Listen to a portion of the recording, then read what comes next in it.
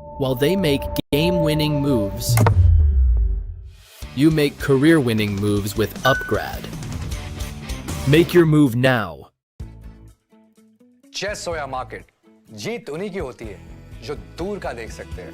Fyers advance option chain और 50 market depth के साथ मार्केट का हर मूव आपके सामने है। Fyers, for those who are born to trade. Investment in securities market are subject to market risk. Read all the related documents carefully before investing.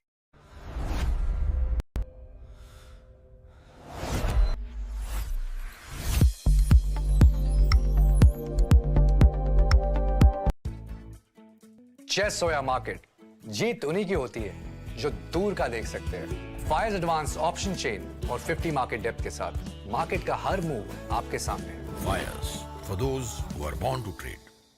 Investment in securities market are subject to market risk. Read all the related documents carefully before investing. Some moments deserve something extraordinary. Melted Joy's limited edition assorted box. Crafted dark chocolate, naturally sweetened, made to share, made to savor.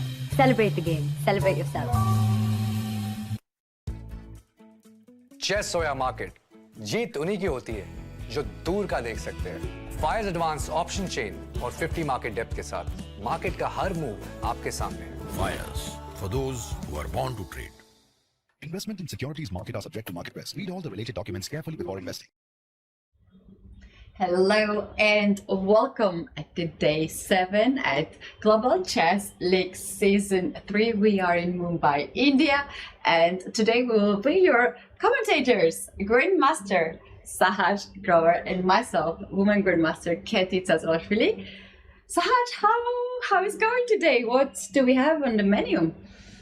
We have an exciting game. I think we have 4 games today over the weekend. On Friday, Saturday, Sunday, all 4 days we have 4 rounds each.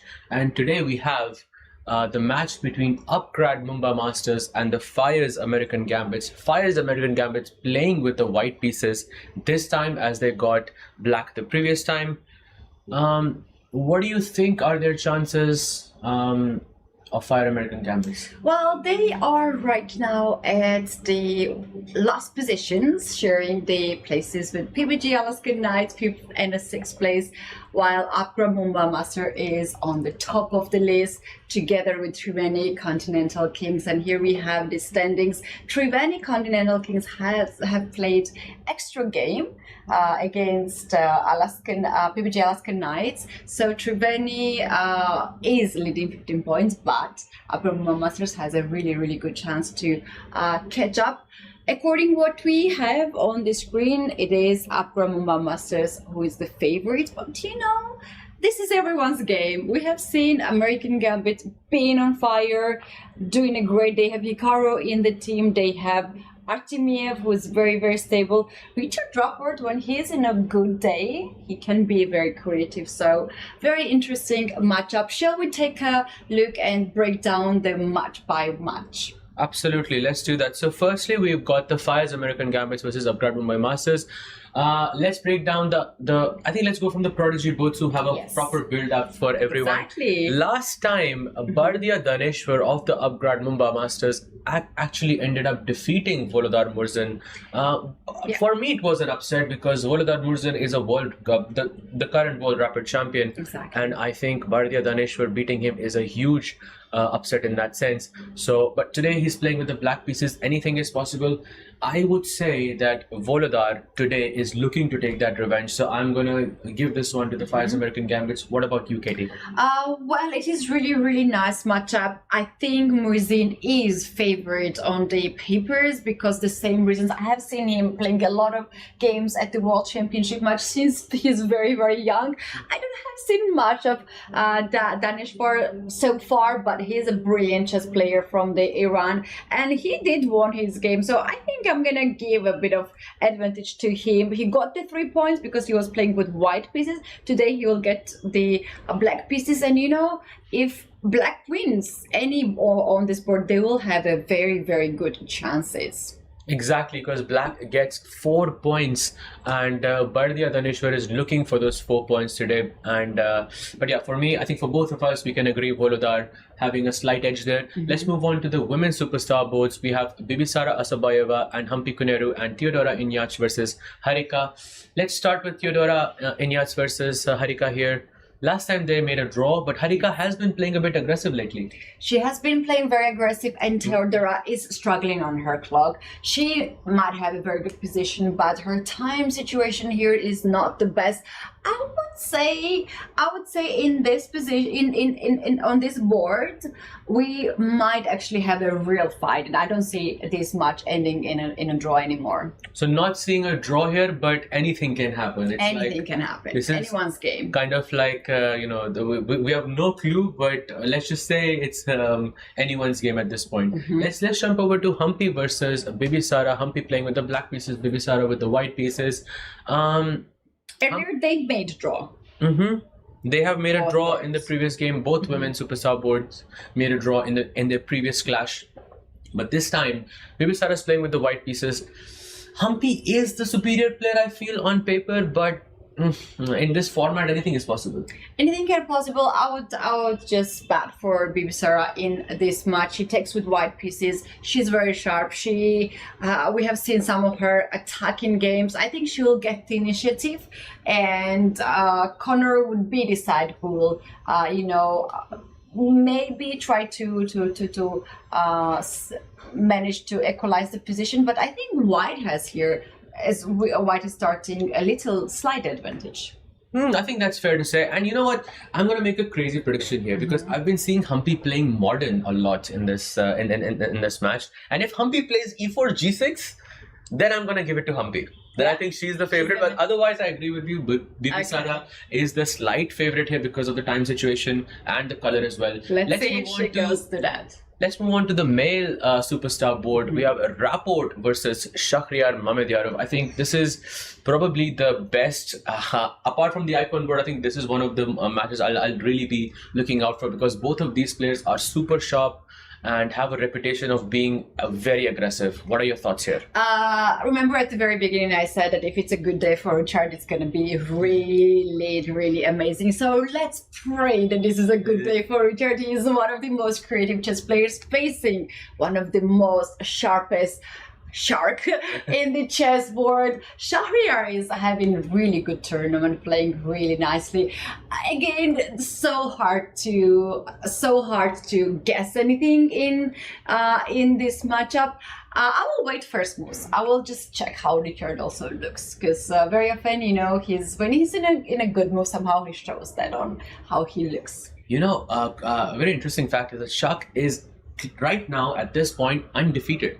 And if there's anyone who can defeat him, it's him. It's him. It has to be him. Right, yeah. So maybe for me, I will still go ahead and say that Rapport is my favorite. Hoping he has a good day. His team, the Fyers American Gambits, really need that win to put themselves back on the leaderboard. And then we have two more matches between Artemiev and Wesley. So this is, I think, a very solid matchup. I'm gonna say like a very stable draw. What about you?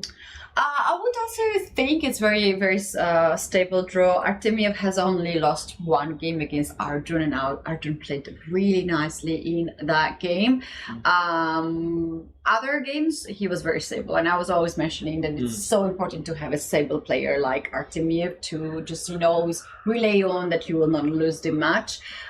On the other hand, it's so hard to take down Wesley, right? Exactly. Strong player. I would expect a draw here. The first game between these two has also ended in a draw. I think one of the most solid, stable players we have. If aliens invade us and they want to play us against a chess match, yes. I would put Wesley So as someone who is not going to lose the match. I mean, I think it's the safest bet for us, yeah? Yes. But moving on to the icon board between Hikaru Nakamura and MVL. Which player would you choose against to fight against aliens? Hikaru or Maxim? I'm still picking Wesley. Wesley's not going to lose. That's what we want, is to not lose, just tire them out. But yeah, between Hikaru and MVL, I think Hikaru is obviously a clear favorite on paper with the white pieces as well. Yeah. I think he would also be his team definitely needs the win because they are on the second last place currently in the Tech Mahindra Global Chess League. So for me, it's Hikaru. What about you? I love to see Hikaru how he's playing, and guess what? He won his first match against MVL, and he got the 4 points for his team. But then, out of five 5 boards, no one scored a point. And in this match, my pick would be that if Hikaru wins here, and for instance, Bibi Sara is very, very sharp player, and maybe Richard wins, Fyers American Gambits would be actually the one emerge victorious in this match. I have this kind of feeling that maybe they will try their best today. What about you? I think for sure. I mean, this is do or die situation for them, and I believe today it's either today or tomorrow that they have 2 rounds. Actually, it is today that they have 2 rounds. They're playing against the Triveni Continental Kings, the leaders of the Tech Mahindra Global Chess League, and just a little bit later in the day.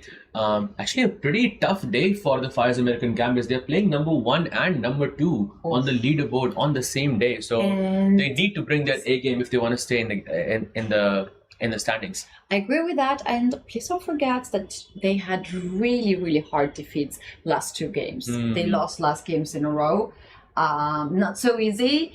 Some players are getting stronger and they want to come back. Some players are not happy with the results. So let's see how it's gonna go for these these players. We can see Hikaru Nakamura, who just became a father. He traveled all the way from US to come here in India to make his appearance of the tournament. We have a special guest, and it is a very famous actor, as I know, and you can talk more about him, because I know it's your favorite. No, you can go ahead. I think you. I mean, his name is Milind Soman. He's a famous Indian actor, and I think. I've seen a lot of movies of him, but I didn't see him in person. And you did see, actually saw him in person. You know what is so funny, guys? We were sitting in our lounge, just getting ready, preparing for the round, going through to some prediction and so on, and we were there together. And he was also there with a lot of people, with a lot of security, a lot of guests around, and Sasha did not see him. He just did not see him. Absolutely. I completely missed it, but I think he's still going to be around, so would love to catch him. In the moment, we do have liftoff between Bibi Sara and Humpy. She's gone for the English opening. C4, knight to F6. Oh, you said a G6 move is something that would change your mind. Yes. It's not on the board. It's not on the board. I think Bibi Sara looking super confident. Humpy, I think, is going back to the solid way, because they are, I think, finishing on the second. They are in the top 2 on the leaderboard right now, so I think they don't need to be super aggressive at this point. She goes short castle. Right now, she has not played D4, which would make it exactly like Catalan, but right now. Sometimes you delay this D4 because you don't want to have the same setup, but I think at this point she's ready to go for it, but she's not even going for D4, she goes for D3. Wait. Is this some kind of setup she wants to play? Wait, what is D3 here? I don't like that. I think probably D3 is, usually you go B3 and bishop B2 and then D3, knight B2, something like that. And usually what the problem with B3 is that you can always play D4. And I'm assuming that she went D3 to, to counter this idea of D4 somehow. And later on, she's going to go B3, bishop B2 anyways. Like, so some change of move orders to try and confuse Humpy. Yeah, I said at the beginning that I don't like that. But somehow now, as I'm thinking how much time Humpy took it, maybe it was very nice and very good preparation. Actually, no, Katie. She went knight e5. Look at this, queen c7. There is f4 incoming, and she's gonna attack on the king side with knight c3, e4, maybe g4, g5 incoming. Oh, Bibi Sara looks very sharp. Yes, she is very sharp, very aggressive. By the way, we do have liftoff on other boards as well. Let's take a look at Teodora Inyats versus Harika Dronavalli. This is the current position. Both of them going for this Reti opening. The only difference is that Bibi Sara played c4 and Inyats did not. She's just castling, and Harika has now played c6, and now Teodora is thinking. She's thinking, I think she's aware of the fact that she's playing a little bit slow. Maybe she'll speed up a little bit in these games. Look at Hikaru. We can see only half of the Hikaru's face, but he's so curious of what is happening on the other boards. We also have Shaq and Richard starting. Yeah, this is the current position of. You know what? Sorry to interrupt you, but Richard likes to dress up like Aronian also likes to dress up at the tournaments, and they show their character with how they are dressed and their mood. In this tournament, he couldn't do much about it, right? He has to wear his jersey as a team. I mean, Right? it's part of it. Yeah, I mean, still he has the. I mean, it's still a very nice color. I think. It is fantastic. Beautiful I love these color. colors. They're very sharp. But another thing what I have noticed for last two tournaments, Richard is having bubble gum during the game. Have you noticed that? Really? Yeah, I did not notice he that. has it. Yeah, that's World Cup, and look at him. He has a bubble gum. Hmm. And you know Interesting. what? I read in some internet sources that when you're preparing for your exam, if you have a bubble gum and you were chewing the bubble gum, and if you do the same at the exams, Yeah. you will memorize and remember things easily. Do you think this is his technique? Oh, so you're saying that maybe during preparation he's chewing the bubble gum and during matches also he's playing the bubble gum. Yeah. I've never tried this before, but you've given me an idea. You know what? I'll try this in an actual game and then I'll get back to you. It's actually also wanted to. actually not a bad idea. Not a bad idea. But by the way, he goes. It was bishop c4, bishop c5. White goes d3, knight f6. So it's a normal Italian opening, but he goes bishop to g5, which is super aggressive because at some point you're saying you have to play h6, g5, and I'm gonna take on g5 somehow, or your king side is gonna be weak. But Shah says no, I'm gonna castle. He goes castle as well, and now Shah goes back bishop e7. So now we have this position where black has played bishop to c5 and then put the bishop back on e7, losing a tempo. So yeah, that's the situation right now on this board as Rapport plays a4. And Katie, let me ask you a question, okay? In this format, Yeah. and this is a question for the chat as well, to all the people listening, what is the least likely opening that can be played at this level? Think about it. Least likely. What is the least likely So- opening that you would expect? Imagine it's 20 minutes each. There is no Yeah. increment, right? Until move 40. What is the least likely opening you would expect someone to play here? So we had Sicilian, a lot of Sicilian. We had Drago Sicilian. We had King's Indian. We had Italian game. Of course, so many Italians, so many Yeah. Sicilians, so many. So it's like those are the normal openings, right? Yes. But what we haven't was, because I'm about to take you to that game, because we haven't seen that yet. And it really, really shocks me that we are actually seeing this, because guess what? We have a Berlin endgame Oh. in the match between Artemiev and Wesley So. Oh. In a match where you have no increment, I don't think we have seen the Berlin endgame actually happen in any of the matches. No. And the fact that it's happening here, it surprises me a bit. What is your take? Why that happened? And also, I want to take, before you say anything, I want to take a look at the time of Artemiev. He has 90 minutes. He has not spent even a full minute of the clock. He played so fast this opening. Yeah, exactly. And I think he is definitely prepared and he's going to, try and have a game. But why I think that it's not likely, it's because, well, you are not playing the middle game. You're going from opening straight into the end game. And I think when you have less time on the clock, you want more mess, you want to be a bit more aggressive. But these players are pretty happy with this choice. As he goes rook d3, he's planning some knight f5 check, because I think the king pawn ending would be a bit difficult for Wesley to hold. But this doesn't necessarily mean that the game will end in a draw easily, right? They will still keep it go. Now, I think the likelihood of this ending in a draw for me is very high. It's Wesley, yeah? Wesley doesn't lose. Yeah, I know. Wesley doesn't. So for me, I think, tendency like that. and look at this, you will not believe what Hikaru has played.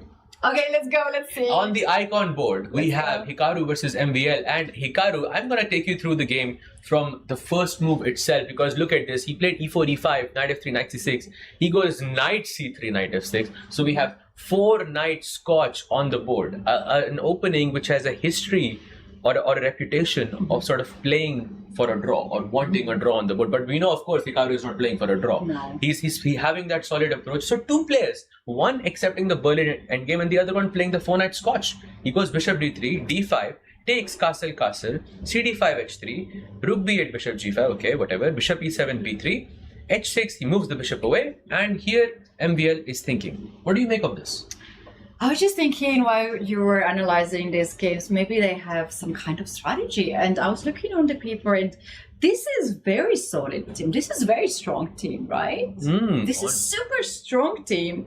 Hikaru, Artemiev, so difficult for those players to lose. We have Richard there. He has ups and downs in this tournament. Then Bibisar, I kind of have a feeling that if these two boards are going for equalish position from the very beginning of the white pieces, maybe they are counting on the women's board, Bibisara and Theodora, and the board, the last board. Probably that's what the strategy is. Yeah, that okay, we are going to try and play solid, and we're going to make sure we don't lose. And on the other boards, they can basically strike. And of course, we are looking at Rapport, who has a good chance of striking in this game on board 3. But we'll get to that shortly as he goes Queen F3 in this position. Both players, Hikaru and Artemiev, kind of holding the fort down. Yeah, that's actually true. Is there any game that we have not covered yet? We have not looked at the game, the Prodigy board, which we will jump to right now. Volodar Murzin versus Bardia Daneshwar. This is the current position. This happened, I'm going to go very quickly, from the Caro-Kann exchange variation, which I think more or less transposed into the London. If you don't go Queen C7 in this position, White can go Bishop F4, and this is almost like London. You go Queen C7, Bishop D7, Knight F3, E6, short castle, Bishop comes out, Rook E1, castle, Queen D1 here, Queen E2, castle, White goes Knight BD2, Knight H5. Ooh, apparently there was Bishop takes H7 possible in this position, but I'm not sure if it's working. But Knight F1, Knight F4 happens, takes G3, Bishop D6, Knight H2, Rook E8, Knight G4, putting some pressure on the E5 square. He goes Rook E7, and we clamp down on it, takes, and now he is thinking what to take it back with. And Katie, I'm going to put you on the spot.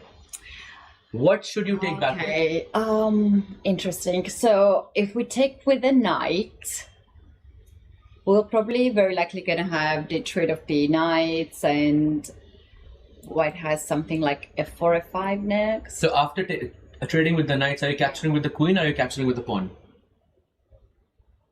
So if I capture this, if I capture this, you capture this. Are you capturing with the knight or the pawn? Yeah, I think I would capture here with the knight, with the pawn. With the pawn. Like in Caro-Kann systems, very often White can capture the pawn with the pawn and empty the square on D4 for the knight. Exactly. And I hate that. Exactly. You put the knight here, and then you push F4, and then I think White is basically dominating on the center.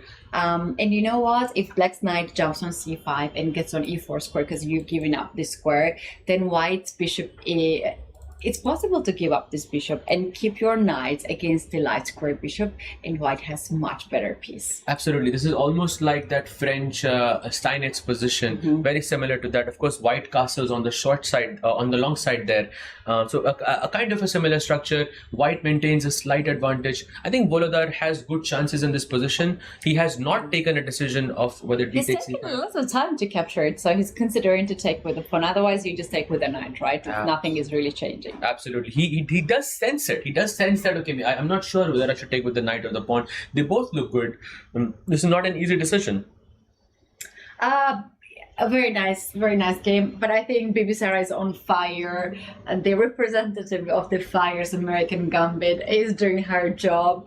Shall we take a look how she improved the position after knight went to E5? Yep, this is the current position. This was the situation. She did indeed go F4. Black goes Knight BD7, challenging that knight on E5. She takes it. Bishop takes D7, and now E4 is on the board, threatening E5. Yeah, Black has to watch out because E5 is a pin. What happens if I just slide back this queen on C7? How White will continue? I think maybe the plan is to go E5 and win the pawn. Maybe I can win the pawn. Maybe I'll just show it for the chat as well. Queen C7. There is E5. I attack your knight.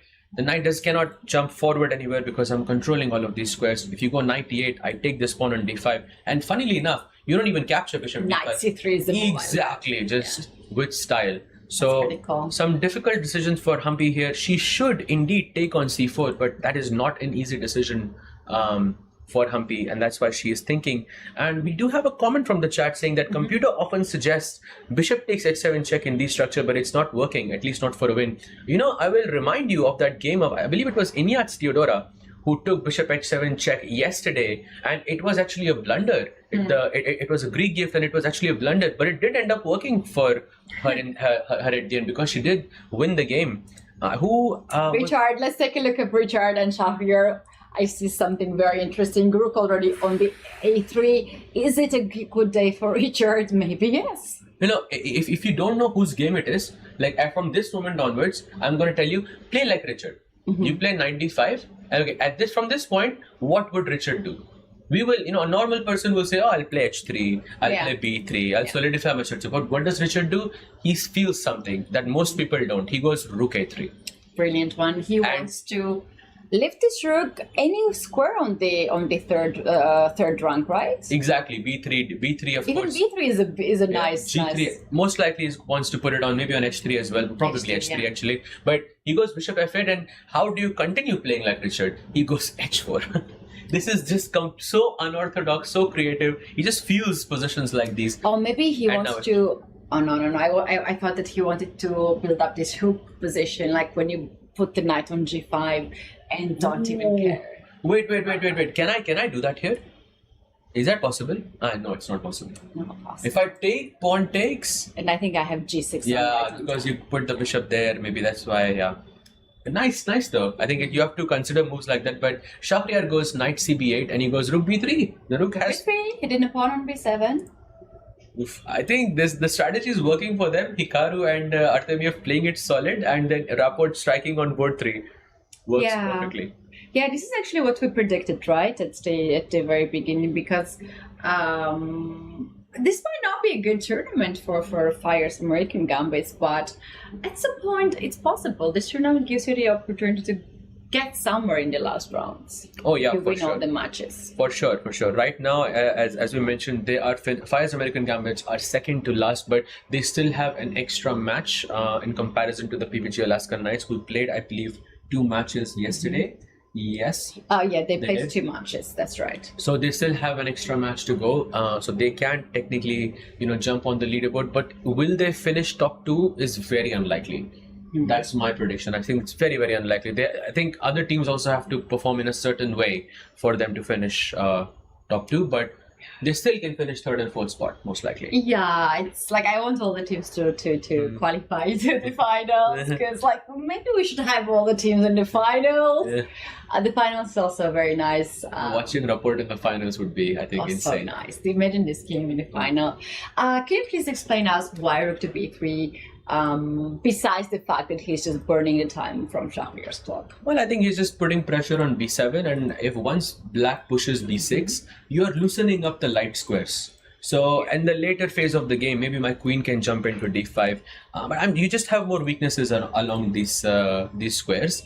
And also, once you play b6, it's very unlikely that you'll be able to play c6, because the pawn on b6 will always be a threat, or it will always be hanging in some way. So you're just maintaining the d5 square for your knight because of this move b3 and then b6, right? Because then it weakens the pawn on. Exactly. He's just provoking. Come attack me. Come play b6. Come attack me with c6. And once you do both of this, I think your pawns will become a bit sort of in a bad situation. They will be a bit provoked. Meanwhile, as Shahryar is thinking, look at this game, Katie. This was the Berlin endgame between Vladislav Artemiev and Wesley So, and on the male superstar board. Looks like, 95% chance that it's a draw. Is that fair to say, or do you think there is still maybe a good chance that black can lose this, or not really? White is not. Looking for the ideas. One idea what can be possible when we activate the king on e4. Let's say white king on e4, rook f3, rook f6, e6 idea. Ooh, look at this. Katie is super sharp today. Wait, can I go king f4, king e4, and then rook f3, rook f6? Yes. Beautiful. And then you sort of kick f4, f5, and e6. Now that you point this out, Katie. You like it. Well, now that you point this out, is this? Wait. He just made a mistake with c5. Is a mistake. Yeah.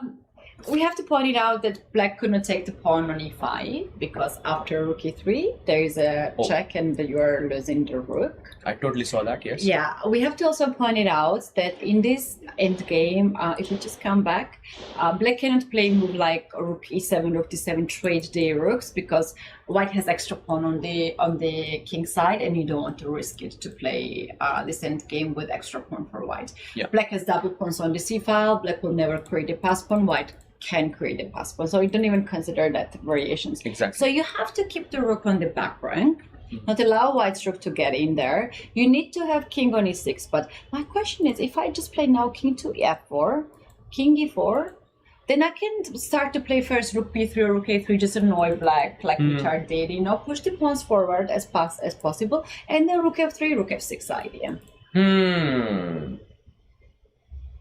I think Wesley is in deep trouble. The more you look at this position, the more clear it becomes. It would take, I think, some serious calculation from Wesley. I'm guessing at some point, you put the king on e4 and then you go rook f3. Once your rook is on f3, and I mean, you have to go rook d8 or something to find activity along the 7th rank or something like that, and it's going to become messy. I guess so. That's something what Wesley has to do. Shall we take a look at Theodora against Harika game, because this is also getting in some shade. Yes, by the way, Theodora also gaining a hefty advantage against Harika on the women's superstar boards. I think Fyers American Gambits are looking amazing. Yes, it's an amazing team, right? Why they're on the bottom of the list. Before we do like a, I think it's a good moment to do like a roundup of each game, just to get an understanding of how well the Fyers American Gambits are doing against the Upgrad Mumba Masters. If we can have that, that scene where we can check all the eval bars in one, that would be amazing. If we have access to that, exactly, this is the one. So you can see the Fyers American Gambits are playing from the white side, and you can see on board 1, board 2, and board 5. They are striking, and they are striking hard. And on board 3 is the game of Rapport, and that game also looked very, very shaky for Shakhriyar Mamedarov. And at this point, and look at that, Volodar Murzan also gaining an advantage. So it feels like it feels like white is going towards the cover the goal. This could be a very bad day for the Upgrad Mumba Masters. I think overall, only Humpy seems to be holding on. Yes. All the other players look like they are in trouble. Coming back to the game of Theodora Ignatz versus Harika Dronavalli, this is the current position, and you can see the difference. Theodora has about half a minute less than her opponent, but the position is fantastic. She hops the knight back to d2. Maybe she's planning some f4 ideas. What do you make of this move, Katie? Knight f3 to d2. Where the knight goes? Where the knight? Maybe she wants here and here. Yeah, I like that more. Like getting away from the pin. It was annoying anyways. Knight d2 just guards the e4 pawn. Knight also on c4 and frees the queen, so the queen will move away. Maybe we'll go f3, queen f2. Maybe we'll go queen d3, queen b3 to attack from this side. Yeah, seems like those are the ideas. I think, in my opinion, f3, queen f2 is much safer because you also avoid knight g4 kind of jumps. And she goes knight bd7, and now f3 is one of the best moves in this position. Katie, I think very, very nice. Harika in some trouble, but should be able to hold on. Let's take a quick look at the icon board. Hikaru is getting something out of his position. More than just something. He's played the 4-knight scotch against MVL, and it is working like a charm. He has such a comfortable advantage here. And firstly, Katie, what do you think is the advantage in this position? Why is white so much better? Yeah, I think white has this potential attack on the king side and battery that can build up with queen getting on somewhere e4, queen h7. Knight h5 just happened. He's bringing the pieces on the king side. This is not the best move, as the engine did not like it, but I kind of like this move. Why not? My next move might be queen to e4. And now after knight h5, queen h7, queen d7 is a serious threat. And if you play bishop f8 to guard the pawn on g7, then queen e4, queen h7 is a checkmate. You are taking away the square. So What do you think? Why white has such a big advantage? I'm gonna say a crazy idea here because it's been on my mind. I'm just looking at this rook and I'm looking at this bishop and I'm saying, let's chop this. I love rook takes e6 immediately. It's very Hikaru type move, I think. Go Hikaru, do that. Isn't the question? I'm not sure if it's working though, because if I take this, Let's check it. actually it's equal. It's actually not bad. Yeah. Takes. I mean, E4. Queen G4 is very good. Queen E4, you have Queen F7 only move, by the way, to have some thing in the game. And okay, black is holding on, but you do have access on the light squares, which I don't believe white is worse in this scenario. But this idea looks so tempting to just chop this bishop on E6. Is he thinking about it? I'm sure he's considering this kind of moves. It's Hikaru, right? You don't need to ask him twice. What it can be, how we can work it out. I also like moves like Rook E4. Somehow black also has the control over the pieces, right? It's not so easy to move around with your heavy pieces. So that's why you want to give up the rook to get some weaknesses on the light squares. I think at this point Hikaru has decided he doesn't like rook e6. Look, I think from his body language. But the best move here, which something that keeps the advantage on the board as well, is the move g3. Just to slightly improve the position, maybe h4 later on as well, and you keep this idea of rook takes e6 alive, somewhere in the future. That's right. There's also knight f6 ideas, but you need to have some piece on the g file, right? You can maybe that was the thing. Another thing that after rook e6, f takes e6, queen g4, and you also bring the queen into this business. Oh, so tempting position. I really like this position for black. Can we also do something like knights g4, knight g3, knight f5? But the knight just came from g3, right? Yeah, but if you go knight g3, also black can go bishop takes g3, and maybe that's not the most ideal trade because we are trying to keep this bishop as this is technically, I believe, the bad bishop in comparison to the two because you have these 2 pawns fixed here.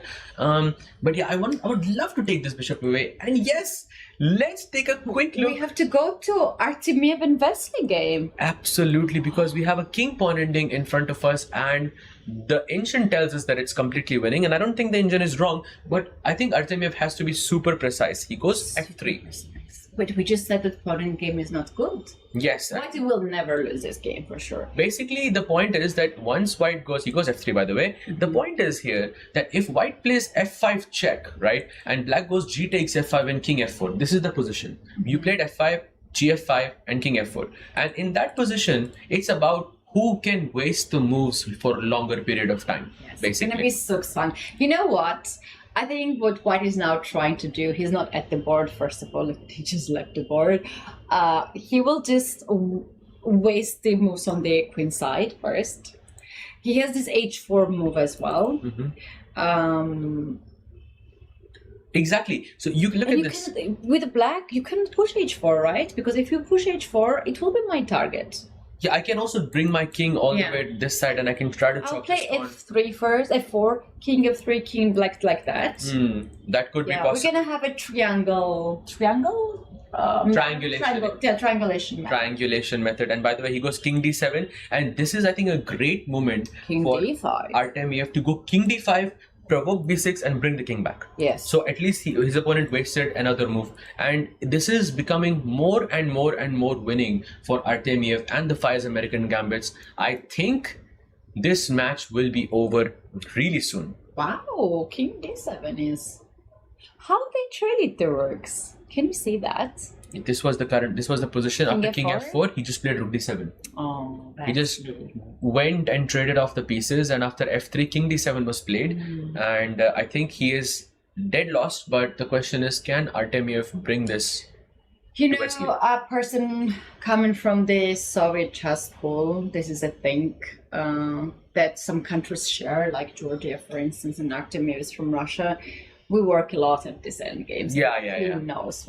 He knows what's going on. He knows that he has to take all the moves, and then on his turn he has to do this f4, f5, king f3, knight opposition, we call it knight opposition. And It's just about the technique. He even left the board, right? So he is very precise about this endgame. I think he knows that he should be winning. I mean, he probably has calculated it all the way through. He's just trying to recheck his lines because he does have more time on the clock in comparison to his opponent.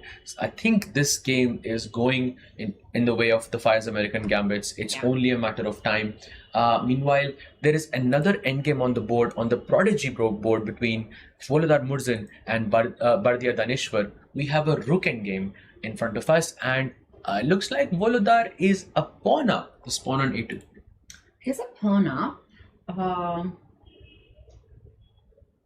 What is our take here? Black can play c5, right? And still... You can play c5, I think. c5 is a good move. You can also go rook takes b2 and just go into the endgame straight away. But if you play c5... I was thinking, Katie, that if you played c5, I have b4. You have b4. If you take here, I take this, you take this, and I take this. And you might be wondering, why is Bardia thinking here? By the way, he goes c5. But let me just illustrate the point anyways, that in this position, I have the c pawn here in this endgame, the 3 versus 3 endgame. But if he didn't play c5, if he goes here, then this is like a similar situation, but my rook is on b6 instead of c5, yeah? Yeah. That it may be a slight difference, but it can make all the difference in how you defend in this endgame. I suggest you go to the Richards and Shakir's game because this is completely madness. What has happened here? Okay, we left at this point. We're quickly going to go here. Knight a6. He takes the pawn on b7. Queen c8 happens. Rook b5. Knight c5. Bishop takes c5. Knight takes c5. Rapport is currently a pawn up. White goes queen to d2. And black plays knight to b7. Defending. I love how Shakir didn't even guard the pawn. Yeah, not this one he does, but the previous one, he just sacrificed it very quickly. Rapport goes for c5. Black plays c6. Okay, knight b6, attacking the queen and the rook. The queen moves. Knight takes rook. Pawn takes rook. And now c6. Super accurate, super sharp play by Rapport Richard. And look at that stare that he's giving Shakhriyar Mamedyarov. He knows. Yeah. He has Guys, don't try to play like this at home. It is very, very dangerous what they're doing. Queen takes the knight. Is he going to take the knight on b7 or he has something else? And maybe he wants to keep the pawns on the board. Maybe a takes b5. Now, that would be my question. Would you rather take this or would you rather take this? And I might take the pawn on b5. that is actually the better move. And if you take, really, if knights to c5, then the rook to a1, I take also another pawn. Ooh, rook a1, rook a5, and then you have so many pawns on the queen side. Maybe even queen d5 can, happen. Just defending this and defending all of this. Is not he in a very good mood, Richard Rapport. We were talking about if he's a And look at this. He's making it. He goes pawn takes pawn. That's so nice. A Rapport game is incomplete without a sacrifice happening. Shak is disgusting. You can see he's not happy. Yep. If I was in his situation, I would not be happy either. He goes knight c5, jumps to the center, puts pressure on the e4 pawn, and now Rapport has just one move on the board, which is not an easy one, and he plays it. What is it? It was knight h4, the only move in the position to keep the advantage. How do you come up with stuff like that? What is this? I don't even understand why he plays that. The point is to keep the knight on a5, push c4, okay, you defend all of this, and you have pressure everywhere on the board. That's it. I really liked queen d5 though, that move. Some 1 billion IQ move. The problem was queen d5. I don't know if there is a problem with this. There is queen b8. c4 and black can play. Apparently the only move is bishop e7 to not allow knight h4. So you have this knight on the f3, which is not the active piece. You want to have it on f5, and if you just improve your knight's position, you have very big advantage. Yeah, knight on f5, keeping check of this entire king side and also keeping check of the queen side as well. Rapport is dominating Shak in this match. He is looking for that revenge. That Rapport. What a game. What a game. And Hikaru, let's go back to Hikaru and real game. This is happening. This is happening here. Wow. Wait, so let's point out that on the last move was slightly better, maybe a lot better for Hikaru. He goes knight g3, which was a mistake, and MVL more or less blundered with bishop takes g3, and f takes g3 happens. He goes rook g5, and now Hikaru is basically winning on the icon board. For his team, I think this is huge news because board 1 is winning, board 2 is winning, board 5 is more or less winning, board 4 is winning. It's like 4 games out of 6 are winning for them, and the other 2 they are putting some pressure. So it's like if we could see a first time where all the players are winning from one side, and what a win it would be, yeah? Oh my goodness. It is possible. Everyone should get the best prize. Share one prize. Everyone, it is possible for everyone to kind of play for a win or have a win here because they are having all of them have a chance, yeah. Exactly, and Hikaru having the best chance out of all of them. He also has more time on the clock. He goes G4. It is MVL's turn. How is he going to defend this really annoying queen on F6? Very annoying queen F6. Bishop C4 is a threat. Bishop G6 is another threat if you don't take care of your pieces. What else? Bishop C4, Rook E6 probably. Yeah, I'm just waiting for this move to be taken. I mean, I'm going to give him. I'm going to bow down as soon as he goes Rook takes E6 because waiting for this. And I think I'm gonna record you. You have to stand up and do like that, okay? Wait, I'm gonna. If Rook takes E6 happens, I mean, we are live right now, so.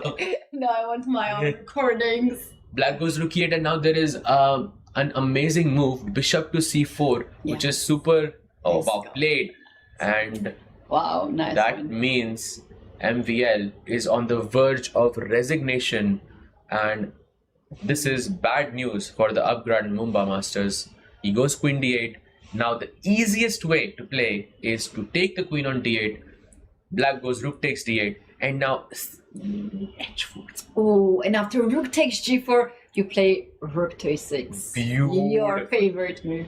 Beautiful. This is both of us have to bow down. Yeah, and then let's have to do it together. If both of us, if this happens, both of us have to do it. But yeah, I've done my my beautiful Rook E6 sacrifice. He's gone for that. Yeah, taking. Oh, he just goes Bishop E6. He doesn't go for it. I think it was very simple. Okay, this Rook E6 doesn't die. It's still winning. We don't approve that, Hikaru. It's still winning for sure. Yeah, I have my beautiful Rook E6 sacrifice against Sarah Hadem, and after that game, I actually got myself into fair play check. Really? Oh, it was which tournament was it? World Team Rapid. World Team Rapid. Do check that out. KTS played Rook And I was playing together with Fabi on the first board, Aroni on second board, Gukesh on the third board. I was on the fifth board, and when it happened, I want all of them to watch my game. And I was like, look at them, guys, watch my game, check my game. Nice flex. So now all the people watching can check that game out. Meanwhile, look at this. Teodora Ignatz is completely crushing Harika Dronavalli. She already has this very valuable pawn on E5. And this bishop, this knight, the rooks connected on the D file. Almost more than double the time on the clock.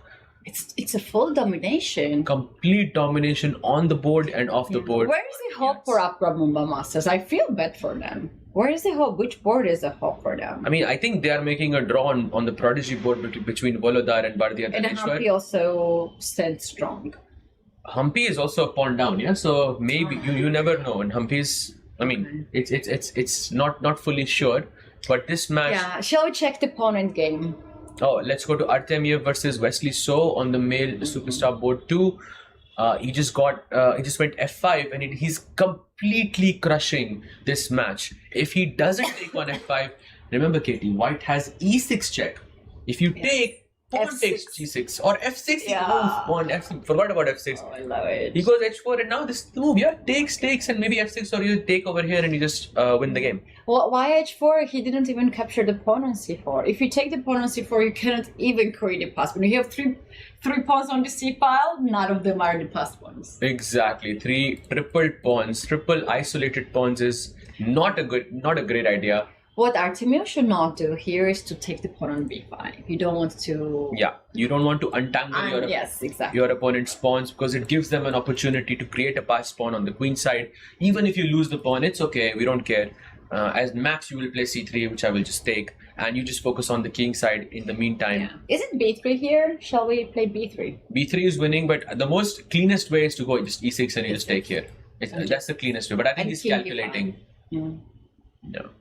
But I think he's just calculating. Maybe B3 is safer, yeah? Super safe. Yeah. You play e6 in the next move.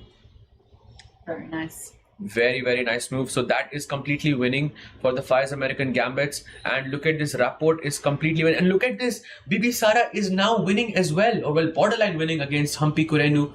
That means 5 boards are winning. It's crazy. It's super crazy. It might be a 5.5-half victory. I don't know what this team did yesterday, but they turned out to do something like a teamwork. Yeah. Remember, this match started first. Oh, look at this. We have a checkmate on one of the boards between Theodora Inyats and Harika Dronavali. Look at this checkmate.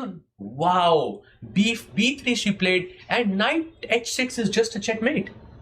Brilliant one. The most dangerous combination in chess is the queen and the knight, and Yeah. it is in action right now. You know what will be the biggest struggle now? To find out who is the MVP of this match. You know, everybody plays so good. Absolutely. Everybody plays so good. Absolutely. So Inyats Theodora giving them the first win they fully deserve, and going back to Artemiev's board against Wesley. So this is another match which I think is about to finish.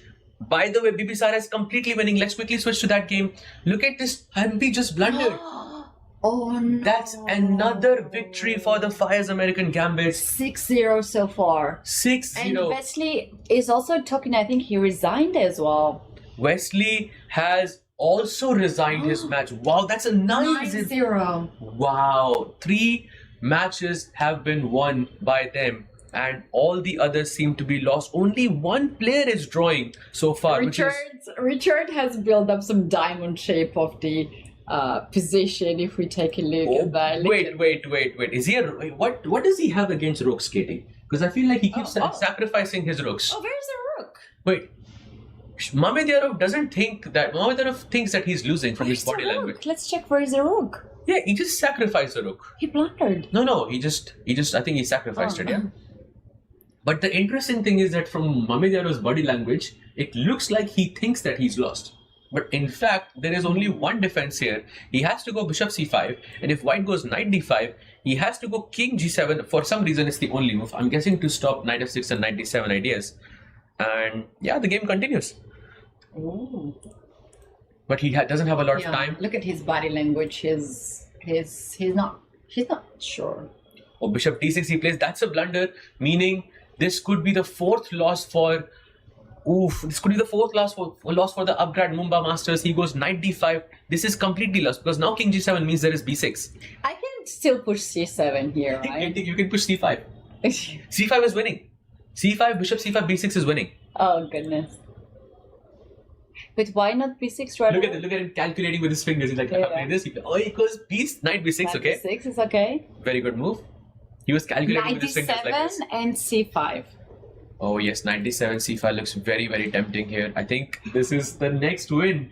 And by the way, Hikaru Nakamura also seems to be completely winning. I haven't seen this much of domination before. Absolutely not. I believe that match is also more or less over. Let's quickly switch to that game. I don't know if he's playing. Bardia, yeah, they're talking. They might end in a draw. Yeah, that's the first and and most likely the only draw for the Upgrad Mumba Masters. All the other matches are losing for them, if not already lost. Which one should we choose? Hikaru or Richard? I think let's go to the Richard board because it's more exciting, yeah, because he's full rook down. And Hikaru is also winning. Hikaru is also completely winning, yes. So right now it's a 10-1 victory. 10-1. 10-1 victory for the Fyers American Gambits. He goes rook d8. e7 is completely winning here for white. 97.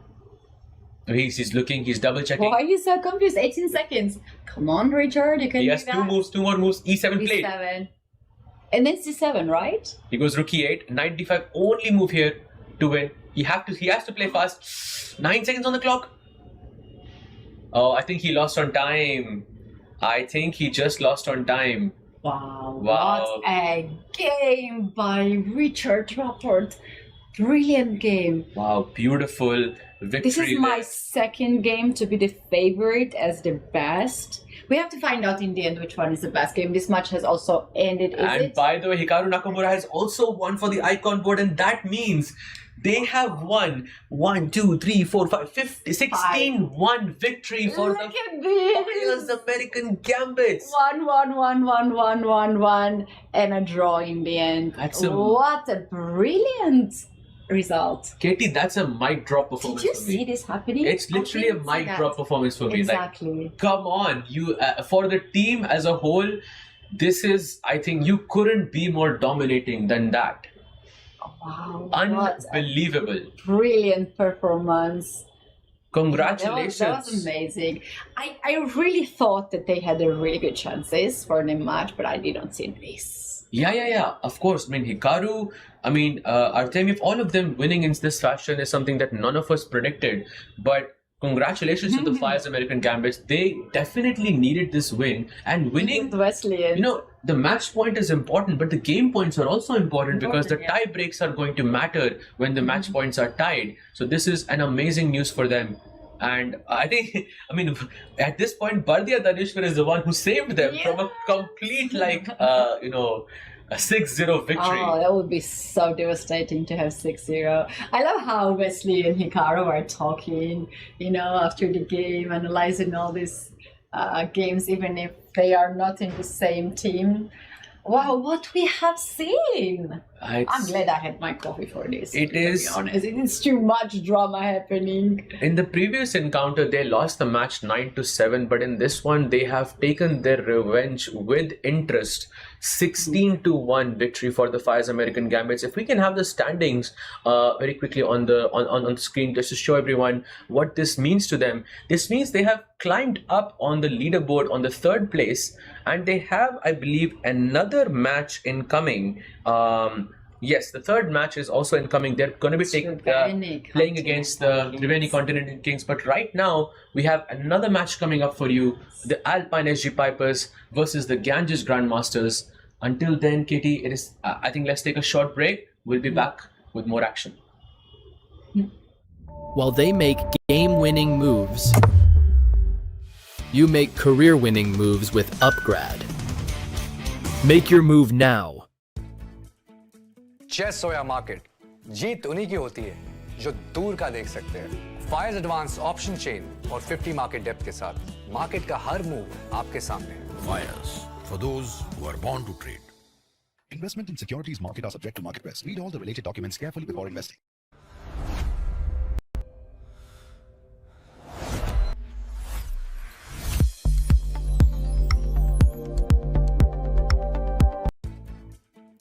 Chess हो या market, जीत उन्हीं की होती है जो दूर का देख सकते हैं। फायर्स एडवांस ऑप्शन चेन और 50 मार्केट डेप्थ के साथ मार्केट का हर मूव आपके सामने है। Fyers, for those who are born to trade. Investment in securities market are subject to market risk. Read all the related documents carefully before investing. Some moments deserve something extraordinary. Melted Joy's limited edition assorted box. Crafted dark chocolate, naturally sweetened, made to share, made to savor. Celebrate the game. Celebrate yourself. Chess हो या market, जीत उन्हीं की होती है जो दूर का देख सकते हैं। फायर्स एडवांस ऑप्शन चेन और 50 मार्केट डेप्थ के साथ मार्केट का हर मूव आपके सामने है। Fyers, for those who are born to trade. Investment in securities market are subject to market risk. Read all the related documents carefully before investing.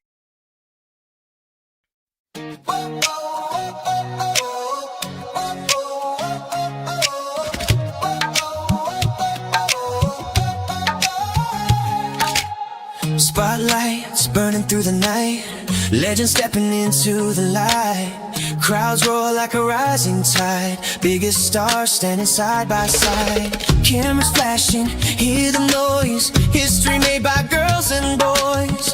This is fire, can't contain, every heartbeat calling your name. Under one roof we're chasing glory, every second writes a story. No turning back, no time to rest, this is the ultimate test. Everybody say checkmate, come together for a chess day. Hands up, let the whole world celebrate, it's a festival of chess. Everybody say checkmate, come together for a chess day. Feel the pulse as the moments escalate, it's a festival of chess. It's a festival of chess.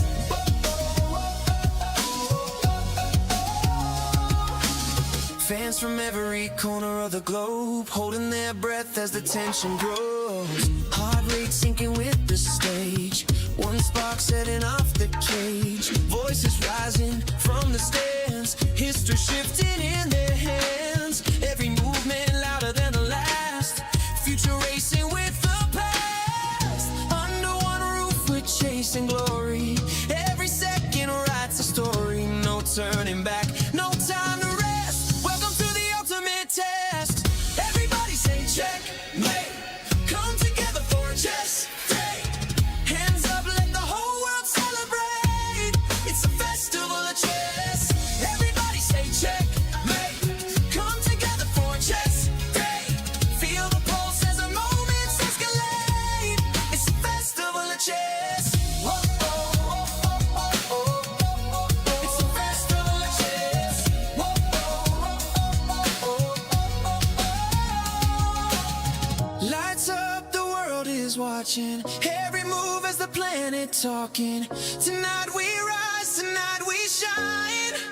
All our stars align.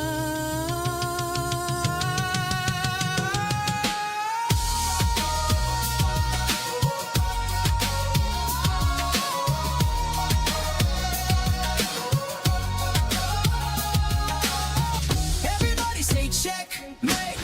Come together for a chess day. Hands up, let the whole world celebrate. It's a festival of chess. Everybody say checkmate. Come together for a chess day. Feel the pulse as the moments escalate. It's a festival of chess.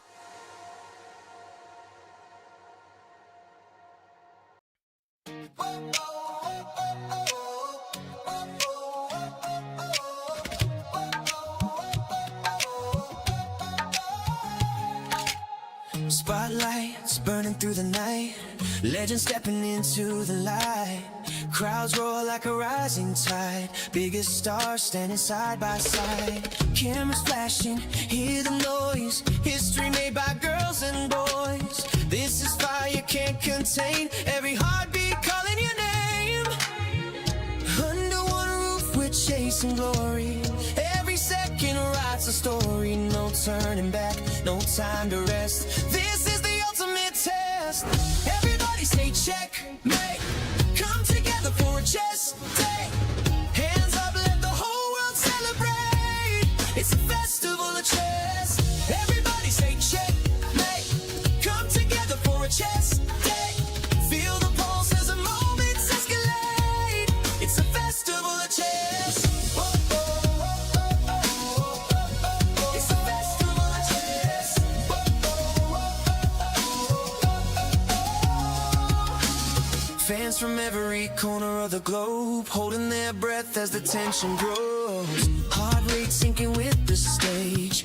One spark setting off the cage. Voices rising from the stands. History shifting in their hands. Every movement louder than the last. Future racing with the past. Under one roof we're chasing glory. Every second writes a story. No turning back, no time to rest. Welcome to the ultimate test.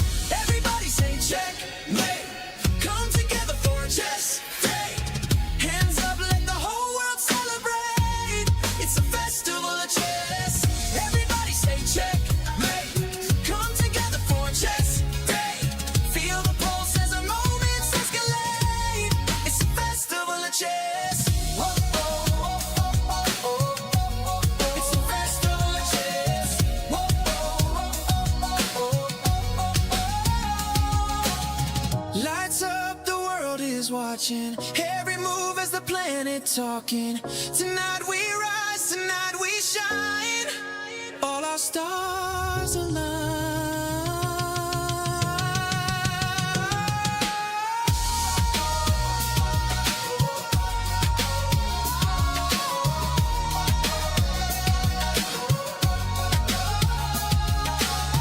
Everybody say checkmate. Come together for a chess day. Hands up, let the whole world celebrate. It's a festival of chess. Everybody say checkmate. Come together for a chess.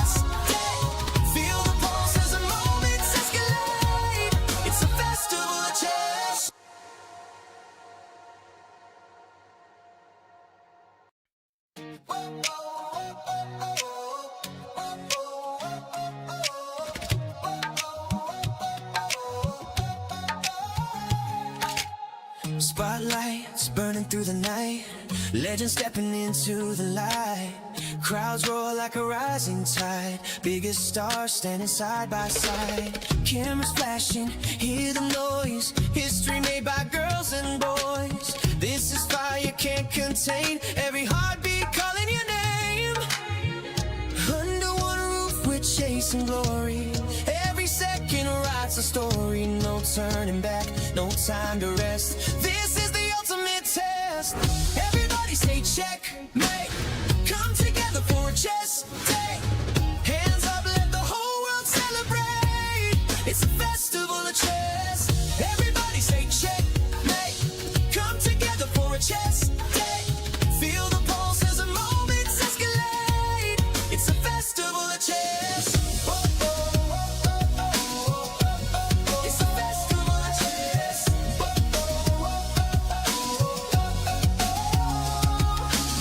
Fans from every corner of the globe holding their breath as the tension grows. Heart rate sinking with the stage, one spark setting off the cage. Voices rising from the stands, history shifting in their hands. Every movement louder than the last, future racing with the past. Under one roof we're chasing glory, every second writes a story. No turning back, no time to rest, welcome to the ultimate test.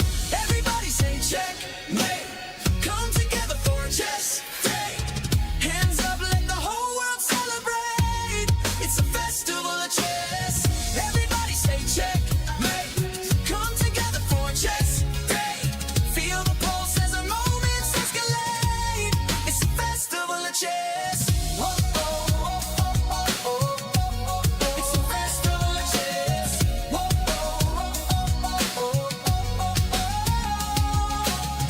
Lights up, the world is watching, every move as the planet talking.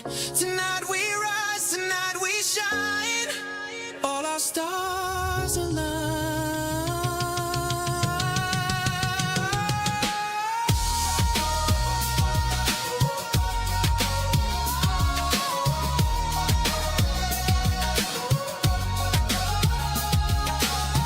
Everybody say checkmate, come together for a chess day. Hands up, let the whole world celebrate, it's a festival of chess. Everybody say checkmate, come together for a chess day.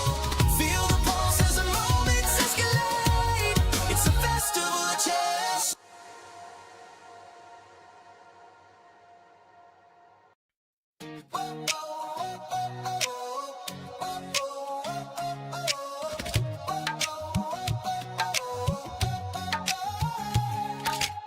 Spotlights burning through the night, legends stepping into the light. Crowds roar like a rising tide, biggest stars standing side by side. Cameras flashing, hear the noise, history made by girls and boys. This is fire you can't contain, every heartbeat calling your name. Under one roof we're chasing glory, every second writes a story. No turning back, no time to rest, this is the ultimate test. Everybody say checkmate, come together for a chess day. Hands up, let the whole world celebrate, it's a festival of chess. Everybody say checkmate, come together for a chess day. Feel the pulse as the moments escalate, it's a festival of chess. It's a festival of chess.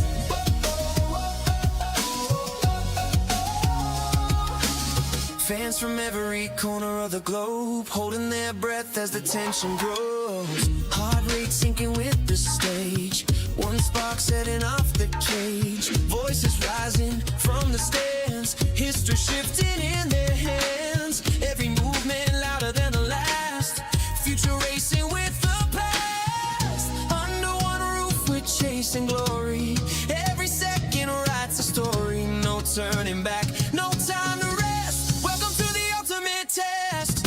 Everybody say checkmate, come together for a chess day. Hands up, let the whole world celebrate, it's a festival of chess. Everybody say checkmate,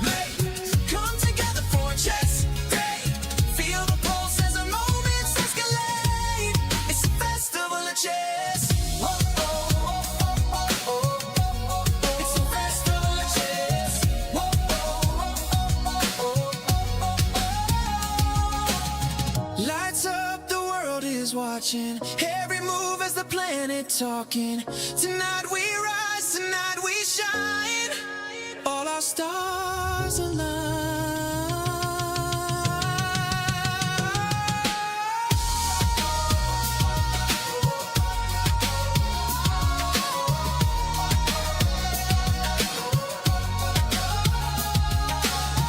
Everybody say checkmate. Come together for a chess day. Hands up, let the whole world celebrate. It's a festival of chess. Everybody say checkmate. Come together for a chess day. Feel the pulse as the moments escalate. It's a festival of chess.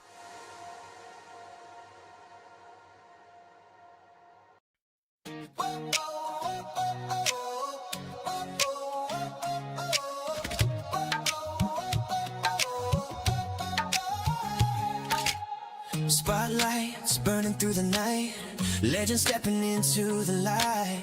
Crowds roar like a rising tide, biggest stars standing side by side. Cameras flashing, hear the noise, history made by girls and boys. This is fire can't contain, every heartbeat calling your name.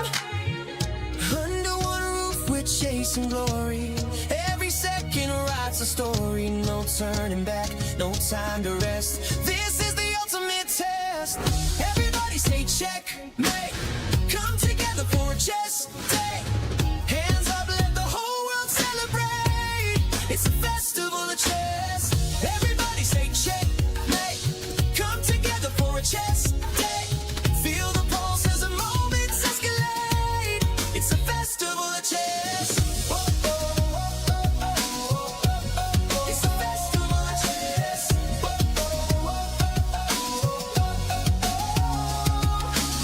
Fans from every corner of the globe holding their breath as the tension grows. Heart rate sinking with the stage, one spark setting off the cage. Voices rising from the stands, history shifting in their hands. Every movement louder than the last, future racing with the past. Under one roof we're chasing glory, every second writes a story. No turning back, no time to rest. Welcome to the ultimate test. Everybody say checkmate. Come together for a chess day. Hands up, let the whole world celebrate. It's a festival of chess. Everybody say checkmate. Come together for a chess day. Feel the pulse as the moments escalate. It's a festival of chess. Whoa, oh, oh, oh, oh, oh. It's a festival of chess. Whoa, oh, oh, oh, oh, oh. Lights up, the world is watching, every move as the planet talking. Tonight we rise, tonight we shine, all our stars align.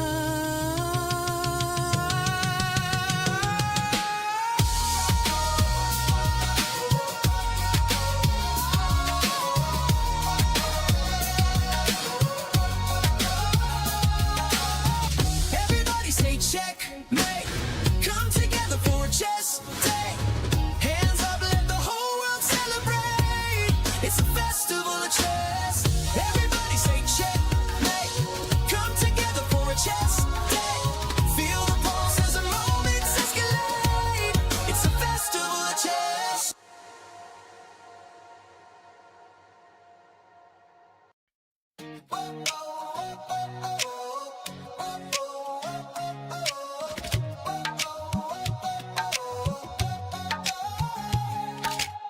Spotlights burning through the night, legends stepping into the light. Crowds roar like a rising tide, biggest stars standing side by side. Cameras flashing, hear the noise, history made by girls and boys. This is fire can't contain, every heartbeat calling your name. Under one roof we're chasing glory, every second writes a story. No turning back, no time to rest. This is the ultimate test. Everybody say checkmate. Come together for a chess day. Hands up, let the whole world celebrate. It's a festival of chess. Everybody say checkmate. Come together for a chess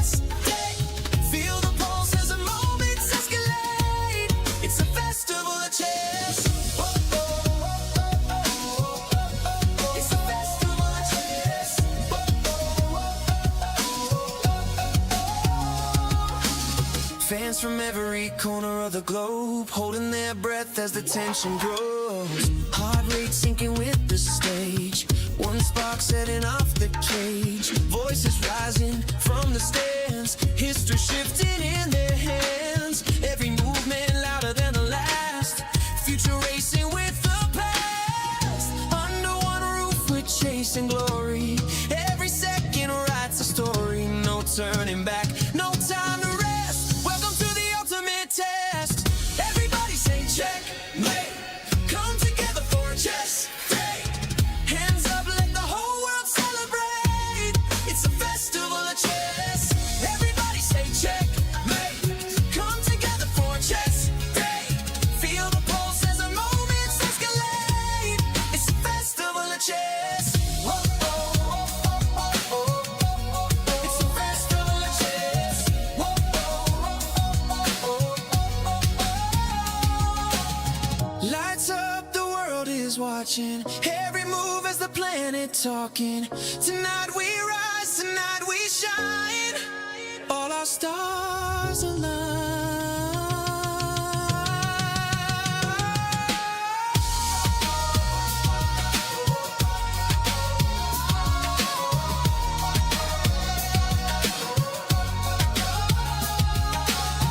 Everybody say checkmate, come together for a chess day.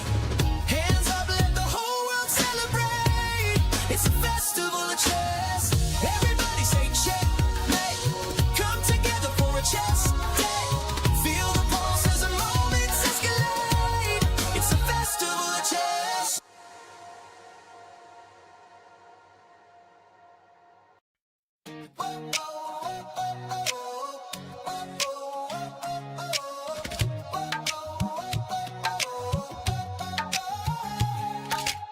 Spotlights burning through the night, legends stepping into the light. Crowds roar like a rising tide, biggest stars standing side by side. Cameras flashing, hear the noise, history made by girls and boys. This is fire you can't contain, every heartbeat calling your name. Under one roof we're chasing glory, every second writes a story. No turning back, no time to rest. This is the ultimate test. Everybody say checkmate, come together for a chess day. Hands up, let the whole world celebrate. It's a festival of chess. Everybody say checkmate, come together for a chess day. Feel the pulse as the moments escalate. It's a festival of chess. Whoa, whoa, whoa, whoa, whoa, whoa. It's a festival of chess. Whoa, whoa, whoa, whoa, whoa. Fans from every corner of the globe, holding their breath as the tension grows. Heart rate sinking with the stage, one spark setting off the cage. Voices rising from the stands, history shifting in their hands. Every movement louder than the last, future racing with the past. Under one roof we're chasing glory, every second writes a story. No turning back, no time to rest. Welcome to the ultimate test. Everybody say checkmate, come together for a chess day. Hands up, let the whole world celebrate. It's a festival of chess. Everybody say checkmate, come together for a chess day. Feel the pulse as the moments escalate. It's a festival of chess. Whoa, whoa, whoa, whoa, whoa, whoa, whoa.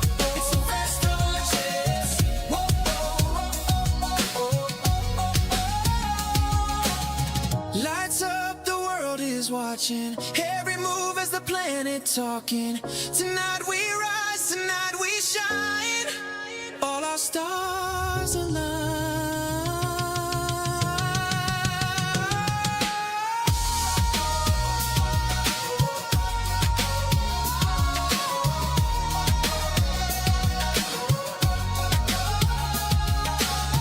Everybody say checkmate, come together for a chess day.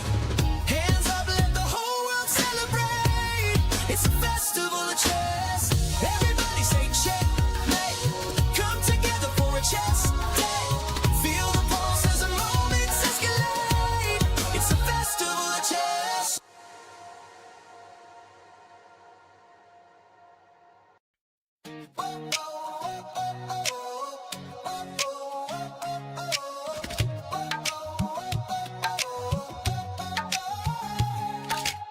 Spotlights burning through the night, legends stepping into the light. Crowds roar like a rising tide, biggest stars standing side by side. Cameras flashing, hear the noise, history made by girls and boys. This is fire you can't contain, every heartbeat calling your name. Under one roof we're chasing glory, every second writes a story. No turning back, no time to rest, this is the ultimate test. Everybody say checkmate, come together for a chess day. Hands up, let the whole world celebrate, it's a festival of chess. Everybody say checkmate, come together for a chess day. Feel the pulse as the moments escalate, it's a festival of chess. It's a festival of chess.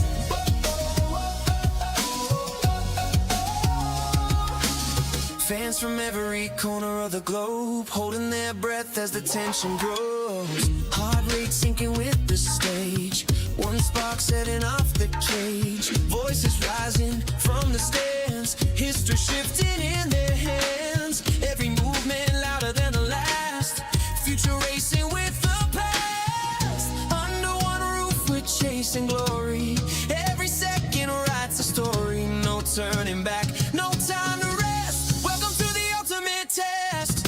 Everybody say checkmate, come together for a chess day. Hands up, let the whole world celebrate, it's a festival of chess.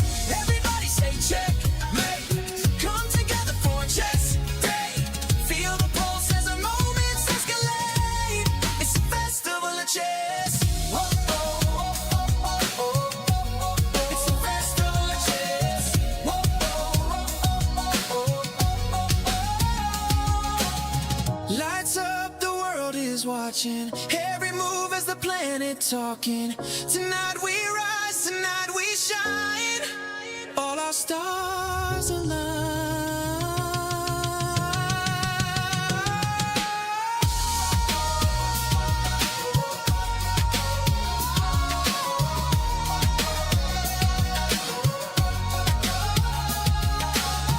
Everybody say checkmate, come together for a chess day.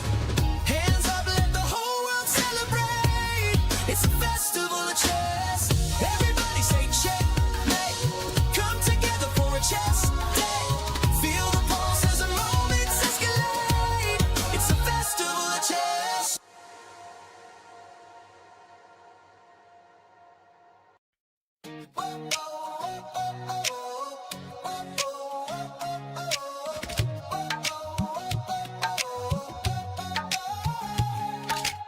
Spotlights burning through the night, legends stepping into the light. Crowds roar like a rising tide, biggest stars standing side by side. Cameras flashing, hear the noise, history made by girls and boys. This is fire you can't contain, every heartbeat calling your name. Under one roof we're chasing glory, every second writes a story. No turning back, no time to rest, this is the ultimate test.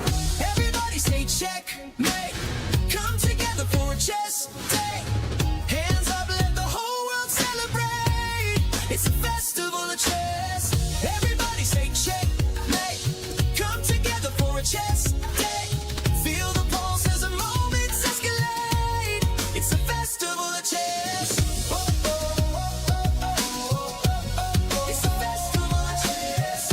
Oh, oh, oh, oh, oh. Fans from every corner of the globe, holding their breath as the tension grows. Heart rate sinking with the stage, one spark setting off the cage. Voices rising from the stands, history shifting in their hands. Every movement louder than the last, future racing with the past. Under one roof we're chasing glory, every second writes a story. No turning back, no time to rest, welcome to the ultimate test.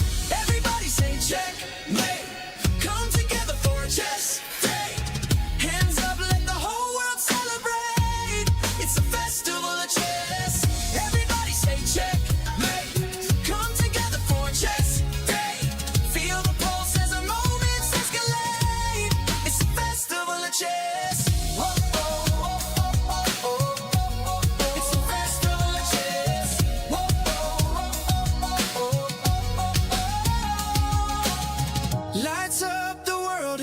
watching every move as the planet talking.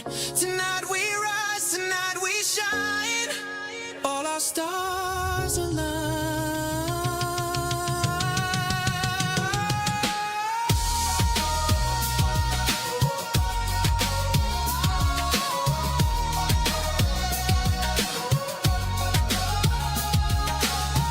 Everybody say checkmate.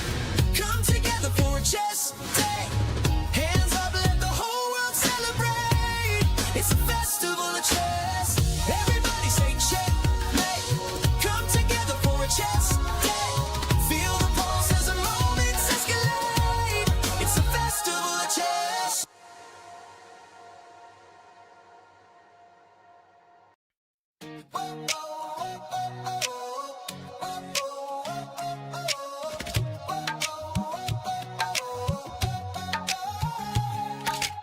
Spotlights burning through the night. Legends stepping into the light.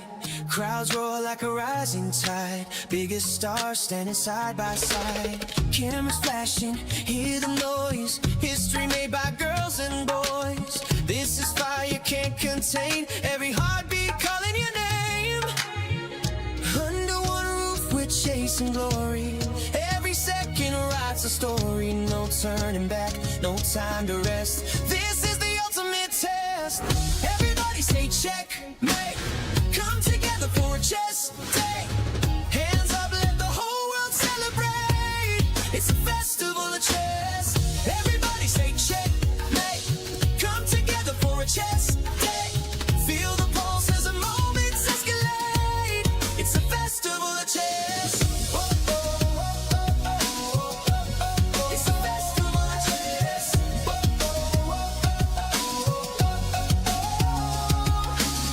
Fans from every corner of the globe holding their breath as the tension grows. Heart rate sinking with the stage. One spark setting off the cage. Voices rising from the stands. History shifting in their hands. Every movement louder than the last.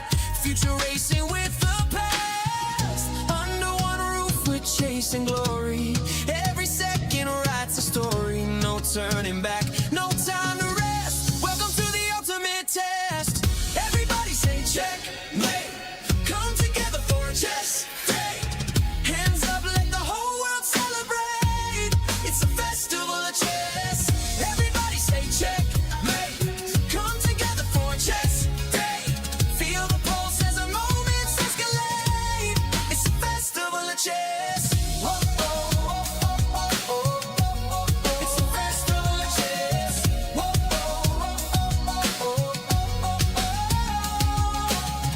Lights up, the world is watching. Every move as the planet talking. Tonight we rise, tonight we shine. All our stars align.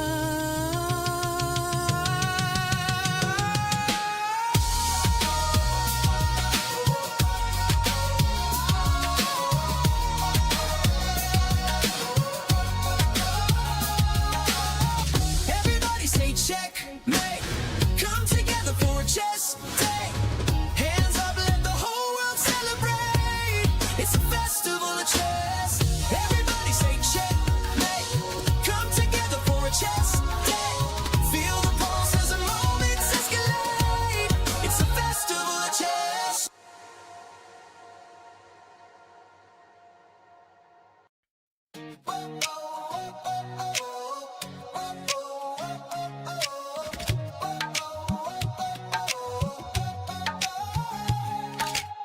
Spotlights burning through the night. Legends stepping into the light. Crowds roar like a rising tide. Biggest stars standing side by side. Cameras flashing, hear the noise. History made by girls and boys. This is fire you can't contain. Every heartbeat calling your name. Under one roof we're chasing glory. Every second writes a story. No turning back, no time to rest. This is the ultimate test. Everybody say checkmate. Come together for a chess day. Hands up, let the whole world celebrate. It's a festival of chess. Everybody say checkmate.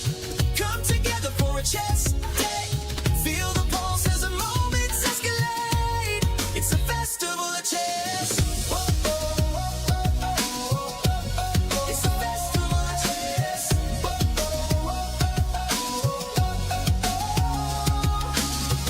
fans from every corner of Bharat का अपना solar, Navitas Solar, India's finest module manufacturer.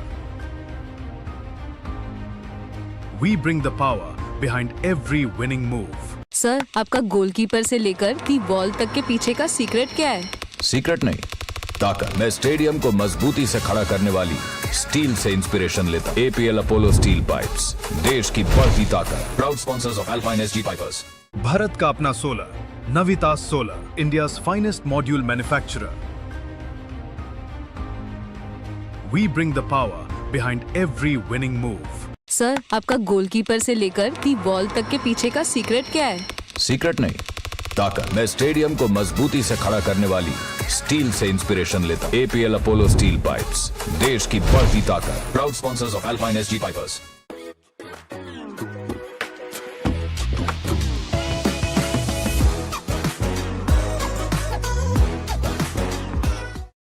जब घर में कोई किलकारी गूंजे, ये लोरी की धुन में गाती है। जीवन की आपाधापी में मन को सुकून पहुंचाती है। कोई अपना कहीं खो जाए अगर, सीने से लगाई लेती है। कला अपने भीतर ही रहती है। कला अपने भीतर ही रहती है। कला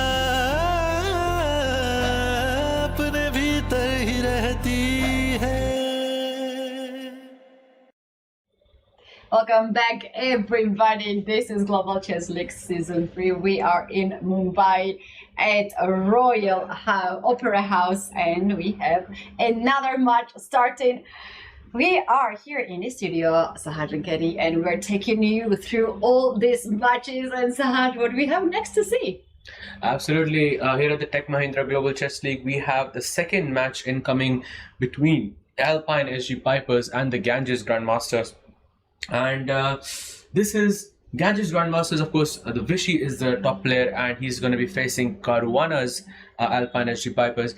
You know, for me, I think we might be looking at another sort of a one-way street, like we did in the previous match between the Upgrad Mumba Masters and the Fyers American Gambits, which was a whooping 16-1 victory for them. And I think today we might see something similar from the Ganges Grandmasters. From which side? From the Ganges Grandmasters, I feel, because Vishy, I feel, can take down Fabi. Vincent and Anish, okay, it can go anywhere. Sindarov, I think, might press against Prague. But let's go step by step. Step by step. Let's start from the icon board right away. Yes. You want to go start from the icon board? Icon board, here we have the first match. Fabiano won against Vishy. Yes. Fabi was with white pieces, Vishy was with black pieces. Yes. Now they're switching. Exactly. So Fabi is playing with the black pieces, but Fabi did get the upper hand against Vishy in their previous encounter. But this time Vishy is playing with the white pieces. So yes. I think Vishy is going to be in the driver's seat. What about you? I can agree with that. I remember this game against MVL that he played the other day. He was very solid. He got extra piece in the end game, and he didn't lose. I think Vishy will actually try to hold in this game. Going to the next, Vincent Keimer against Anish Giri. What is our take here? I think Vincent took a draw last time in the previous encounter, and I think Vincent playing with the white pieces, I don't believe he has won a single game so far for the Ganges Grandmasters, if I'm not mistaken. Yes, I think he has had one loss or two losses against Wei Yi and Wesley So, and rest of the matches were a draw, and Vincent is still looking for that first victory, and I think it might just happen today. That's just the feeling. Let's move on to once again, I think the male icon board 3, sorry, male Super Sub board 3, Chavokit Sindaro versus Pragnananda, because I think once again the board 3 is the most crucial match here. Crucial match, and here we have two young stars. Sindaro, who just won the World Cup, Pak, who just qualified to be candidates. They will face each other there at the tournament. They are kind of in the same age, right? And Sindarov is a player who loves GCL. He loves his team, and he openly says about that. I think Prague is also having a really good time here at this tournament. Also, you know, when I was looking at this matchup, I was counting on the board 3. Yeah. as you, and I have no idea what's going to happen. Anything can happen. Exactly. Same goes for the previous team as well. The top two boards are super solid players, and the third board is where you try to strike. And I think Sindarov, being in the form that he is, has a lot of potential to take down Prag. But let's not discount Prag, because Prag is a candidate just as much as Sindarov.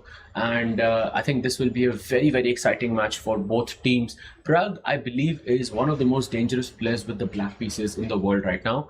And let's not discount him. Let's never discount someone like Prag.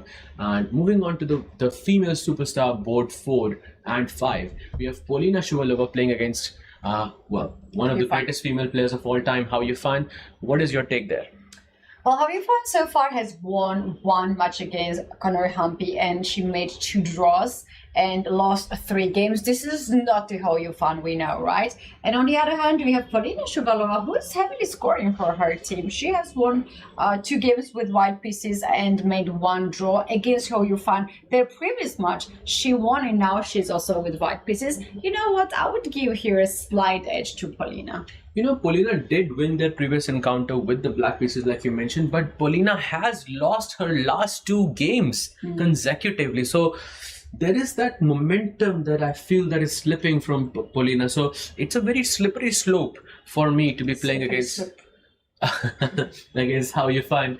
And moving on to board 5, Savila Soladiku versus Nino Batsiashvili. We have your country-mate here. My girl any day, anytime. Nino is having the best tournament. She has not lost any single game, and she has won how many games? I'm just checking right now. She has won all the 5 matches and made 1 draw. I think she is gonna be the player of the GCL season 3. Really? For women. Oh wow! I think that's a very accurate statement, because she has only made 1 draw so far in 6 rounds, and she has beaten everybody else, including the chess queen Stavrula, Teodora Ignatz, Sara Kadem, and actually she defeated chess queen twice. And she's going in second rounds, right? So with this player with Stavrula, she has won in the second day. So Nino is considered to be heavy favorite. Also, because Stavrula has a really tough tournament, she has only managed to win yesterday against Harika Dronawali, and other games she was struggling quite a lot. Coming down to the last board 6, we have Raunak Sadvani, Leon Mendonca, 2 young players from the same generation, same country.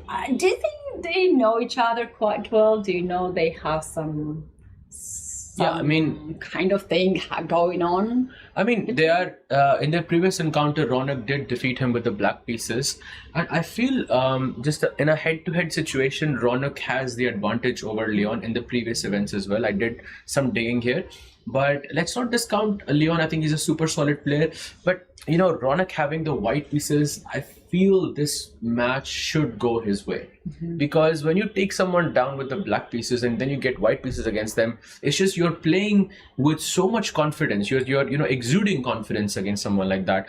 And I feel just head-to-head wise, Raunak has historically done better, and I think with the white pieces he should have the advantage. But yeah, what is your take here? Would you agree with me, or? I agree with you. And also now coming back to this concept of what we mentioned, that we might have the same scenario as the previous match, what we have seen a lot of decisive results on the 5 boards and only 1 draw. This is happening. I would say at least 4 decisive results in this match, if not more. 4 decisive results would be absolutely crazy. Let's see what happens. I think we'll have liftoff very, very soon for you guys. We should have players sitting on the board. This is an exciting match. Ganges Grandmasters, Alpine SG Pipers. Ganges Grandmasters right now are on 5th place, and Alpine SG Pipers are on 4th place, but they have played 1 match less than other teams. So they have 1 chance to get to the second, or tie for the 2nd place, and tie with the Upgrad Mumba Masters, who are currently sitting alone there at the 2nd place. So if they want a chance to sort of join them, this is their moment. So this is how they separate themselves from the top half and the bottom. Can we take a look at this standings, the overall standings of the teams? We can have a very clear picture what is happening right now. This is what you are talking about, right? So here, Ganges Grandmasters right now are in the 5th position. But if they get the win, they can go up to join the Upgrad Mumba Masters, right? Exactly. I think it's between 4 and 5, and both of them having 9 points. So very, very important for them to do that. And look at that first move. I think we should definitely take a look at that first move, because that was I think A3 and Knight C6, if I'm not mistaken. It's B3. B3, was it B3? Yeah, it's B3. Something like that. But yeah, B3 and Knight C6. Interesting. Let's go. Let's start our match. We have Vishy versus Fabi over here. Fabi adjusting his pieces. Look at that. Ronak sitting in the back, waiting for his opponent to join. I think by the way, we have liftoff already. Paulina versus How You Fan. Let's go. They started with Sicilian, and we have Bishop to B5, Moscow line, and How You Fan covers the check with a knight. And she goes short castle A6. So far, this is very mainstream theory. Paulina goes bishop E2. Usually you go bishop D3 in these variations, but this must be some preparation. How You Fan goes E6, and she plays A4. Some long preparation by Paulina Cheval over here, as How You Fan responds with B6. And now she's having her first think. She is taking some time. I don't know why. She was blitzing out the other moves, but now B6 is quite logical move, right? To stop A5 happening. What White is usually doing here, you can anyway go with your idea to develop the pieces first.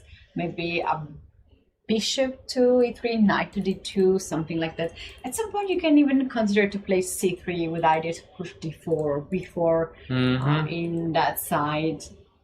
I think that looks very nice, but so far I think it looks pretty promising. And while Paulina is taking her first thing, let's take a quick look at Stavrula, because guess what? She realized that Nino is unstoppable here, so she goes for the Italian. And when the bishop comes out to C5, Stavrula goes bishop takes E3. Let's try to keep solid in this game, because once you take on E3, F takes E3, I will castle, I will put my knight on C3, and it is very difficult for black to score a win. And she goes bishop to B6, and Stavrula plays queen to E2.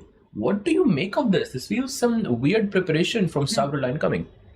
Yeah, I agree with that. It's just, it also confuses a little bit Nino. I think she's taking a little bit some time, but this will go somewhere. It will shape some position, and we're gonna have a huge fight on this board. Vincent Kmar and Anish Giri has also started their games. Vincent goes with 1c4, and after knight f6, Anish responds with g6. I like when Anish plays g6 kind of positions. Then he always set up something like big fire on the king side, something like c6, a6, b5, some sort of moves like that. So very interesting matchup coming up. I kind of feel that Anish is trying his best in this tournament to have the decisive results. Yeah, exactly. I think it's also good practice for him, and it's a good practice for all of these players, because they're about to play the World Rapid and Blitz as well. So they're trying out new stuff. They're trying out, some different types of preparation that they might have, and you can see it's working. Yeah, Vincent did not expect Anish to go g6 on move 2. He's taking so much time, right? Yeah, he's thinking. The first question is, when Anish plays g6, you are thinking, is he going for Grunfield or is he going for King's Indian? And the answer, he can do both of them. He can do Anish. And it is King's Indian indeed. King's Indian. I like how he plays King's Indian. And it's going to be the main line. It's so good to see these players. And we have also the icon board starting their first moves. It's e4, e5, knight jumps to f3. And Vishy, of course, will go bishop b5. He is, I think, one of the best players in the world in the Spanish Open. Oh, look at this! Fabi going for Yanish. Oof. Okay, I am not moving from this. We are sticking to this board. You guys get the popcorn. It's so much fun. Fabi is ready to bring some fire. Let's go. The Alpine SG Pipers definitely need this win, and Fabi knows it, and he goes the Yanish Gambit. Almost unheard of at this level. This could be a nice, puzzle for everyone. Yeah. When was the last time someone played f5 against Vishy? Because Vishy plays, bishop d5 all the time. Yes. He goes knight c3, the main variation. Black goes pawn takes pawn, knight takes pawn. Now the question is, do you play d5? Wow, he goes d5, the most critical line here. Usually you are going knight f6 here, which is a bit calmer. It's something that I used to play a lot. d5, And what are the moves here? Knight is hanging, is not going back. Basically, this is very famous so far. Usually you go knight takes e5, black plays pawn takes e4, knight takes e6, and usually you go queen g5 or queen d5. Both of them are possible. This is absolute chaos on the board. And I remember at some point you play knight a7 somewhere. This is all I remember about this line. But yeah, let's see what Vishy is gonna play here. Should we really double check if Vishy has somebody ever played against Vishy f5 move? For sure. You guys, if you can check that for us and let us know in the chat. 100%. I think somebody has played it in the past. He goes takes, and the line is actually happening on the board. We have two moves here. Queen g5 played by Fabi. What a risk this is against the godfather of Indian chess. Wow, Fabi. Big risk. Right? What does the chat make of this move? Yeah, this is very risky. And what do you make of this, Katie? Do you think that Fabi is going to win this match? You know what is this? We were talking about Vishy being very solid white pieces, and Fabi also knew that, and he wants to get the complication.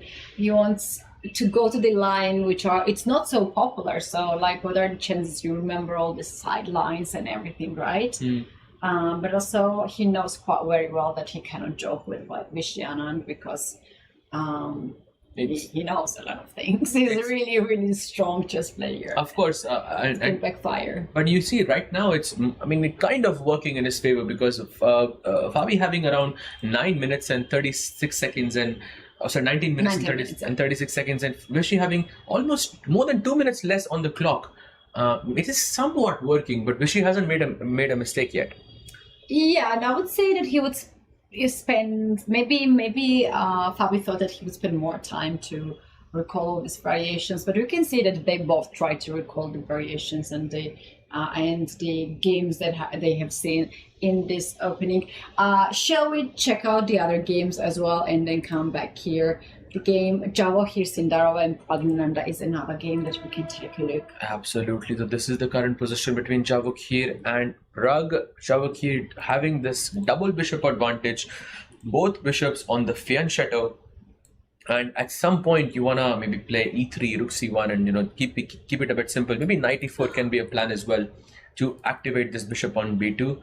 I think Jawahir having maybe a slightly more comfortable position right now. You can go rook c1, knight e4, something like this, and you can enjoy the double bishop pair. Yeah, their previous match was won by Sindarova with the black pieces, so this is very personal for Prague, not only for his team, but he also wants to win, and just right before the candidates, right? He wants to show all his opponents that he is the favorite. Absolutely, I think a great choice there by both players. Going to be a very exciting game. Let's take a quick look at the Prodigy board between Ronak Sadhwani and Leon Luke Mendonça. Alex Sadhwani's position here. He kind of set up this structure where he wants to start to attack on the king side, right? But at this moment, it's not possible. You can't really roll the pawns. But if he managed to push something c3, d4 to maintain the strong center, then he can consider to play g5, f4 in the situation. Exactly. Look at this. What a beautiful pawn chain this will be. Yeah. It's just a nice little Christmas tree. A Christmas tree indeed. Ronak, you've heard, Katie. Let's go c3, d4 and make a Christmas tree on the board. It might be possible, yeah. But right now, with queen c7 and such, black is planning this b5, b4 business. Maybe some plan on the queen side. Maybe you can start off with a4 just to not allow b5 and then play the c3, d4 just to keep black at bay. And shall we go back to the game of Vishy against Fabi, because they are making a move I don't understand. Once before we do that, let's also take a very quick look at Polina versus Hieufeld, because that's the only game we haven't checked yet. This game looks like I'm not even sure who is better here. I would say if I could choose a color, I would choose white, simply because I feel white is slightly more comfortable. You can take on a5, and this knight can maybe find its route to a3 and c4, where it can put pressure on e5, and maybe a slightly more comfortable position for Polina Shuvalova. Would you agree with that? I agree. I love this idea, knight a3, knight c4. Okay, absolutely. So looking good for Paulina over here from the Ganges Grandmasters. Let's switch to the icon board. Vishy versus Fabiano Caruana. And I believe this is the move you were talking about. Yeah. Knight e5 check. C6. Queen f4 before. Like sometimes they make these moves. I think like I don't know chess at all. Like I have no idea what they're doing. Look at that. But this is, I think, some old theory. Still, I think there's quite a few games. I don't think Vishy chose the most troublesome variation. At least that's what I know. In this position, you remember I was saying some knight a7 check idea. It happens here at knight a7 check in this position. This is the most critical line here for black. But Vishy chose the old traditional line that is supposed to be slightly better for white. I'm assuming Vishy feels a bit more comfortable in this variation. You can just go bishop g5, maybe some long castle, and played on the board. The position is good for Vishy, just the time is a huge problem here for me. So, that's a big difference on the clock already at this point. So 13 minutes 40 seconds for Vishy Anand and almost 19 minutes. At this point, Fabi was so well prepared. He goes long castle. Fabi is still super well prepared. And Vishy also goes long castle, not wasting any time. And now just one move for Fabi. He has to go bishop d6, the best move in the position to keep things balanced. If he doesn't play this, then he is in some trouble. And played. Goes for that. Bishop to d6 is on the board. He's gonna press on time at some point. I think he is, and if we have no increment on the clock, for sure this is what he's banking on later on in the game. There's still 25 moves yet to be played. We're only 15 moves deep, and Vishy having 13 minutes is a slight, it's a bit worrisome for me. It is. The time it is, but maybe Vishy knows that it's fine, and at some point he will just play fast. And also, when you have such a big surprise, you have to spend time, right? You just cannot play very fast. Is it his move right now? Yeah, it is his move. And look at Fabi. He's stealing Vishy's time. He's using Vishy's time in thinking. Look at him being so tricky. Absolutely, stealing his time is a nice term, I believe, for what Fabi is doing here. But position is okay, but Vishy just has to amp up the speed. Remember in yesterday's match, he was completely winning against MVL, but I think it's because of time that Vishy wasn't able to find that final blow to MVL, and we don't want a repeat of that in this match today. Hopefully he can. No, we don't want to do that. We have some updates of on the last board. Luke Mendonca is taking a little bit edge against Raunak, and the last move has been played b5. It gives the good move mark on the board. What's the idea? Raunak might actually be borderline, but he's very, very bad. But it might just be lost if he doesn't act quickly. He goes c takes b5, rook takes b5. And the sad thing is, Katie, we cannot make the Christmas tree anymore. So the Christmas is ruined. Yeah, only half of the Christmas tree is there. Okay, the knight is doing his best, but this knight has to come here for us to complete the Christmas tree. Yeah, no, he's not going there. He's not going there. I have a question. Why is that the engine prefers here black? Because the pawn structure is not the best, right? Is it the pieces? Is this some kind of weakness on the dark squares for white on this diagonal? What is it? Why engine prefers black so much? It's a great question. I think it's because black is getting a lot of tempos one after the other very, very quickly. So there is knight d4, which is a huge threat. There is knight b4, which is a huge threat. There's bishop a6, which is a huge threat. So white has to be really careful. And right now, this pawn structure doesn't seem very appealing. But let's try to think that if black gets knight b4, you will kick your queen maybe to f2 or e2 somewhere. Can I play c4 as well? And you get c4, exactly. Knight c5 ideas, bishop c5 ideas. That, and then the knight sits on d3, and look at this, knight b4 played. Knight b4 already played in this game. this looks very, very bad as he goes queen f2, and now he has responded with bishop a6.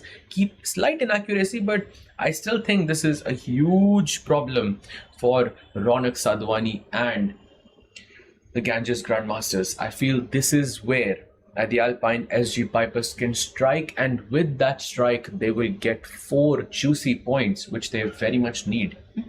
Going to the next game, Stavrula against Batsiashvili. Stavrula also takes a slight edge in this position because of the headpiece pieces, and Black's king is still in the center. I wonder, is she going to be castled on the short side and allow white to attack on the king side, or she will go something like queen to d7, queen e7 and castle on the long side? Good question. I think you should castle on the long side, because if you castle on the short side, then I already have this hook with g5. So maybe I'm not going to go g5 immediately because you can play h5. So I'll try something like h4, h5. You cannot push h5 anymore, and then I will play g5, trying to open up this g file over here, and your king might be in some danger. But I think on the long side you're a bit safer, because my king is on the long side as well, and I would not risk as much attacking you on the queen side. But yeah, Stavrula looks her position looks very promising to me. These are 2 boards. On the Prodigy board, we said Ronak should be, she should have the advantage, and Ronak is almost losing. And then we also said that Nino Batsiashvili is in the form of her life, and she also has a bad position. So both boards. We didn't predict well this one. We predict so well the previous one. This one, we just had not enough energy to do the rest of the things. But okay, this is just the start of the round. Anything can change. Any game can go either way. Which game do you want to focus now? I think we can go to perhaps the icon board between Vishy and Fabi, because look at this. Vishy has made a slight inaccuracy, and he simplified the position with bishop takes f6. This is where we left the position. Bishop takes f6, g takes f6, knight f7, which was a slight inaccuracy, takes, bishop takes, rook f8, and now bishop b3 is another slight inaccuracy here. And looks like Fabi's gambit, the Yanish gambit, or as the chat says, the Skillman gambit, which both of them I think are correct here. And black can play f5 again. And it worked. The pawn again came back. Yeah, the pawn goes back to f5. We are playing Yanish gambit revisited. Revisited, yeah.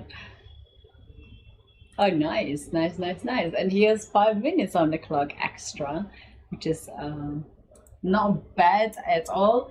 Meanwhile, Mendanka got his pawn on d3. Oof, look at the game of Ronak versus Leon. I think this is a huge problem for Ronak here. We might get a result here very soon. The pawn on d3 looks dangerous. And black can go knight to c5, knight to b3, completely clamping down on the queen side and strengthening his pawn on d3 at the same time. Love this pawn on d3, supported by the bishop on a6. You can't really get rid of this pawn. You have the weakness on b2 square. And black just needs to activate the now knight, perhaps. Knight b6, knight c4 can be one way to go.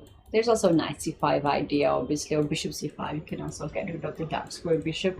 White bishop on g2 is a very nice piece, but it's not really doing much on this diagonal. If I could, I would just trade these 2 off. I would just say, let's just take this and white, let me take this pawn, and that's it. Yes. You're ready to weaken your king, right? Easy. Just get rid of the bishop. I just don't like this pawn on d3. I just want to take it away, and that's it.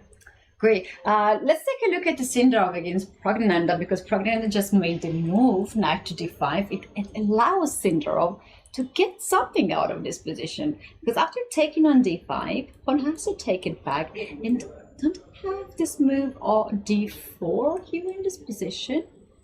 If I go pawn takes d4, bishop takes d4, loses to bishop a3. Look at this tactic, yeah?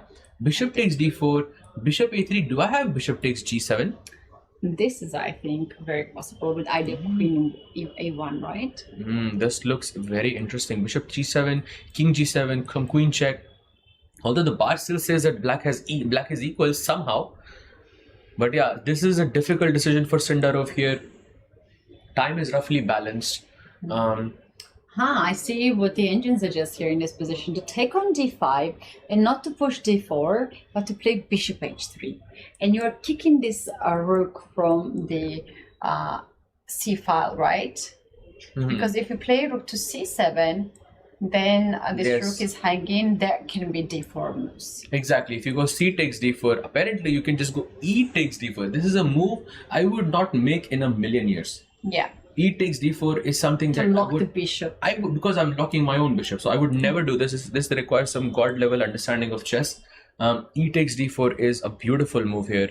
It's just beautiful to analyze this as well. And yeah, if Sindarov sees this, then I think for sure he will go for it. Meanwhile, I think let's take a quick look at Vishy versus Fabi from the icon board.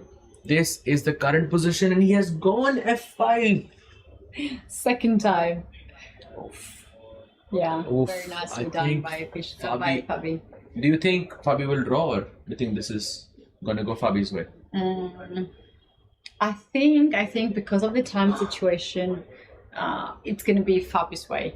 But maybe Vishy has enough forces to hold it.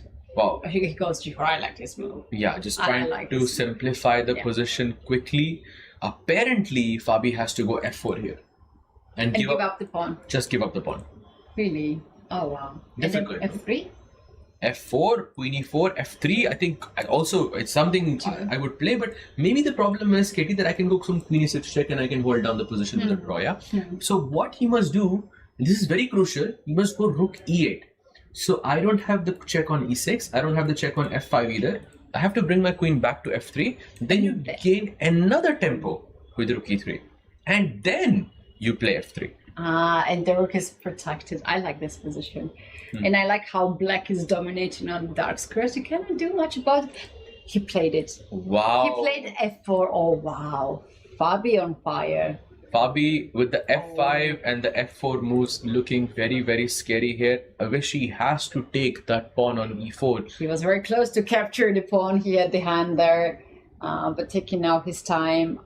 At this point, he can't afford to lose more time. He has to take it. Rook e8 has been played. Wow. Fabi is just playing like a machine. Absolutely. He usually plays like a machine, yeah. But today, I think he really wants to go for the win because, I think his team really needs it. They also need the game points as well. So this is great news for the Alpine SG Pipers. 2 boards looking very sharp for them. The first one is Fabi and the second one is a Prodigy board, which, by the way, we should jump to because Ronak is borderline lost. Oh, this is not the best news for the Ganges Grandmasters because... That's right. Knight c4 is coming right now, or knight c5 is coming. Knight c4 just takes the rook on d2. What's going on? Maybe I have rook c1 maybe, yeah? But look at this. Knight c4, rook c1. You should just play rook c8. I'm still threatening everything here. Yeah, he just played knight c4, rook c1 is on the board. Yep. This looks very, very bad for... Yeah, I like rook c8. Just support the queen and next move you just take... So calm, no? So chilled. Such a nice move. And by the way, the best way for Ronak to, I'm assuming practically speaking, this is what makes sense to me, that you should take this knight on c4 and you should go knight d6 at some point. Oh, there's a chance. There's something there, you can also close the file, but the bad thing about this is that black can give up the exchange, back and take the pawn, right? This is bad, very, very bad for the Ganges Grandmasters. This is the first board they're losing. And by the way, look at this. Stavroula Solakidu is completely winning against Nino Batsiashvili, and she's about to deliver her first loss, her first defeat. Nino's king is still in the center, and she hasn't castled yet. I don't see she's castling in day soon, because if you do that, then knight h6 wins the pawn. Absolutely, that looks super scary. So you cannot castle there. You cannot castle here because I have rook c1. Yeah. So that's why King B1 has been played. So sneaky move by Stavro. yes, absolutely. And you cannot, of course, if you keep the king, maybe you have something like King F8 can be useful here, but okay, that cannot last very long. If Nina survives in this position without losing it for checkmate, then she has double time on the clock. Oh yes. The time will count at some point if she's able to save her position. But right now, it looks bad for Nino. Knight G7 is a threat. I want to take this knight. Ooh, knight takes G7 is super risky. How do you even defend again? Apparently, Rook A6 is the best move in this position. Because if you go Knight G7, the Rook does a wonderful job of defending the F6 knight. But this is a very difficult move to play because you are defending this knight on F6, but you are sort of weakening your back rank. She goes for that. What? Amazing. What? Amazing. Maybe you're sending some energy to Nino, yeah? You have the microphones. Nino gets into the fair play check. Do we have fair play check? No, I'm assuming so, yes. I'm not sure, but I'm assuming. We have a lot of... Yeah, we have fair for sure, yeah. I think... Oh, she goes Rook HF1. Slight inaccuracy by Stavrola here. Now threatening some Knight G7, Knight H6 type of ideas. She's just increasing the pressure on the F6 knight and the F7 pawn. What does Black play? The only move is short castle. Wait. If I take Knight H6, what's the move? Just accept it. And then F6. Oh, I think you're Knight D4 or something? Knight D4 you had. Oh, can we see that on the board? So short castle, Knight takes H6, Pawn takes H6, Queen F6, Knight C5. Sorry, not Knight D4 because the Rook will be hanging. So Knight C5 and you take the Bishop on B3. That's extra piece. Yeah, but still White is not lost. That's how good the attack is for Stavrola here for the Ganges Grandmasters. Looking very, very good so far. But slightly it has slipped away for her. Let's see if she can pull it back. Running a lot of time, Stavrola. 3 minutes difference. It's Nino's time now on the clock. What's she gonna do? Not the dream position. Not the best position for Nino. Not at all. This is not very good for Nino, but let's see what happens. Looking, by the way, so far it looks like on all the boards, only Ronak's board from the Ganges Grandmaster looks a bit shaky. Do you want to take a look at the overall situation right now? Yes, if we can have that scene with all the eval bars just to see a roundup of how the teams are doing, because let's not forget, whoever wins this match, she goes for a short castle. Wow. She plays. Wait, SG Piper, they have 2 Russians in there. Look at that, Stavrola giving that nod of approval that she thinks this is a good move and she's happy. She's sort of not happy with the position, of course, but she approves it. Okay. But yeah, Alpine SG Pipers have 2 machine players in their team. Nino plays the engine moves, Fabi plays the engine moves. It's not so easy to face them. Speaking of, by the way, Fabi looks like he is playing for 2 results at this point. Let's jump over to the icon board because Vishy is in some trouble here because the queens have been traded, but this pawn on F3 is a big problem for Vishy to face. Just 2 moves away to be queen. Absolutely, and after F2, which is played, Black has the option of going Bishop G3 and Rook jumping over to the back rank with Rook E1, and then there is some pressure with F1 incoming. So this is looking a bit tricky for Vishy to save, and let's not forget there is a difference of 6 minutes between these 2 players.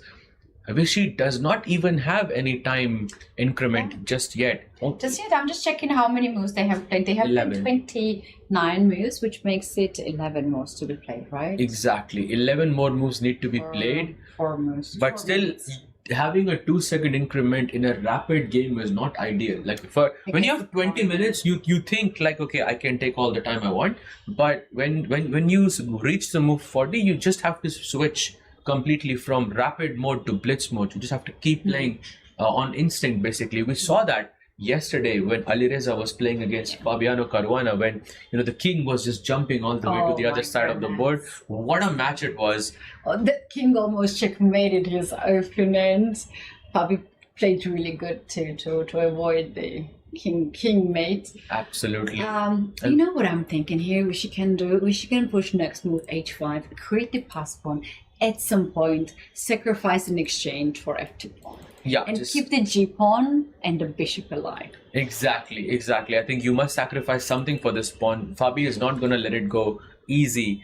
And meanwhile, while Fabi thinks and the time sort of balances out in this game, let's jump over to Sindarov versus Prag, because this is a very, very important game for both of these players.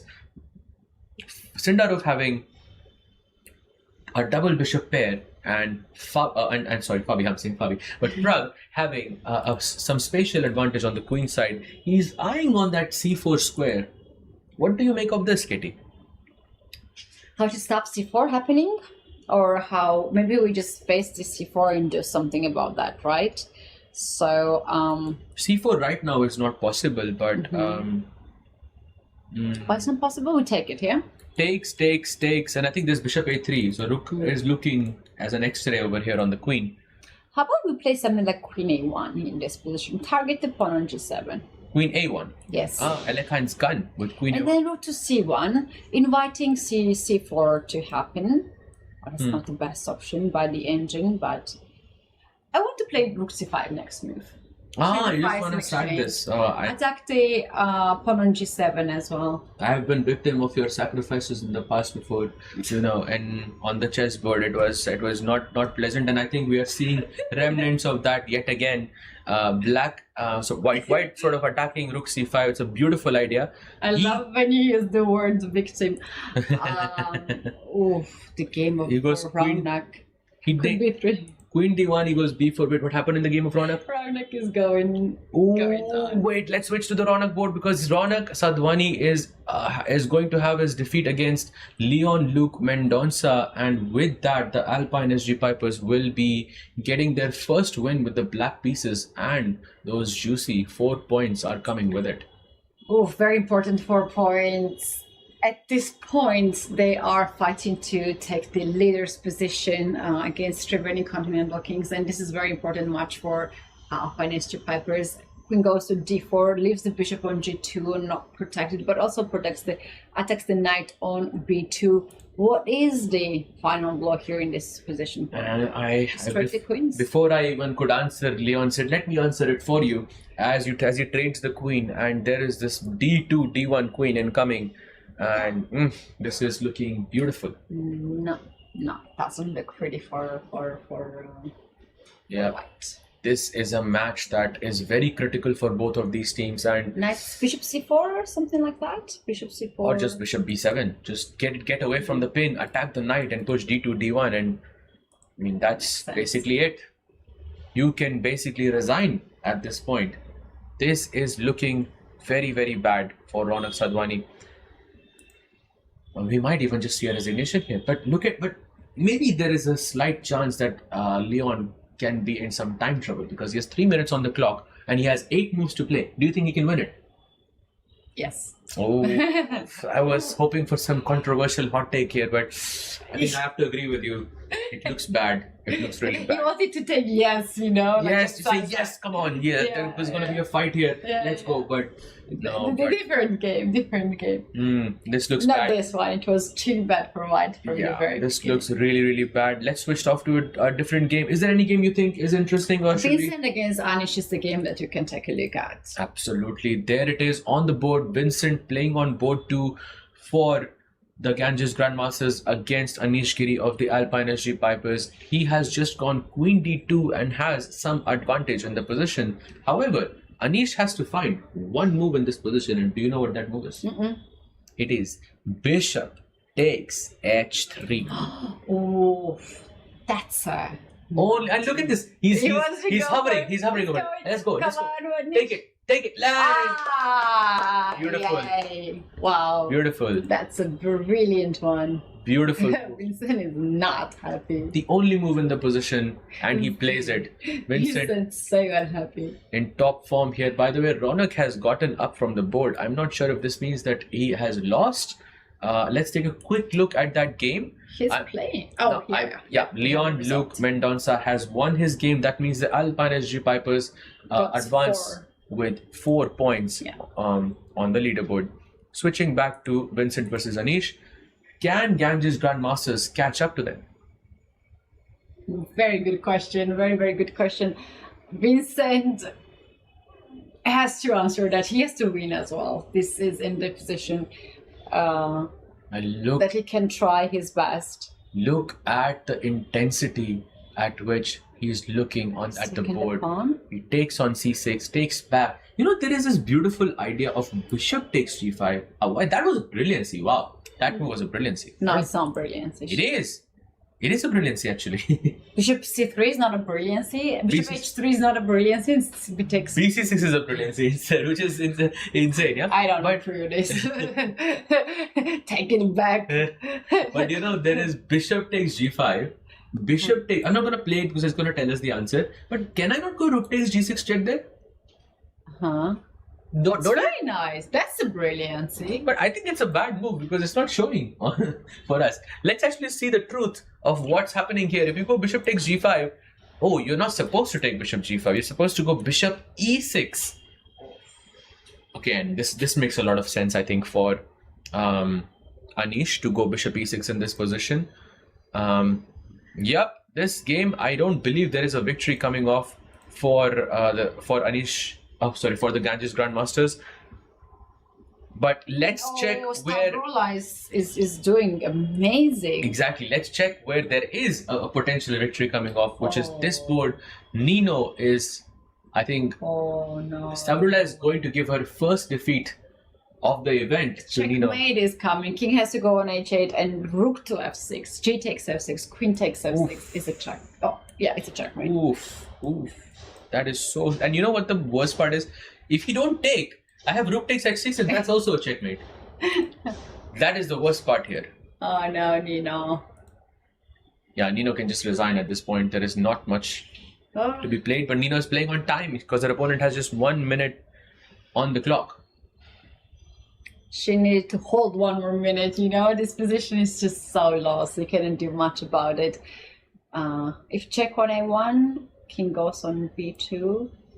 Check on a1, I will play king b2. Yeah, that looks very, very natural. And I think you would have to go queen takes b4, which is the only move here. That's not happening, Katie. I think we're going to see a resignation very, very soon. What is Nino thinking? She has to give a check. She has to give... Oh, she goes rook. Wait, what?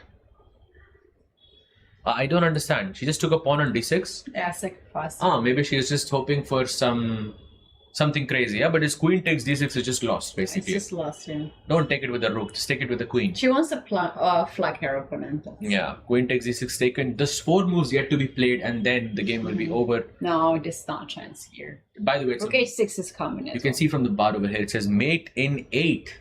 Mate in 8. If knight h7, then just rook h6. Of course, this is the resignation. Okay, maybe we can... Let's just catch the resignation here because this might be an important one for the Ganges Grandmasters. Because I think it's going to get over very, very soon. Nino doing the final check. Is there anything left here? She goes knight e4. Oh, rook h6 is mate, no? Mate in 2. Yeah, that's a mate and that's a mate. There it is. She allows her opponents to mate her, and Stavrula gets 3 points so far. Alpine SG Pipers are still 1 point ahead. Exactly. 3-0 and 0-4. That means we are at 3-4. Let's see if they can pull off another win. And speaking of this board, it feels like Vishy. By the way, look at the difference in the time. Wait, how did that happen? Vishy having more time than Fabi? Oh, wow. That's because I remember Vishy had like some 4 minutes less. Someone went there and took the time. Oh, you know this movie, The Time, when they're taking time from your hand? Do you know that movie? In time, yeah? In time. Yes, of course. I kind of had a feeling that someone took the time from Fabi's hand. They're playing and they're just taking the time. Yeah, it's a nice movie, very nice movie. You go either Bishop H5, and now I'm not even sure if Vishy is playing for a draw here. Because if you get G6, I have H5, H6, and exactly. boom. I think this is looking scary for Fabi over here. And look at that in the background, Nino and Leon sort of checking the games, analyzing in the background what they could have done differently. They have done their jobs.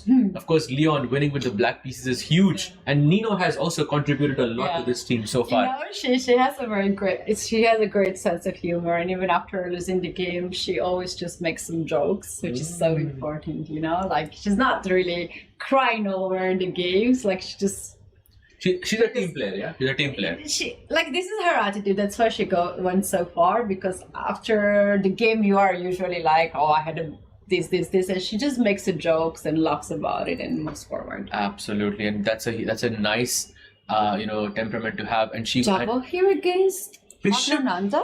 Wait, what's happening with Javakir and Pragnananda? This is the current position between Javakir. Wait, Javakir is completely winning. What happened? I thought it was equal.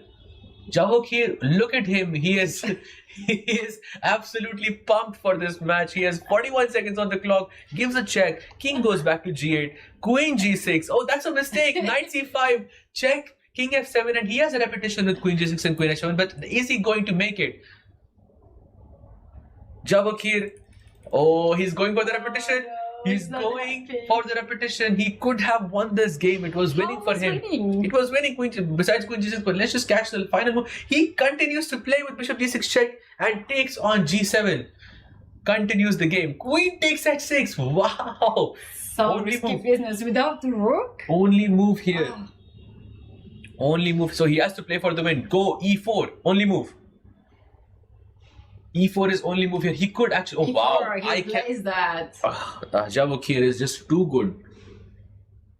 He is unbelievable when it comes to faster formats. He has just this, something just switches on when he has less time on the clock. Something just switches on. He just takes down his opponent. Yeah. I like how he's bouncing. That's a mistake, by the way. You know what the move is? Kitty, take a guess. No, it's rook c1 actually. Really? Here, take my rook. But of course, it's not possible to find that in just 12 seconds. He goes rook d1. That's a mistake, and Prag has to go rook b3 here to defend this knight on d3. If he doesn't, Prag is in deep trouble. And the Anand against Caruana ended in a draw. Say again. Caruana Anand draw. Okay, so on the icon board, Vishy and Fabi have drawn their match. I think good news for both players there. And Prag making a slight inaccuracy, and now the knight on d3 is hanging, and he takes it. Rook b1 check. He's going to promote. Is it a good move? He is promoting the queen. The queen is jumping off the board. Yeah, rook takes a1, and apparently this position is completely winning for Javakir. And he plays e5. The gamble paid off for the World Cup champion Javakir Sindarov, playing e5. The rook usually is not enough, but in this position seems like it is. Yeah, if you take with the queen, I have queen g7 and picking up the rook on a1, and I have exactly. This is a very nice point here by KT. He goes rook b3 check, king a8, queen h7. This is GG. What a great performance by Javakir Sindarov, taking on b8. Queen takes b8. He has 3 seconds on the clock. Queen c7 he plays. You cannot capture this because pawn takes queen would just be winning. He goes queen b5, and now queen c6 check. What a move! Queen takes e6, pawn takes e6 is winning. He has to play fast, gaining some more time, and now d7. Wow. Wow. Massive. What a game. Massive win. Sindarov is just amazing. Absolute beast on the board. And we have, by the way, all the games have finished at the same time. Let's do a quick roundup of everything. Looks like Ganges Grandmasters have won with just 1 point. Vincent Keimer defeating Anish Giri with the white pieces, Javakir Sindarov defeating Pragnananda with the white pieces, and Polina Shuvalova surprisingly lost in a much better position against How You Fun, giving them 4 points. Savarla Sulakido defeating Nino Vatsiashvili with the white pieces, and then Ronak lost his match to Leon Luke Mendonça. But I'm looking at the standings. We predicted draw on the first game. Then we predicted that on the board 3 there will be decisive result, as well as the board 6. But the other matches pretty much missed all the predictions because it kind of changed, right? The players who had the bad tournaments, somehow they're coming back right now in the very end, towards the end, in a very good shape. What is the situation? Do we have some changes now? Yeah, Ganges Grandmasters are now in the 3rd spot with 12 points, and they're sharing the spotlight with the Upgrad Mumba Masters. And I think took over Alpine SG Pipers, very important match. Absolutely, and let's not forget the Ganges Grandmasters have another match tonight against the PBG Alaskan Knights. So they have another golden opportunity to go into the top 2 spots, and they're playing against the PBG Alaskan Knights, who have not had the best event. They are at the bottom of the leaderboard, so this could be the moment where they strike, and go to the top. All right, guys. So now we're going to take our break, but 2 more matches coming up, and you don't want to miss the action because we're gonna have Fyers American Gambits against Triveni Continental Kings. We're gonna see if American Gambits can actually stay among the leaders, or Triveni takes it all today. You don't want to miss any of the actions. We will be back shortly, right after the break. Bharat का अपना solar, Navitas solar, India's finest module manufacturer. We bring the power behind every winning move. Sir, आपका goalkeeper से लेकर the ball तक के पीछे का secret क्या है? सीक्रेट नहीं, ताकत। मैं स्टेडियम को मजबूती से खड़ा करने वाली स्टील से इंस्पिरेशन लेता। APL अपोलो स्टील पाइप्स, देश की बढ़ती ताकत। Proud sponsors of Alpine SG Pipers. Bharat का अपना solar, Navitas solar, India's finest module manufacturer. We bring the power behind every winning move. Sir, आपका गोलकीपर से लेकर दी बॉल तक के पीछे का सीक्रेट क्या है? सीक्रेट नहीं, ताकत। मैं स्टेडियम को मजबूती से खड़ा करने वाली स्टील से इंस्पिरेशन लेता। APL अपोलो स्टील पाइप्स, देश की बढ़ती ताकत। Proud sponsors of Alpine SG pipers.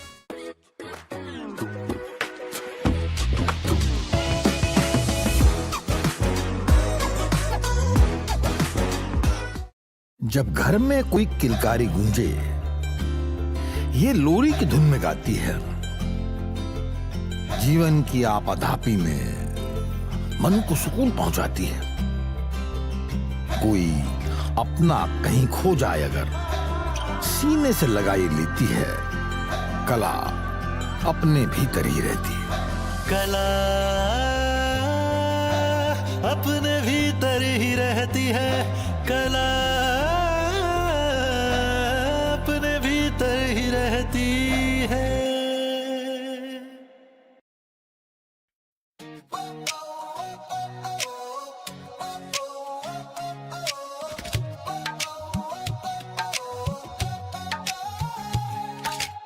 Spotlights burning through the night, legends stepping into the light. Crowds roar like a rising tide, biggest stars standing side by side. Cameras flashing, hear the noise, history made by girls and boys. This is fire can't contain, every heartbeat calling your name.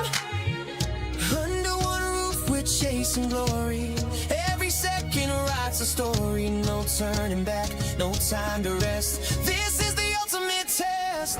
Everybody say checkmate, come together for a chess day. Hands up, let the whole world celebrate. It's a festival of chess. Everybody say checkmate, come together for a chess day. Feel the pulse as the moments escalate. It's a festival of chess. It's a festival of chess.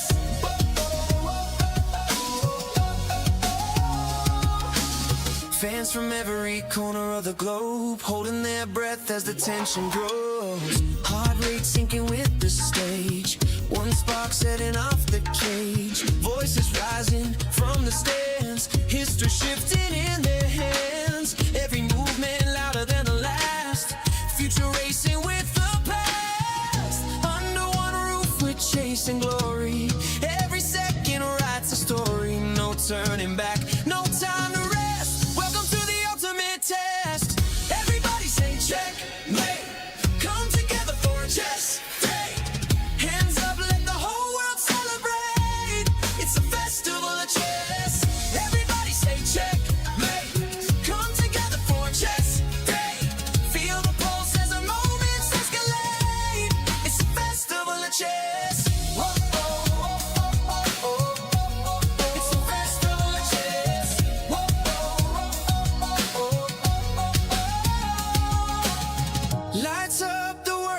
watching. Every move as the planet talking. Tonight we rise, tonight we shine. All our stars align.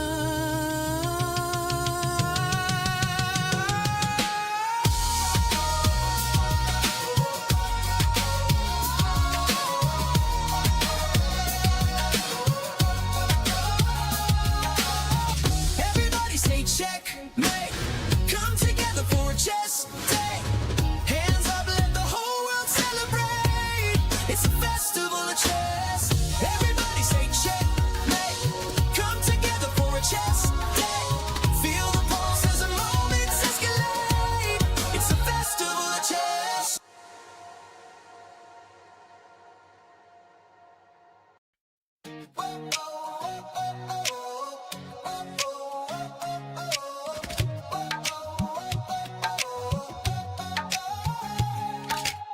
Spotlights burning through the night. Legends stepping into the light.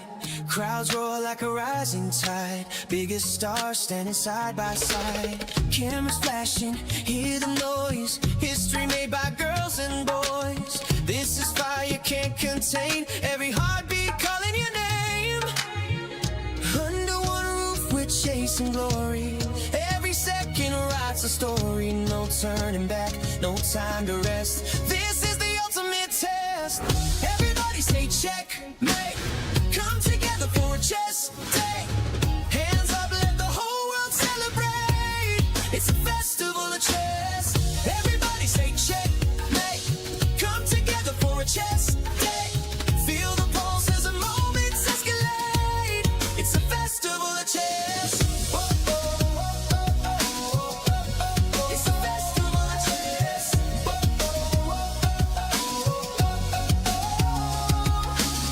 Fans from every corner of the globe holding their breath as the tension grows. Heart rate sinking with the stage.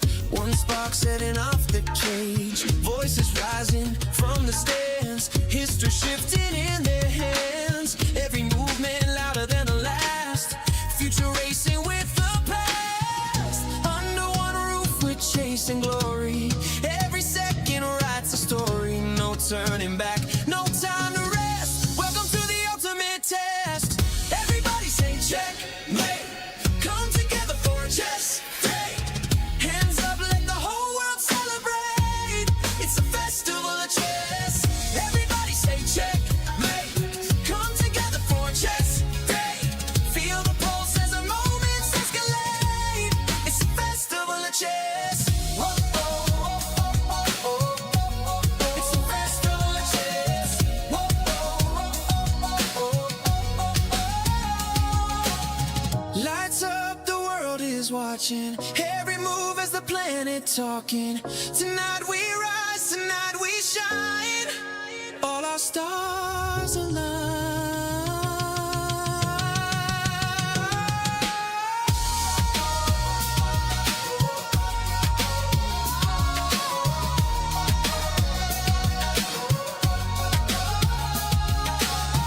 Everybody say checkmate. Come together for a chess day. Hands up, let the whole world celebrate. It's a festival of chess. Everybody say checkmate. Come together for a chess day. Feel the pulse as the moments escalate. It's a festival of chess.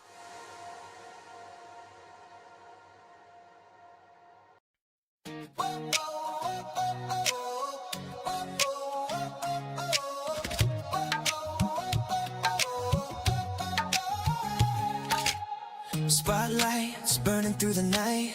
Legends stepping into the light.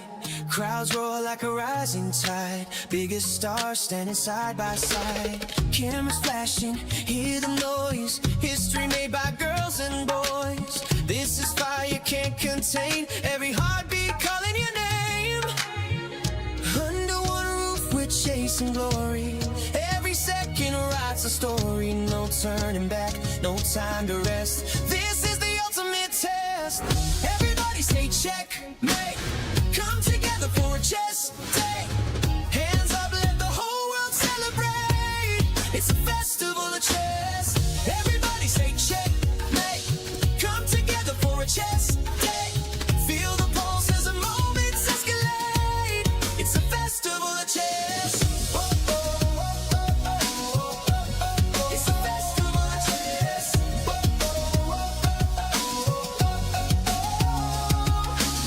Fans from every corner of the globe holding their breath as the tension grows. Heart rate sinking with the stage. One spark setting off the cage. Voices rising from the stands. History shifting in their hands. Every movement louder than the last.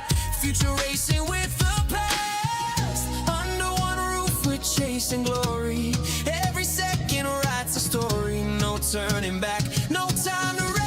Welcome to the ultimate test. Everybody say checkmate. Come together for a chess day. Hands up, let the whole world celebrate. It's a festival of chess. Everybody say checkmate. Come together for a chess day. Feel the pulse as the moments escalate. It's a festival of chess. Whoa, oh, oh, oh, oh, oh. It's a festival of chess. Whoa, oh, oh, oh, oh, oh. Lights up, the world is watching. Every move as the planet talking. Tonight we rise, tonight we shine. All our stars align.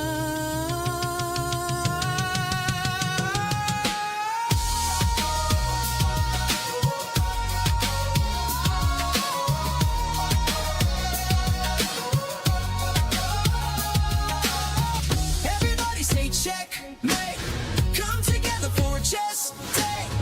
Hands up, let the whole world celebrate. It's a festival of chess. Everybody say checkmate. Come together for a chess day. Feel the pulse as the moments escalate. It's a festival of chess.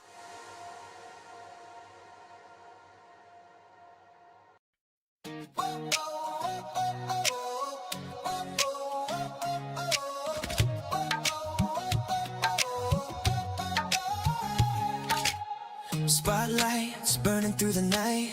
Legends stepping into the light.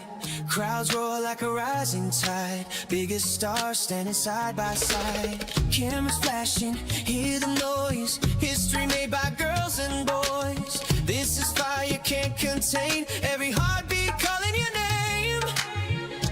Under one roof we're chasing glory. Every second writes a story. No turning back, no time to rest. This is the ultimate test. Everybody say checkmate. Come together for a chess day. Hands up, let the whole world celebrate. It's a festival of chess. Everybody say checkmate. Come together for a chess day. Feel the pulse as the moments escalate. It's a festival of chess. Oh, oh, oh, oh, oh, oh. It's a festival of chess. Oh, oh, oh, oh, oh. Fans from every corner of the globe holding their breath as the tension grows. Heart rate sinking with the stage. One spark setting off the cage. Voices rising from the stands. History shifting in their hands. Every movement louder than the last. Future racing with the past. Under one roof we're chasing glory. Every second writes a story. No turning back, no time to rest. Welcome to the ultimate test. Everybody say checkmate. Come together for a chess day. Hands up, let the whole world celebrate. It's a festival of chess. Everybody say checkmate. Come together for a chess day. Feel the pulse as the moments escalate. It's a festival of chess. Whoa, oh, oh, oh, oh, oh, oh. It's a festival of chess. Whoa, oh, oh, oh, oh, oh, oh. Lights up, the world is watching. Every move as the planet talking. Tonight we rise, tonight we shine. All our stars align.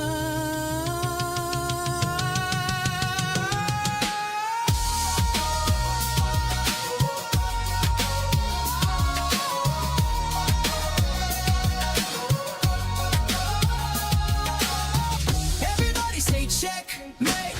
Come together for a chess day. Hands up, let the whole world celebrate. It's a festival of chess. Everybody say checkmate. Come together for a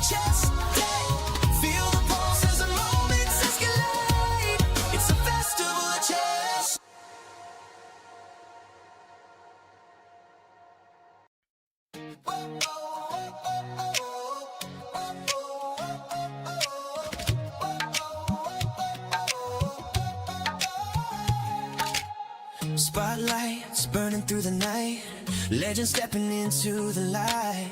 Crowds roar like a rising tide, biggest stars standing side by side. Cameras flashing, hear the noise, history made by girls and boys. This is fire can't contain, every heartbeat calling your name. Under one roof we're chasing glory, every second writes a story. No turning back, no time to rest, this is the ultimate test. Everybody say checkmate, come together for a chess day. Hands up, let the whole world celebrate, it's a festival of chess. Everybody say checkmate, come together for a chess day. Feel the pulse as the moments escalate, it's a festival of chess. It's a festival of chess.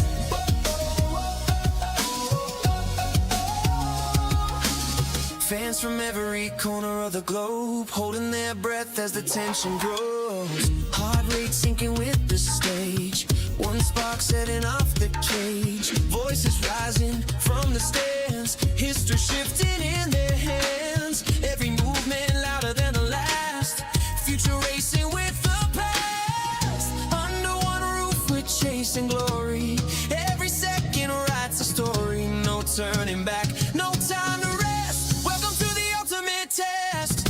Everybody say checkmate, come together for a chess day. Hands up, let the whole world celebrate, it's a festival of chess. Everybody say checkmate, come together for a chess day. Feel the pulse as the moments escalate, it's a festival of chess. It's a festival of chess.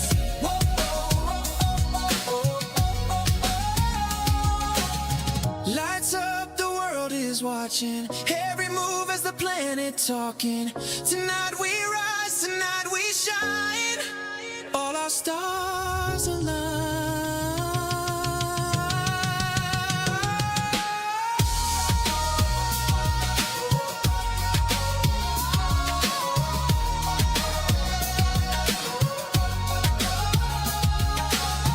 Everybody say checkmate, come together for a chess day.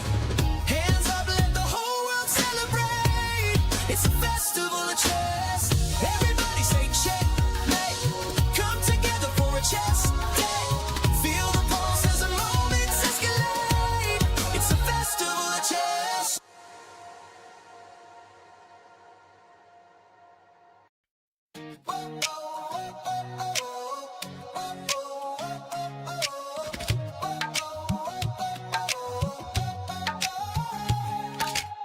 Spotlights burning through the night, legends stepping into the light. Crowds roar like a rising tide, biggest stars standing side by side. Cameras flashing, hear the noise, history made by girls and boys. This is fire can't contain, every heartbeat calling your name. Under one roof we're chasing glory, every second writes a story. No turning back, no time to rest, this is the ultimate test. Everybody say checkmate, come together for a chess day. Hands up, let the whole world celebrate, it's a festival of chess. Everybody say checkmate, come together for a chess day. Feel the pulse as the moments escalate, it's a festival of chess. It's a festival of chess.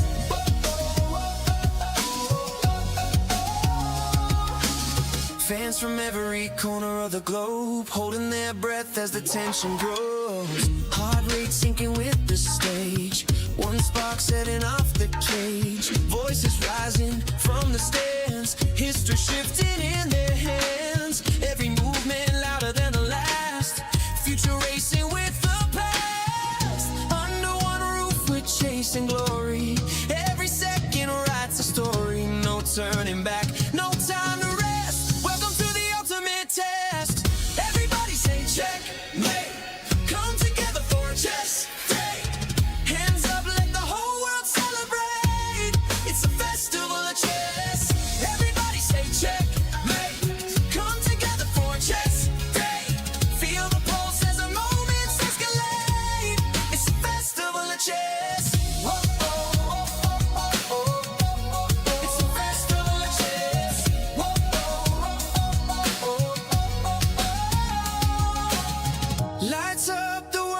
is watching.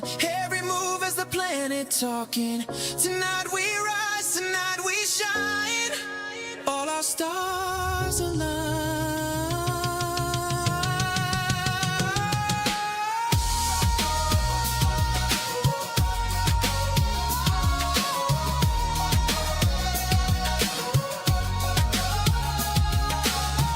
Everybody say checkmate.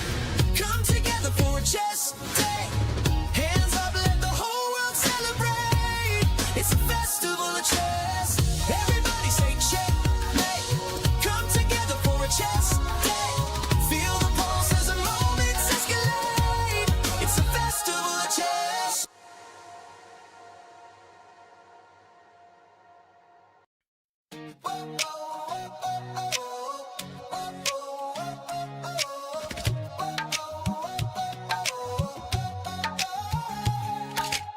Spotlights burning through the night. Legends stepping into the light. Crowds roar like a rising tide. Biggest stars standing side by side. Cameras flashing, hear the noise. History made by girls and boys. This is fire can't contain. Every heartbeat calling your name. Under one roof we're chasing glory. Every second writes a story. No turning back, no time to rest. This is the ultimate test. Everybody say checkmate. Come together for a chess day. Hands up, let the whole world celebrate. It's a festival of chess. Everybody say checkmate. Come together for a chess day. Feel the pulse as the moments escalate. It's a festival of chess. It's a festival of chess.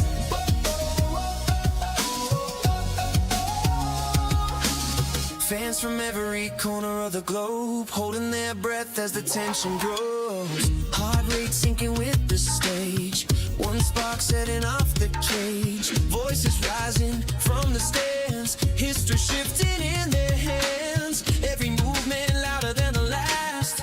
Future racing with the past. Under one roof we're chasing glory. Every second writes a story. No turning back, no time to rest. Welcome to the ultimate test. Everybody say checkmate. Come together for a chess day. Hands up, let the whole world celebrate. It's a festival of chess. Everybody say checkmate. Come together for a chess day. Feel the pulse as the moments escalate. It's a festival of chess. It's a festival of chess.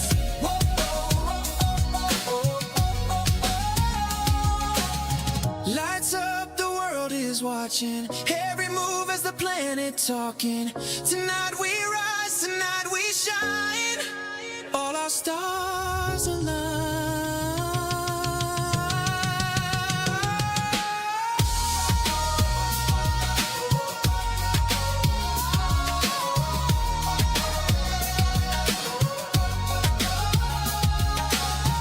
Everybody say checkmate. Come together for a chess day. Hands up, let the whole world celebrate. It's a festival of chess. Everybody say checkmate. Come together for a chess day. Feel the pulse as the moments escalate. It's a festival of chess.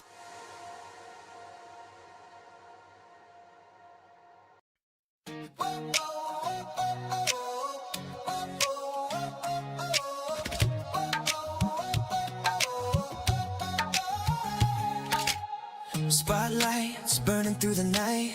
Legends stepping into the light. Crowds roar like a rising tide. Biggest stars standing side by side. Cameras flashing, hear the noise. History made by girls and boys. This is fire can't contain. Every heartbeat calling your name. Under one roof we're chasing glory. Every second writes a story. No turning back, no time to rest. This is the ultimate test. Everybody say checkmate. Come together for a chess day. Hands up, let the whole world celebrate. It's a festival of chess. Everybody say checkmate. Come together for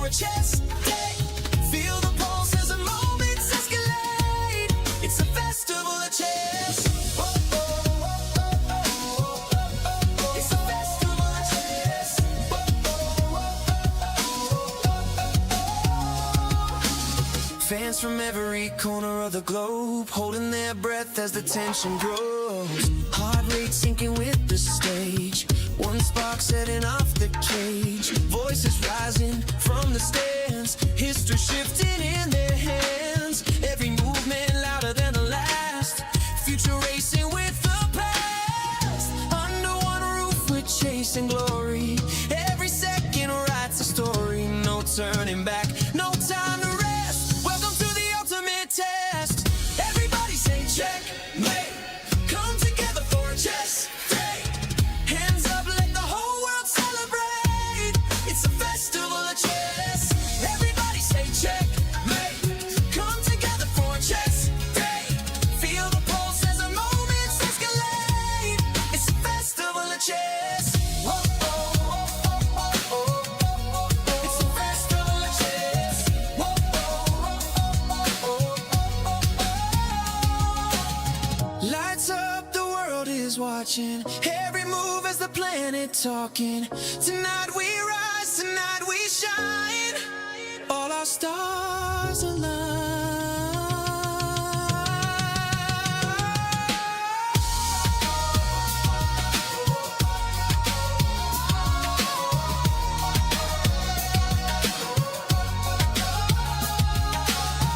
Everybody say checkmate. Come together for a chess day. Hands up, let the whole world celebrate. It's a festival of chess. Everybody say checkmate. Come together for a chess day. Feel the pulse as the moments escalate. It's a festival of chess.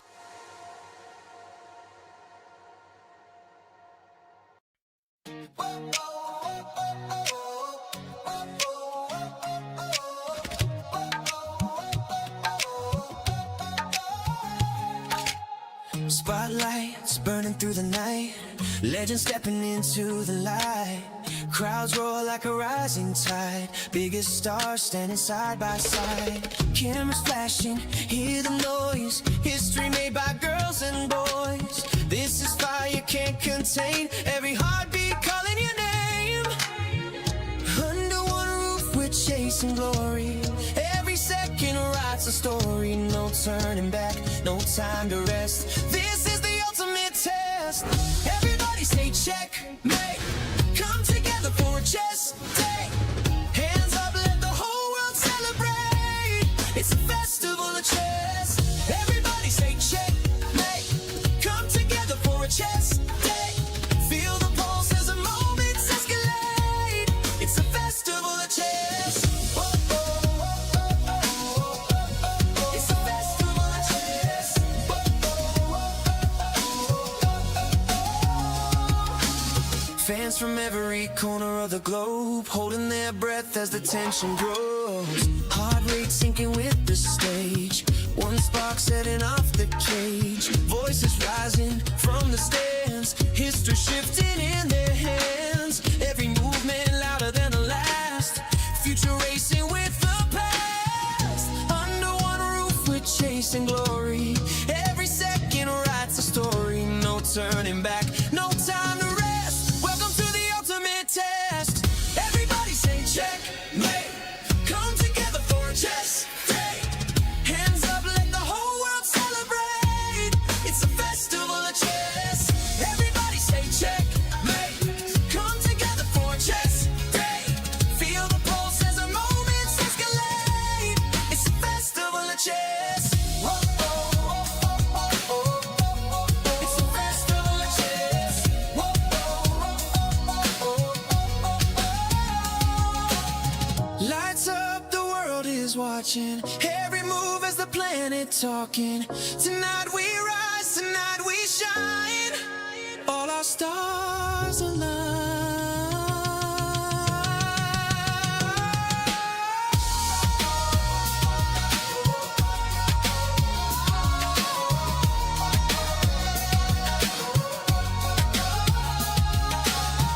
Everybody say checkmate.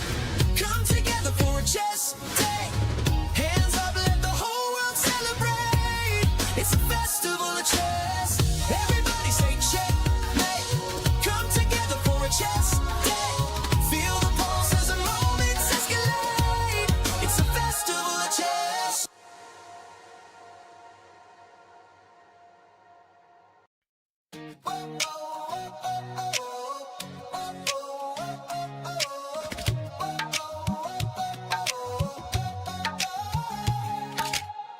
Spotlights burning through the night, legends stepping into the light. Crowds roar like a rising tide, biggest stars standing side by side. Cameras flashing, hear the noise, history made by girls and boys. This is fire can't contain, every heartbeat calling your name.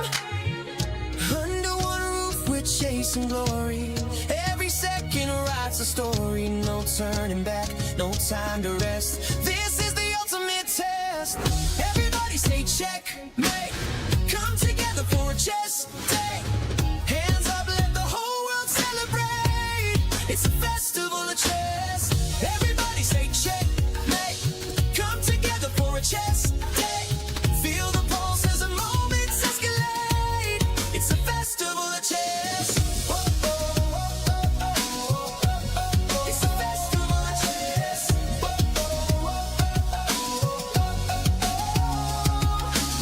Fans from every corner of the globe holding their breath as the tension grows. Heart rate sinking with the stage, one spark setting off the cage. Voices rising from the stands, history shifting in their hands. Every movement louder than the last, future racing with the past. Under one roof we're chasing glory, every second writes a story. No turning back, no time to rest, welcome to the ultimate test.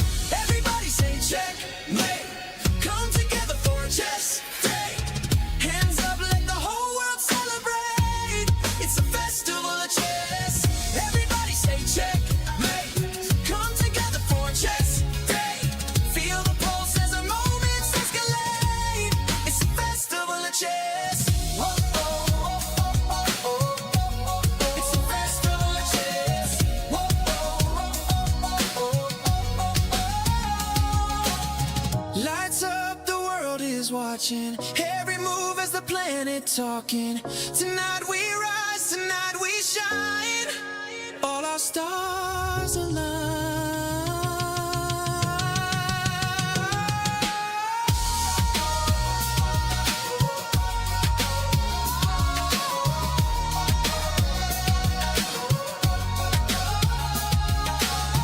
Everybody say checkmate, come together for a chess day.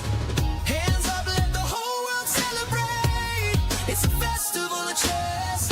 Everybody say checkmate, come together for a chess day. Feel the pulse as the moments escalate, it's a festival of chess.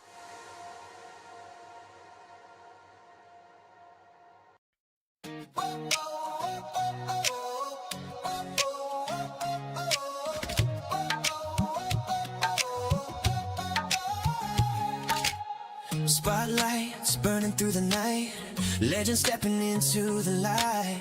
Crowds roar like a rising tide, biggest stars standing side by side. Cameras flashing, hear the noise, history made by girls and boys. This is fire can't contain, every heartbeat calling your name. Under one roof we're chasing glory, every second writes a story. No turning back, no time to rest, this is the ultimate test. Everybody say checkmate, come together for a chess day. Hands up, let the whole world celebrate, it's a festival of chess. Everybody say checkmate, come together for a chess day. Feel the pulse as the moments escalate, it's a festival of chess. Oh, oh, oh, oh, oh, oh, oh. It's a festival of chess. Oh, oh, oh, oh, oh, oh. Fans from every corner of the globe holding their breath as the tension grows. Heart rate sinking with the stage, one spark setting off the cage. Voices rising from the stands, history shifting in their hands. Every movement louder than the last, future racing with the past. Under one roof we're chasing glory, every second writes. Chess हो या market, जीत उन्हीं की होती है जो दूर का देख सकते हैं। फायर्स एडवांस ऑप्शन चेन और 50 मार्केट डेप्थ के साथ मार्केट का हर मूव आपके सामने है। Fyers, for those who are born to trade. Investment in securities market are subject to market risk. Read all the related documents carefully before investing. माँ मैं निकल रही हूँ। खाना भी तैयार है। आखिर कौन सी ट्रेन छूट जाएगी? माँ मैं लेट हो जाऊंगी। बचपन में क्या सिखाया था? खाने में समझौता नहीं, जिसे मंजूर ऊंचा उठे वो बड़ा जाए बहुत ही दूर। तुझे बहुत दूर जाना है, उड़ जा उड़ जा, तुझे बहुत दूर जाना है। खाने में समझौता नहीं, अच्छा खाना शुरुआत से ही। इंडिपेंडेंस। चेस हो या markets, smart insights can change the game. जैसे फिया, Fyers intelligent assistant. Get in-depth sector and stock analysis and deep portfolio insights. Fully AI powered. Fyers, for those who are born to trade. Investment in securities market are subject to market risk. Read all the related documents carefully before investing. माँ मैं निकल रही हूँ। खाना भी तैयार है। आखिर कौन सी ट्रेन छूट जाएगी? माँ मैं लेट हो जाऊंगी। बचपन में क्या सिखाया था?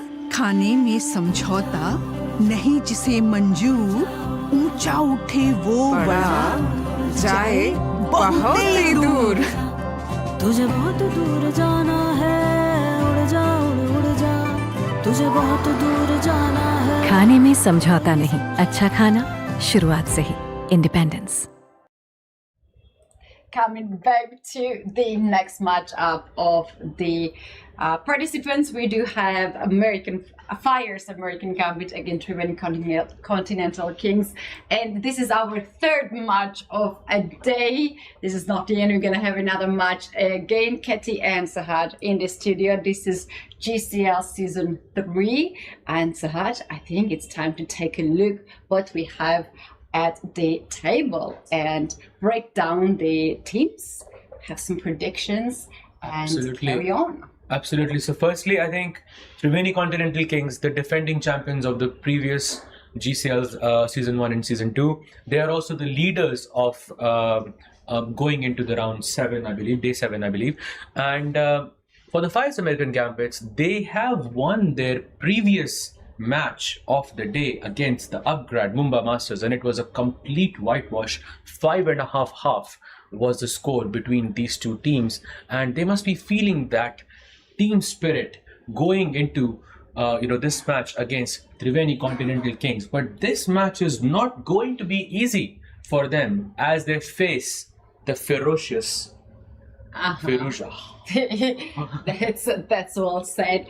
Shall we take a look board by board and have some little predictions of a day? Let's start now from the last board. We have here Murzin for Fyers American Gambits and Mark Andrea Maurizi for Triveni Continental Kings.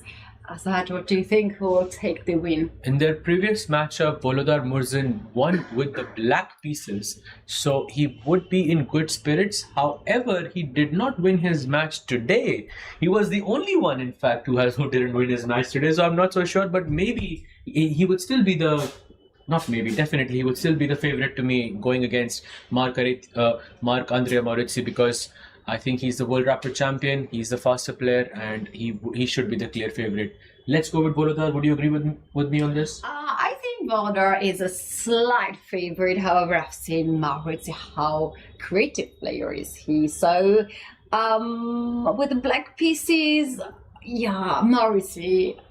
I'll take Maurizi. You know what? Let's play this game. Let's have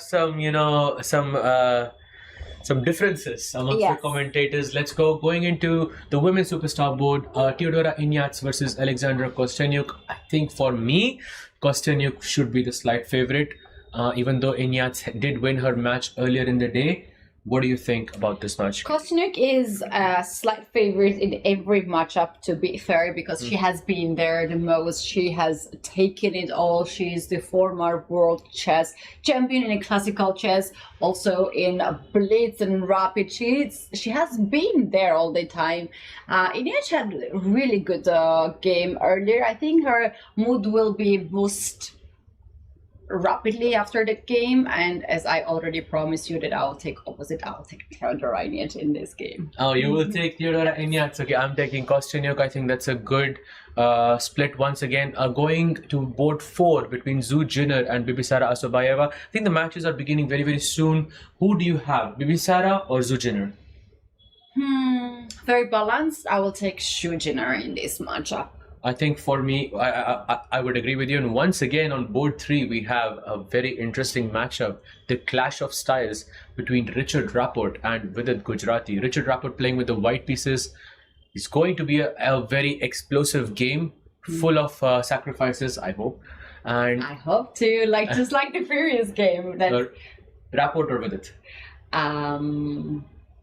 Rapport. Rapports, okay, I think I will also go with Rapport here. It's hard to not choose him in this scenario. And then Artemio versus Wei. I think both extremely solid players. I would predict a draw here. Not sure who is a favorite. If I had to pick one, it would be Wei. For you? Yeah, same.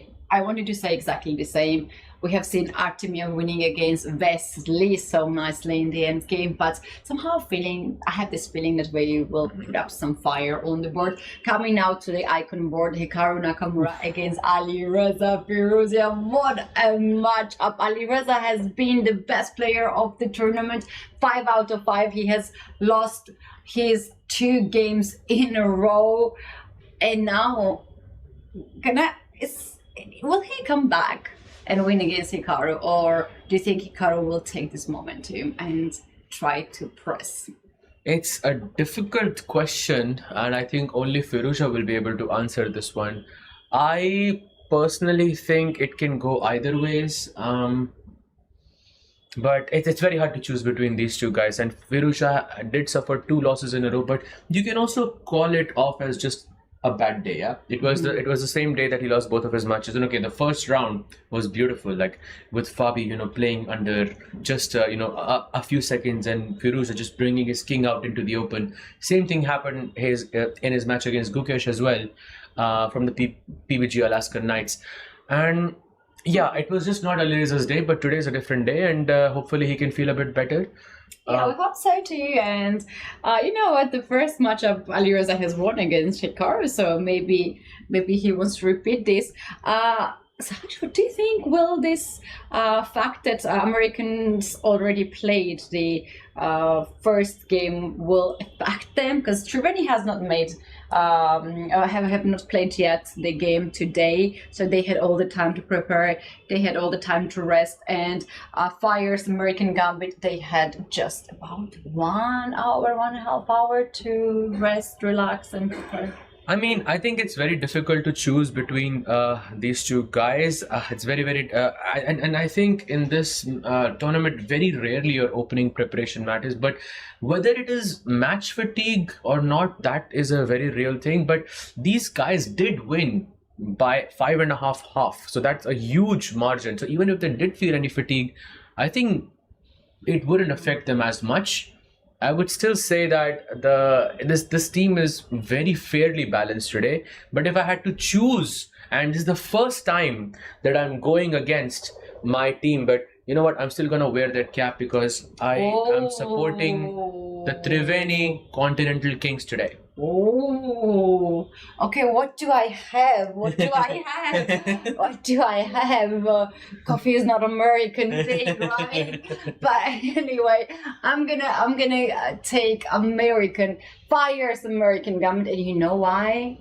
They are the one who managed to win against Triveni Continental Kings. Last you time. didn't know that? Yes, of course, because they won 4 games and they only lost against him. Yeah. Even though Firouzja defeated Hikaru, his team still managed to lose that. And yes, I do. But today, is a day of surprises for both of these teams. We saw surprise on board 1, board 2. And by the way, we have liftoff. Bibi Sara has started her match against Zhu Jinner. Let's have that game on the board. This is the current position. We have the Italian opening. I think a pretty... Earlier, Bibi Sara started with c4, remember? Yes. She had c4 in this setup with knight goes on e5. Now she changed her opening. It's pretty cool to have so many opening options to switch it game to game. Absolutely, and she goes d3, playing it really slow, and I think this is, by the way, I was saying playing it slow, and she goes b4 on the next move. Let's Very go. Slow. a4 incoming as well. Try a5, just traps the bishop on b6, so she has to play a6 or a5. These two are really strong moves here, maybe the only moves here. Zhu Jinner should push the pawn somewhere. Meanwhile, while she thinks, there seems to be... Okay, no, that's definitely an inaccuracy. There is another match going on between Teodora Inyas versus the chess queen, Alexandra Kostyanyuk. And this is the current position. I feel like the Reti system is just so popular in the rapid do you know format. Why? Because it makes rhythm with Catty Reti. Oh. You didn't know that. Wow. You know that. I thought you were going to say Richard Reti is the same as Richard Rapport. Richard is very far, Kit is closer. Oh. But his first name was Richard, no? Richard Reti. Ah, you didn't know that. I knew that, of course. Okay, she goes D takes C4. I think a slight... she's deviating from the mainstream preparation or with mainstream opening here. Usually black goes C6 in this variation and it keeps this diamond pawn structure. I think that's what it's called, right? Diamond pawn structure. Diamond pawn structure. But instead, Alexander Kostyanyuk goes for D takes C4, and now it is Teodora who is taking her first think. Yeah, and this is the second time where Fyers are playing with white pieces. Not so bad, right? If you have a double game, you prefer to have with white pieces. And we have seen their complete domination. I'm sure Triveni Continental Kings were also observing their games and putting up some strategy.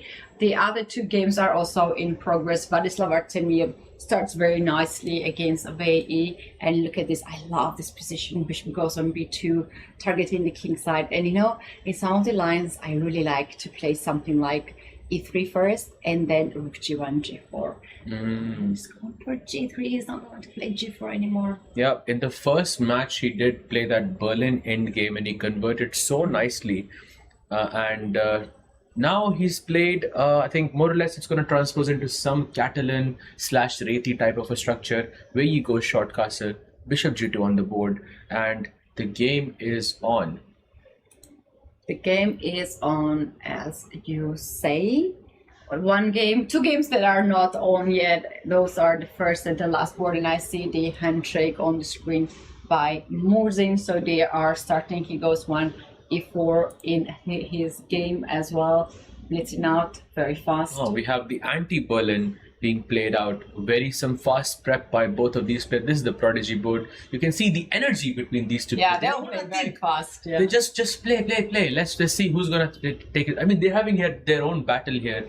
And those two players are like never satisfied to play too much of chess. I have a feeling that they always want to play a lot of chess games, a lot of blitz games. Absolutely. He goes knight BD2. I think at some point you want to push D4 or maybe go rook E1, knight F1, knight G3. A very typical idea in these structures. Meanwhile, we should take a very quick look at Rapport versus Vidit, because look at this. He went for some. I think looks like a pretty solid position so far from Vidit, because he goes for the Berlin opening. But can we see some action from Rapport here? How we can build up some action? What can be the plan from? I don't know. Last time he showed us some A4, Rook A3 stuff. Oh. Can we see that again this time? Yes. Rapport for the fans. Let's go. Come on, Richard. He goes D4.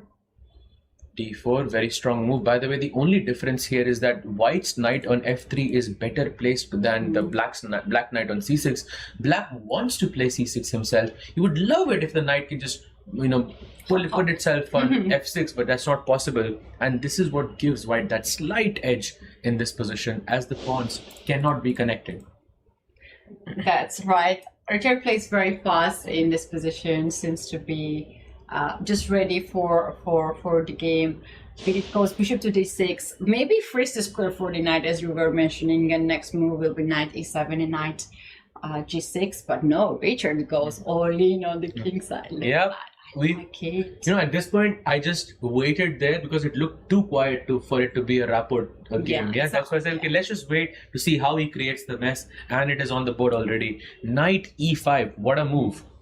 And you guys, please let us know in the comments, are you rooting for Hikaru or are you rooting for Alireza? We are so curious what is the people's option and choice there. And we have just gone to the icon board as well, so you can see the position and give your support accordingly if you like to be objective. Looks like Firouzja has gone for some Sicilian position, and Hikaru has gone f3 early, and this Maroczy structure is on the board. It can literally, this game can go either way. Either way, yeah. And you have bishop to e3, developing this bishop here. Alireza just castles. He castles, and now queen to d2 can be a nice move. Bishop e2 and short castle can be a nice move as well. And basically you want to bring the bishop here, bring the bishop here, short castle, bring the queen on d2, and just connect your rooks like this, and white will enjoy maybe a small advantage in this position. Nice, yeah. Even though I think Alireza will have some dynamics on the board. Our chat says Hikaru twice, and we have only one Alireza. Guys, come on, let us know. Who do you think is a favorite? Alireza had a fantastic run, but he lost last 2 games. Can he win against Hikaru now? Hikaru is more or less solid. He is scoring the points, he's losing, he's winning as well. He's a very good player for the team Fire American Gambits. Yep, absolutely. And he has found his form yet again, I think, because he has won 2 games in a row. First one against Gukesh with the black pieces, and the second one against MVL with the white pieces. And what a nice game it was. Talking about Gukesh, I'm sure there are a lot of people asking the question, where is Gukesh? And where's Gukesh? Will we see him today? Oh, by the way, I like that question a lot, because I think most of you will really enjoy the matchup that's coming up right after this one between the PBG Alaskan Knights and the Ganges Grandmasters, which means Vishy is going to be playing against Gukesh today. Again. And the first game between them ended in a victory of Anand. So this is a match you guys don't want to miss. This is a match nobody wants to miss, but let's stick to this we game. have another perfect match here. We have as 2 well. perfect matches. Yeah, Hikaru versus Alireza and Gukesh versus Vishy. And look at that. Alireza goes for the d5 break instantly, and it's working. It's not bad. It's not bad. Wow. Let's take pawn, for instance. Pawn takes pawn. He takes the pawn takes d5, and now pawn takes d5, and Alireza is already better. Wait. Is this trouble for... He takes a knight on c6 as well. And now he goes short. Wow, short castles. And now, Hikaru's position would be great if this pawn was on f2. Only if this pawn was on f2. It would be the gold. Amazing. Thank you so much. You can wear this hat now if you want. I will give it to you. I'm glad somebody else said it, besides me. There we go. And now you're supporting Triveni Continental Kings. This is so stylish, actually. I know, right? This is amazing. Really, really stylish. And this means you have to support Alireza now, yeah? Yes. It's actually a Triveni Continental Kings. They went all in, with the promotion. They have mascot in the fan zone. People can take photos, and they have this merch. They are amazing team. Absolutely. We also got this book from them that you can fill out. It has that a lot of questions about the team. It's very, very nice you can see this team is out here to win. And for me, I would choose Triveni Continental Kings as my favorites, but I'm not sure about you. I chose already American, so really? Fyers. I'm talking Fyers American Gambits. The Fyers American Gambits. Let's go. So then I have to take this off. Absolutely. In that sense. Absolutely. Gonna keep it here, Yeah, for sure. He goes pawn takes d5, and now knight takes d5 has been taken here, and knight takes d5 and bishop. Oh no, he goes pawn takes d5. I think bishop takes d5 was slightly better in comparison. Maybe we're just looking at an equalish position. Hikaru goes bishop d4. I'm not so sure if Alireza has an advantage here. You know how I knew this position? Black has a weakness on d5, white has weakness the pawn on f3. We were calling this a weakness because this is not a structure you want to have in the endgame, especially. It just weakens the king. I think this is quite equal position to me, but what is not equal is a Richard Dropper against Vidit Gujarati. Vidit Gujarati, can we take a look what is happening here? Look at this position. Oh, Rapport again creating some mess on the board. Vidit has just pushed the golden pawn with f5, and now it's a difficult situation for... He goes e6, trying to push e7, and Vidit immediately responds with queen e7. I was thinking about the fact how fast Vidit played this move, and look at his time. Look at Vidit's time. There's a 5-minute difference between Rapport and Vidit here. And I think he's just trying to catch up here.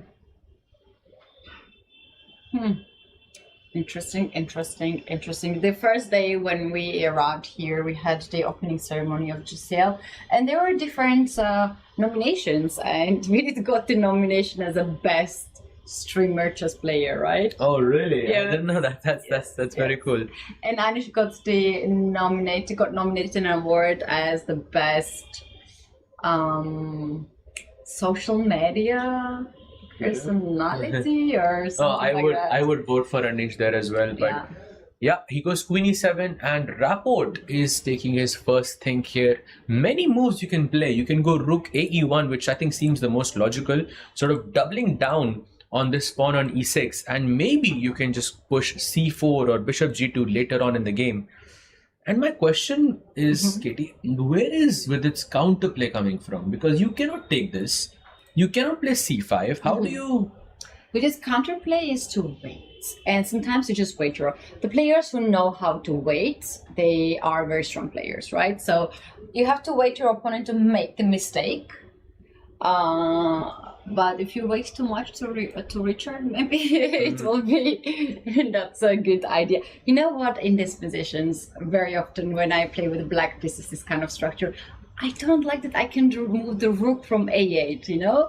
If you move the rook A8 to 8, you might lose the pawn on A7, and it's a healthy pawn. It's a very strong pawn. And you don't want to push A6 or B6, because then it kind of calls the action on the queen side with this minor pawn attack B4, A4, B5, which is, by the way, another idea of Richard in this position. Absolutely. I think you broke it down really nicely, because the moment you play A6, I could maybe break with B4, B5. Maybe I could play A4, B4 and A5 as well, and completely clamp down on the queen side. And if you play B6, then yeah, you're sure. Again, A4, A5 looks very, very dangerous. So not an easy position for Vidit to hold down.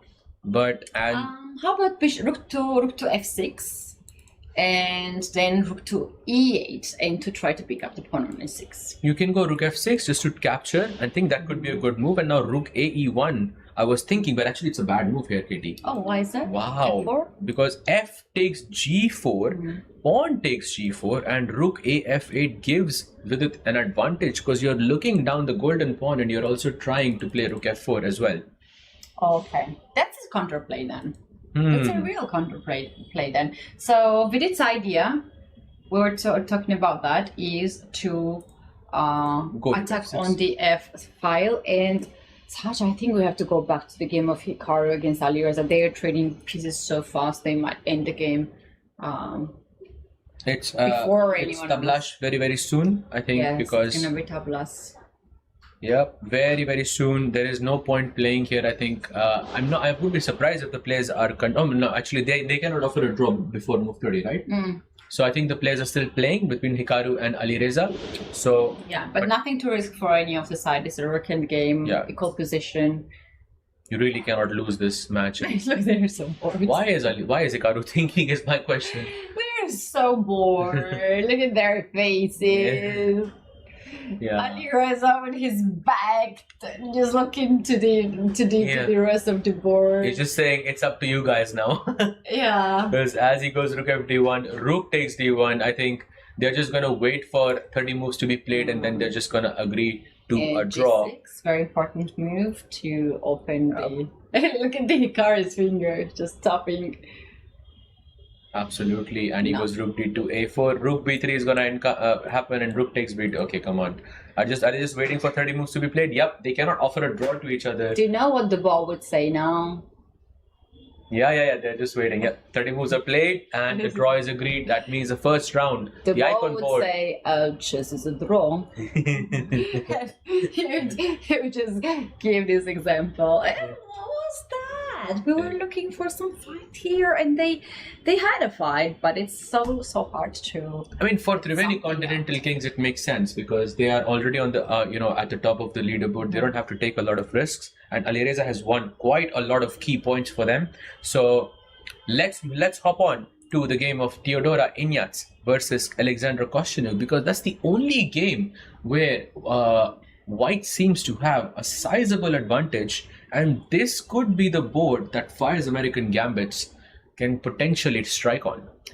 Queen is under attack right now. Where the queen goes to increase the pressure to the black spaces? Should we go somewhere like, say, a3?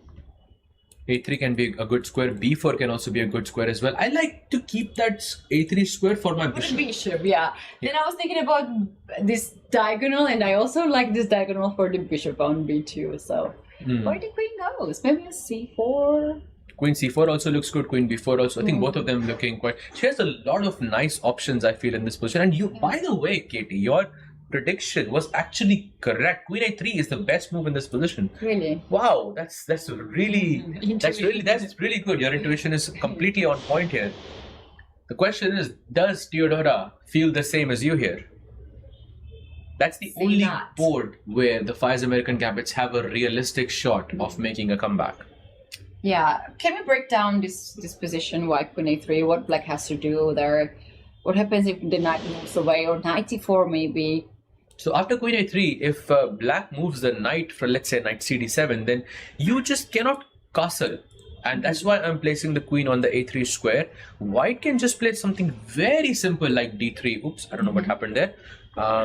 Just going back to the board very quickly. So we were on Queen a3, knight cd7, and then d3. And now black can play Queen e7, but you're supposed to just don't do anything, because black can castle. If black takes the queen, you take with the bishop. You can play rook to b1 in this position. No? That's a nice move. Knight d4 is there's so many nice moves, I think, in this position for Theodora. I think, but you know, I think the problem is that because she's a pawn down, there's going to be this voice on the back of her head. You know, I'm a pawn down. I'm a pawn down. So I need to sort of justify that somehow. She goes with the other direction. Queen went to e3, hitting the knight on c5. She has the main idea to bring the bishop on a3 to stop black castling on the short side. I like this move. I really like this move. Absolutely. I think it's a great move because once you play bishop a3, short castling will not be possible, as mentioned by you. Great move by Theodora here. She's extending her advantage. Speaking of extending your advantage, let's also take a look at Bibisara Asabayeva versus Zhu Jinner, because Zhu Jinner has just made a slight inaccuracy with this move, knight df4. I think she's trying to put some pressure on the king's side with queen g5, but there is this knight sitting over here, very smartly guarding both of these key squares. I agree with this. After bishop e6, maybe black has to take with the f pawn to open up the f file as well. And with these knights there on the king's side, together with the bishop from b6 attacking the pawn on f2, maybe black will look for some kind of king side attack. King side attack indeed. And after bishop takes e6, the key move here is to capture, or well, recapture with the f pawn, like you mentioned. Taking with the knight would not be, it's still fine, but I think white's advantage maybe just increases by a little bit. So on this board, maybe Zhu Jinner is just not, her position is not that bad. I think she can still very well hold it, maybe even win it. So what else we have? Can we go back to the Richard report against Vedit Gujarati? What is the situation here? Absolutely, this is the position. I think that move which we were talking about, rook f6, rook e1, takes rook f8 has happened, and Richard has gone f3 and Vedit has played b6. This is the current position. It is the current position. By b3, he doesn't necessarily want to play c5 next move, but he wants to protect the pawn on a7. We were talking earlier, it was hanging. Now, what is the white's plan? Should white somehow build up the attack on the queen side, a4, a5 to create some weakness? Is it b4, b5 to create d5 weakness? He has to do something. You know, in this position, white only has one move that kind of keeps things balanced, otherwise Rapport will be a little bit in trouble, and that move is rook e5. And let me break this down. The idea of rook e5 is that you are stopping black from playing h5, and he just played it. Goes for it. Wow. Richard is unbelievably good, yeah? So good. h5 was a real threat for him. Yeah, and he has found the only move, queen e3, defending the queen. Vedit goes h6, and now position is more or less balanced, but I think Rapport having 5 minutes extra on the clock really shifts things in his favor. Kind of also felt for a moment that maybe Vidit has passed this difficult moment and now he's more or less relaxed, but he can't relax on the time. He's low on the time. Oh, absolutely. He goes rook to d1. I think he's planning rook d4, Katie. Look at this move. If you take rook d4, I can capture back with my pawn, and suddenly the f pawn just goes f4, f5. Boom, boom. Oof, I love that. I love that. And you also create the pawn weakness on c6. Shall we take a look at the board 6? Something is happening in that board. A lot of fun. Okay, Volodar Murzin versus Mark Maurizi. This is the Prodigy board between the Fyers American Gambits and the Triveni Continental Kings. He has just gone knight c5. Looks like a very logical move, and Volodar takes that knight on g6, and that's a mistake. But a very complicated position. And he takes now the pawn? Yes. But the correct move here, instead of bishop g6, was to play b4, and to go into this mess looks very, very difficult. But especially in this time format, he does not find it, takes the pawn on f6, KT. What should black do?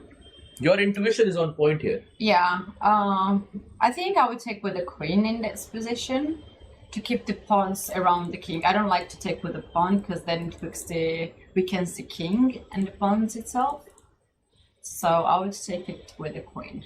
You would take it with the queen because double pawns are great defenders. And if you take with the g pawn, you are weakening the king. I think I kind of agree with you. Tough decision for Maurizi here. Oh, he goes gf6. Wow. G6. Also, this is a very natural move because you see the double pawns and you think, I don't want this. I just want to untangle my pawns and maybe use them at a later stage of the game. And with that, yeah, Volodar having some advantage here for sure. And yeah, I think this is looking good for the Fyers American Gambits. Taking a quick look at Teodora versus Alexandra Kostyanyuk, because that's the only game where white has, or well, one side has a sizable advantage, and it is this game between Teodora Inyach and Alexandra Kostyanyuk. If we can have the video for us. Black goes knight ce4 here, offering the trade of queens. And should he take the queen here? Looks risky, no? It looks a bit risky. I was thinking...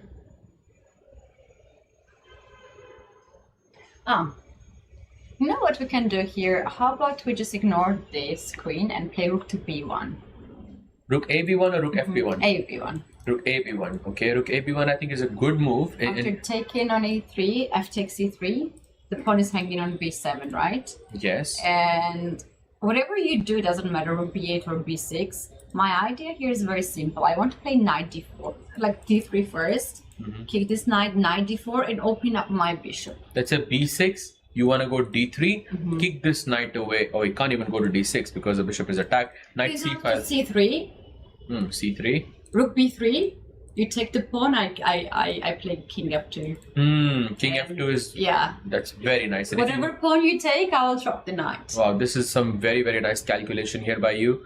However, Teodora Inyach actually made a slight inaccuracy and went queen f4, to which Kostyanyuk went knight d5 and queen e5, and suddenly, just like that, Kostyanyuk is now slightly better. Yeah, the queen got kind of dropped here in the middle of the board now. Queen has, of course, the square on d4 and can go there. Also, b2 is a square to go, but like, if you go queen d4, I'll take this queen and knight d2, loses the pawn, right? That's the problem. Queen d4, knight d4, knight d2. Yes. Just wins 2 pawns, and which is better than 1 pawn, obviously. Of course. But can I tell you what's even better than that? Oh, well, even worse than 3 that. pawns. You have 3 minutes on the clock. Oof. Teodora Inyach again having struggle on the clock. She has 3 minutes on the clock, and she has to make 25 moves. This is only move 15. I mean, she has thought for such a long time. Unless she is completely winning, I think this time management is just bad, yeah. I think even if you have a dead drawn position, you just cannot handle the pressure here. I agree with that. Time is huge difference. And remember this game of Nina Batsishvili against Stavrola? It was a different position. Stavrola was very close to checkmate her. Exactly.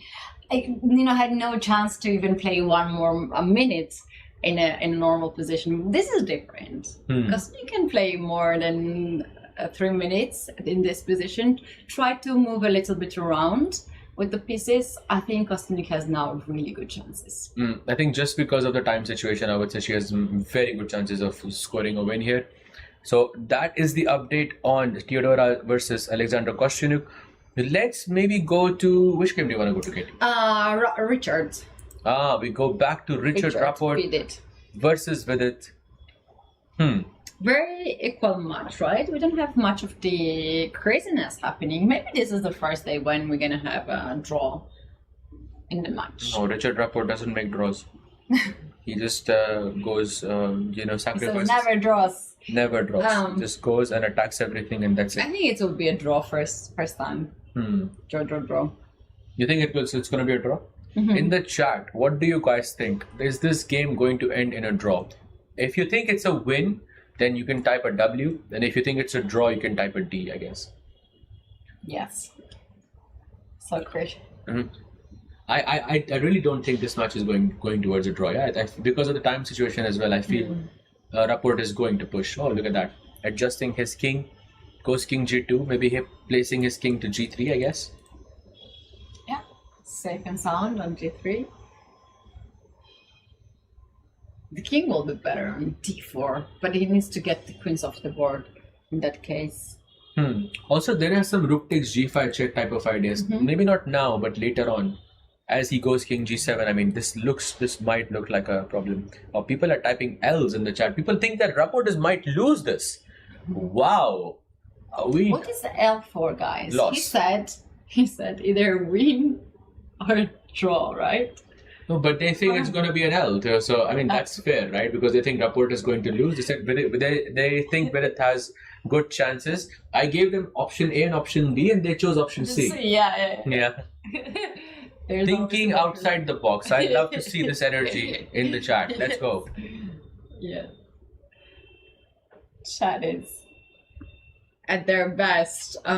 What else we can see? What is the exciting game at this moment? Somehow it slows down, but we're gonna have some fireworks on the board when time goes down.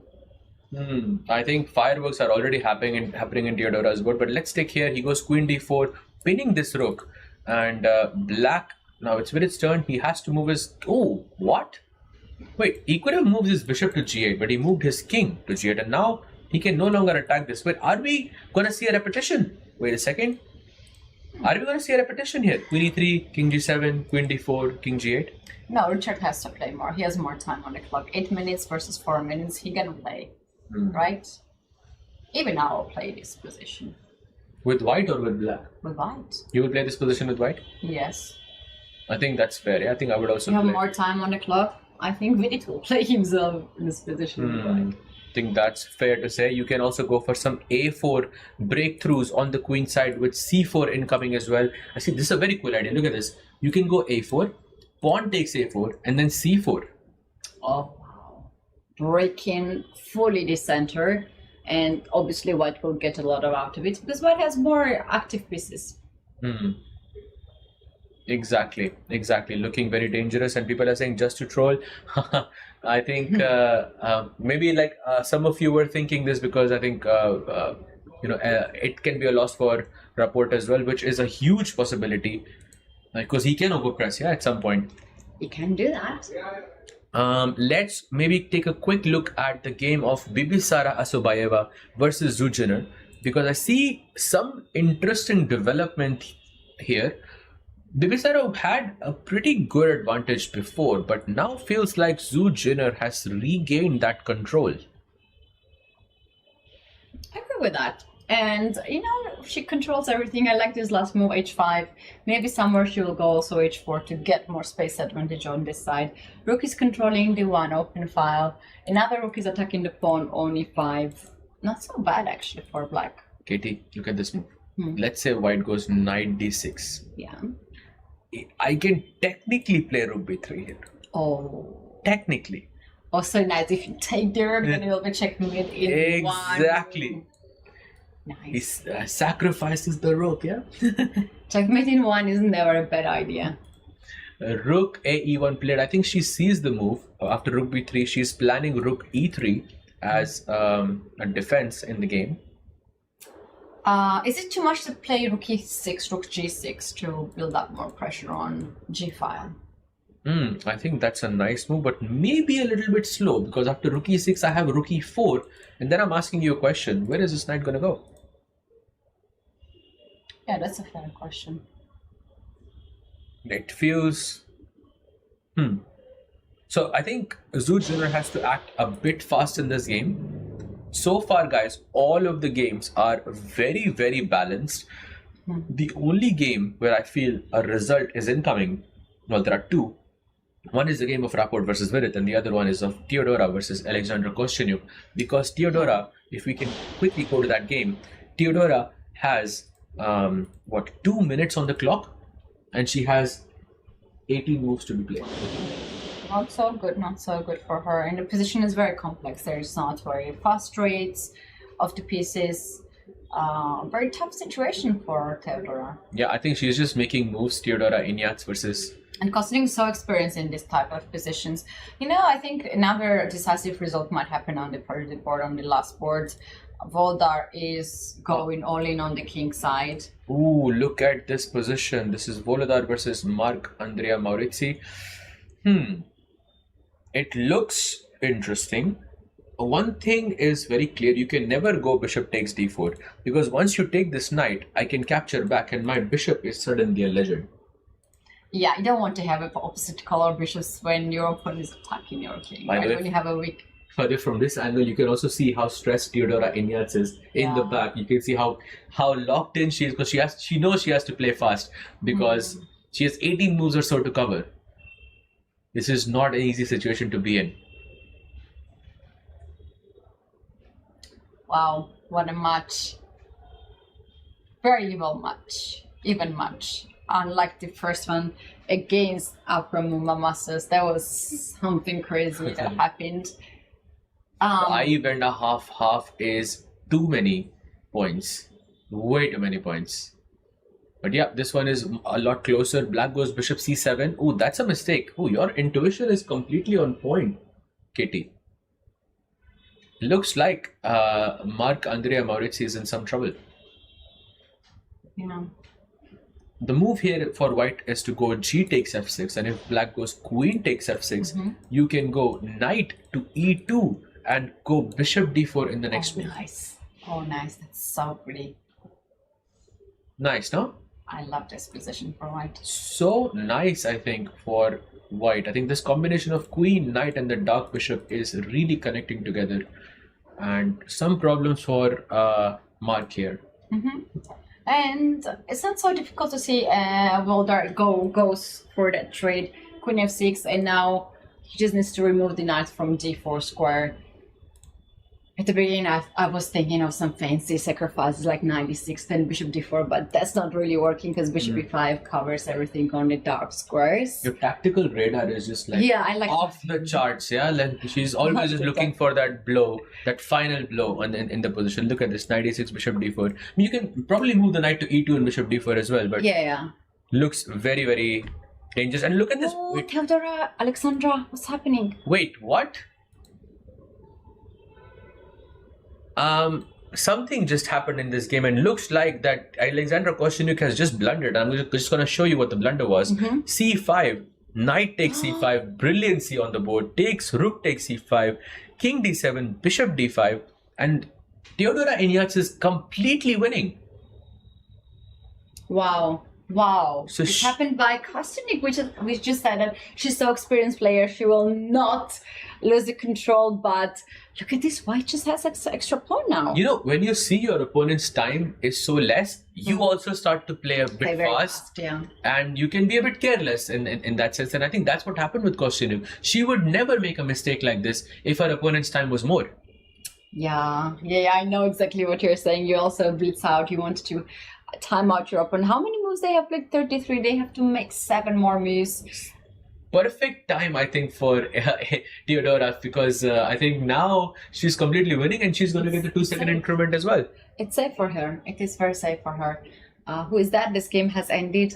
Zhu Jinner against Bibisara Asalbaeva. Yeah. 1-1. So we have a draw on that board, means the score line is 2-2 for this team. Fyers American Gambits and the Triveni Continental Kings. Situation 5 draws and 1 win. You can hear the full board, like the situation, what is happening, and we have this board 5 where Teodora has the huge advantage, the winning position. The other games are equal. Yeah, all the other games are equal. Just Teodora is winning. So this could be the key match where they score their win and they could take down the tournament leaders with this win. That is huge. They will be the only team who win against Triveni 2 times. And what a day for the Fyers American Gambits, right? The first game done yesterday. Like, they got I would love to know what they did yesterday, or what kind of team building exercises they did. Which clearly the team is looking very different today. I agree with that. This game is very important. Time is ticking now. Kosting is taking her time. She catch up. And now they have even time on the clock. Bishop a7 is a threat. You're losing the pawn, right? The knight is pinned. You can't do much about that. You have to push the pawn, maybe a6, maybe a5. I'm going to chase this pawn and I can play rook a8 right away. Yeah, rook a8 and you just take the pawn on a6. And right now, Teodora is stealing her time, as you like to say. Because whatever she plays, she's going to play it a bit faster. And look at that. She goes king d7 and now Alexandra's time is less than Teodora's, which is a huge turnaround. I like what she's doing. If you take the pawn, I'll play rook to g6, I'll play rook to a6, and I have my counterplay. I give you another pawn. Exactly. I like what Kostinik is doing. But Teodora has to play fast. Just play fast because you don't want to be in time pressure. You still have 4 moves, but in 2 seconds, anything is possible. You don't want to have this position and to make a draw or the match to not go your way, because that will be a huge loss for the team. Oh, I agree with that, but wait a minute. After bishop a7, Kostinik's idea is king c7. How will you untangle your pieces? Oh, that's a good question. By the way, she goes a5. She doesn't even bother with it. She goes king c7. Brilliant move. Brilliant move indeed, because she's already a pawn up and she wants to fix this pawn on a6 and take control of the 7th rank with it. Beautiful move by Teodora. That's a very good move. I like it. Absolutely. And now it's Alexandra who has to find a way to hold on, which is looking very, very unlikely. You can see on the clock she has 48 seconds and her opponent has 38 seconds. We are about to see this go them playing really, really quickly. Yeah. Rook to b4 has been, a lot of nerves. Meanwhile, I'm gonna just keep the eye on the other boards. We don't have much of the change. If something happens, we will switch the game. Absolutely. We should stick with this one because this is the one which will be the decider for them. Thank you. We are on amazing. Bishop e3 has been played, and now the knight on c8 has some chances to vacate itself to d6, but you also have to keep an eye on the a7 pawn. Will white play a6 next move? I think yes, to fix the pawn on a 7th rank on a dark square, as white also has a dark square bishop and it will be always a target for this bishop. Absolutely. She goes a6. That's a mistake. And she has 11 seconds on the clock, really? She has 11 seconds on the clock, that's right. And they are just 1 move away from increment. You remember Teodora had a winning position, I believe, before. Yes. I just remember that too. And she took that draw because she had less time on the clock. Hoping the same situation does not happen. By the way, we do have another match that was just finished. Board 3 ended in a draw. That ended in a draw. So Rapport and Vidit have drawn their match. It is up to Teodora. Oh, look what she did. She took the pawn on g5, gave up the bishop and took the knight. Alexandra is giving up all the pawns. She pushes the pawn f4. She's completely winning. But the time is not her friend, but it's not helping anyone right now. They both have to make moves really, really quickly on intuition. 10 seconds against 8 seconds. Oh my goodness. A5. Pieces will fly. The 4th pawn taken. Now at this point, you can just capture the rook on the pawn on a5 at some point and just push all the pawns, yeah? Should be winning. She goes f5. Rook e3. Attacking the pawn on e4. If you take, then ooh, lovely. Rook e1 and now rook f5. Very nice move. Yes. F5. Pawn. rooks must be behind pass pawns. And you will just keep handshake. What? Again by Theodora? She will be the player of the match. Absolutely. Look at MVP. She is the MVP of this match, and she is going to be, very likely going to be the decider between the Fyers American Gambits and the Triveni Continental Kings. Let's hop on to Artemia versus Vishy, because Vishy just made a move in 1 second. Oh, what's happening here? What happened here? Why are they not... Draw? They just agreed to a draw? Oh yeah, they just agreed to a draw. Yeah. But they repeat it, I guess? Oh, it was a 3-fold repetition call by Vishy, so they have just accepted it, and that leaves us with our final match between Volodar Murzin and Maurizi Mark Andrea. Maurizi in must-win situation with black pieces. If he wins, they will take over Fyers American's Gambit, but the position is actually fine for black. Pair of bishop, some chances. Yeah, and by the way, look at both of these players. So much pressure on them. They know the situation. One has to hold and the other has to win. This is so difficult for both players. Volodar Murzin having 8 seconds on the clock. He goes king g3. King e6, attacking the bishop on e5. And now, should we push f4? Yes, go for it. f4 and bishop e4. It gives activity. Oh. Volodar is losing. Oh, he played in 1 second. Oh, no. And now black can just push the pawn d3. And if you go bishop c3, there's bishop e3. Oof. I think he just lost on time. Oh no, he still has enough time. I think it's 4 seconds on the clock. Shall we do bishop b7? Oh, no. Yeah. Bishop b7. Oh no, he knows it's lost. Yeah, he knows it. The position is lost. Excuse me, is Maurizi has 1 minute on the clock? Yes. Where he stored all this time? I think he's just a very fast player.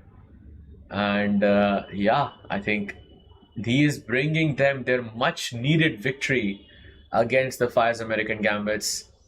Because once Maurizi wins, they will get 4 points instead of 3. So, oof. The tournament leaders are going to remain on top.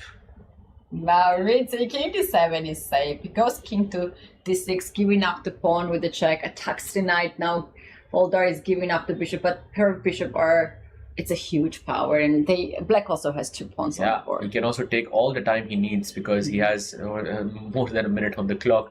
Defend the king. King c4 is, I think, very logical.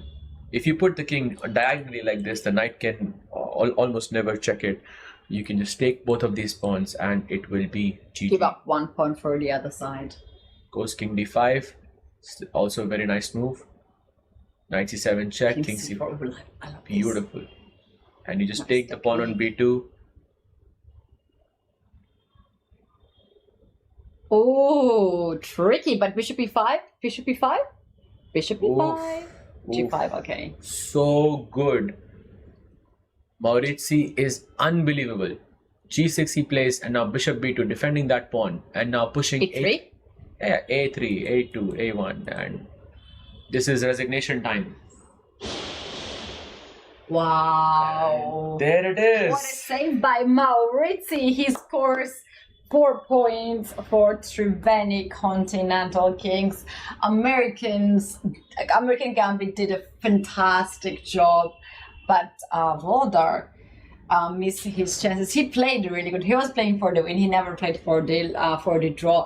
Let's take a look now at the standings. We have draw, and Theodora Ignat was the amazing player, as well as Marc-André Maurizi. Do you think Marc-André Maurizi will be the MVP, or we will have for the first time the player getting the award? I think it should go to Marc-André Maurizi because he won with the black pieces, and his team really needed that win. Because if you look at the leaderboard, I mean, Triveni Continental Kings are 2 points ahead of the rest of the pack over here, and I think this means they are so close they can almost taste the victory.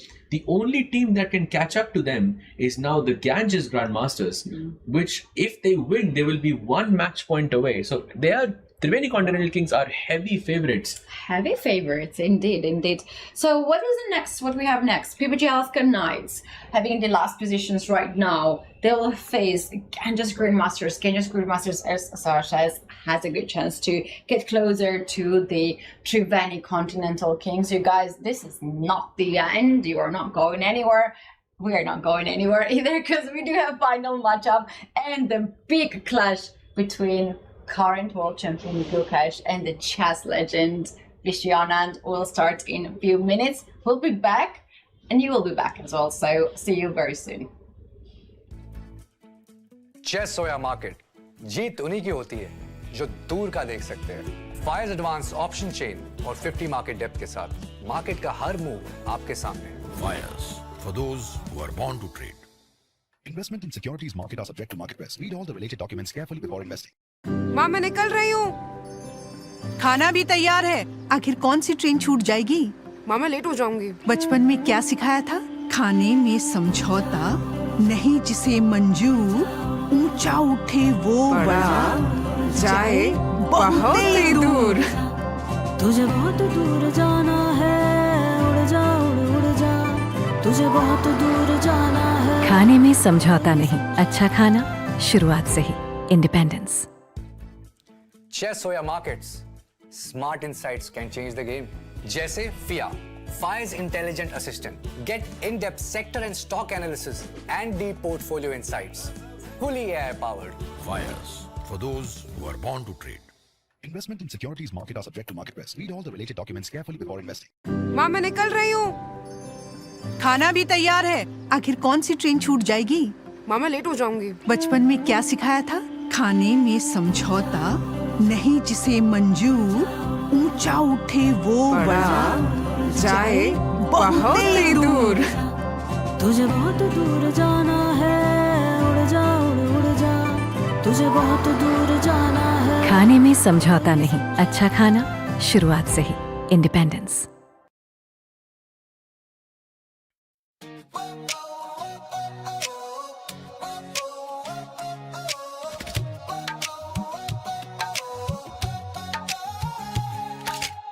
Spotlights burning through the night, legends stepping into the light.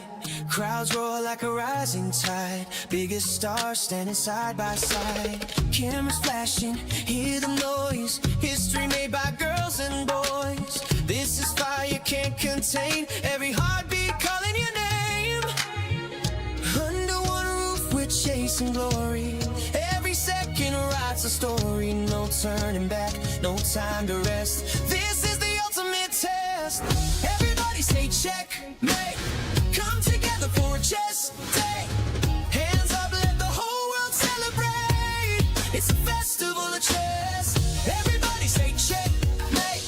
Come together for a chess day. Feel the pulse as the moments escalate. It's a festival of chess.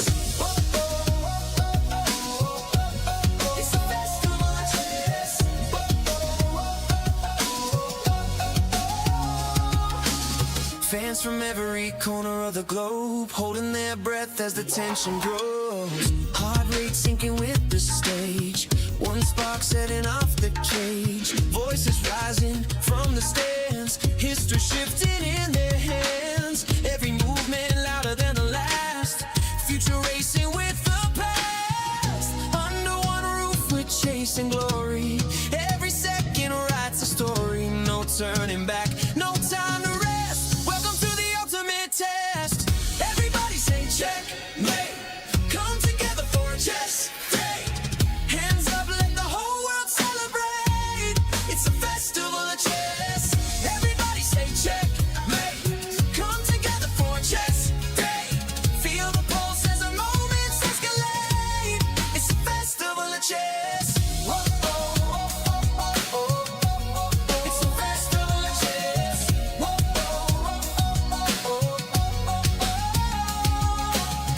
Lights up, the world is watching. Every move as the planet talking. Tonight we rise, tonight we shine. All our stars align.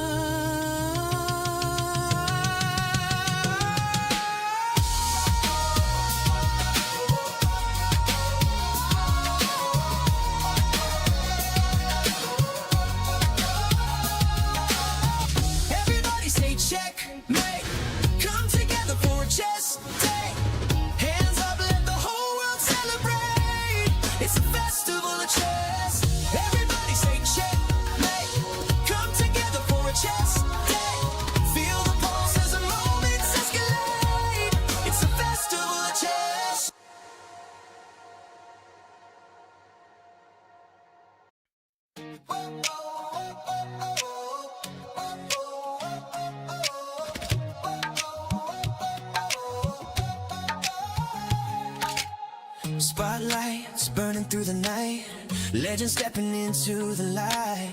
Crowds roar like a rising tide, biggest stars standing side by side. Cameras flashing, hear the noise, history made by girls and boys. This is fire you can't contain, every heartbeat calling your name. Under one roof we're chasing glory, every second writes a story. No turning back, no time to rest, this is the ultimate test. Everybody say checkmate, come together for a chess day. Hands up, let the whole world celebrate, it's a festival of chess. Everybody say checkmate, come together for a chess day. Feel the pulse as the moments escalate, it's a festival of chess. It's a festival of chess.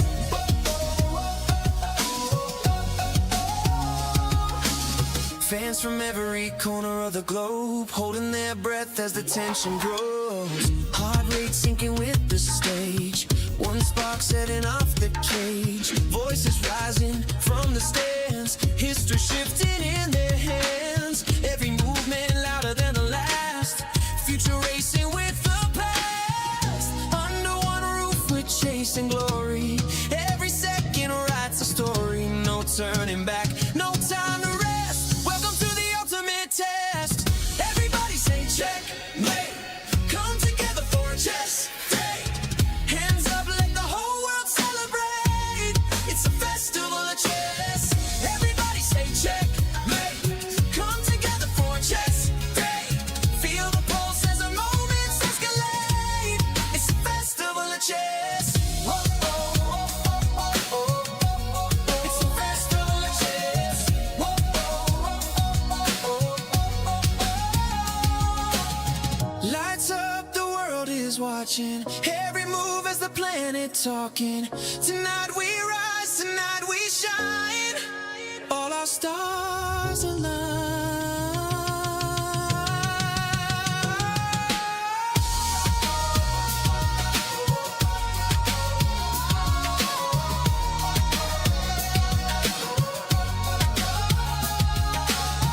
Everybody say checkmate, come together for a chess day. Hands up, let the whole world celebrate, it's a festival of chess. Everybody say checkmate, come together for a chess day. Feel the pulse as the moments escalate, it's a festival of chess.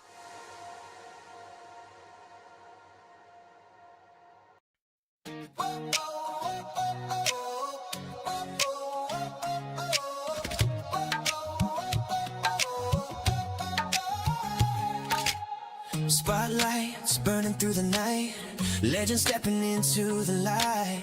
Crowds roar like a rising tide, biggest stars standing side by side. Cameras flashing, hear the noise, history made by girls and boys. This is fire you can't contain, every heartbeat calling your name. Under one roof we're chasing glory, every second writes a story. No turning back, no time to rest, this is the ultimate test. Everybody say checkmate, come together for a chess day. Hands up, let the whole world celebrate, it's a festival of chess. Everybody say checkmate, come together for a chess day. Feel the pulse as the moments escalate, it's a festival of chess. Whoa, whoa, whoa, whoa, whoa. It's a festival of chess. Whoa, whoa, whoa. Fans from every corner of the globe holding their breath as the tension grows. Heart rate sinking with the stage, one spark setting off the cage. Voices rising from the stands, history shifting in their hands. Every movement louder than the last, future racing with the past. Under one roof we're chasing glory, every second writes a story. No turning back, no time to rest, welcome to the ultimate test. Everybody say checkmate, come together for a chess day. Hands up, let the whole world celebrate, it's a festival of chess. Everybody say checkmate,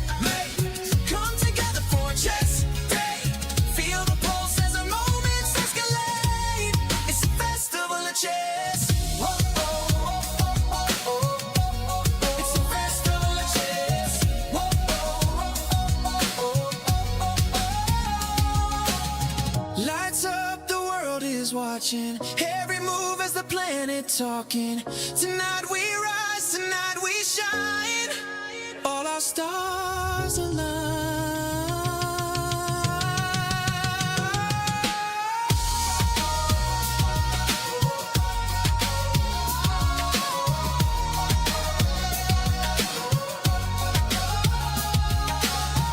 Everybody say checkmate. Come together for a chess day. Hands up, let the whole world celebrate. It's a festival of chess.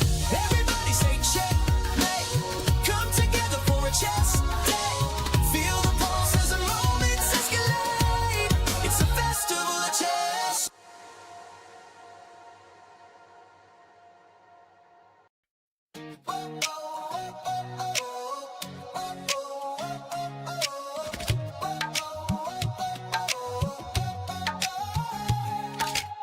Spotlights burning through the night. Legends stepping into the light. Crowds roar like a rising tide. Biggest stars standing side by side. Cameras flashing, hear the noise. History made by girls and boys. This is fire can't contain. Every heartbeat calling your name.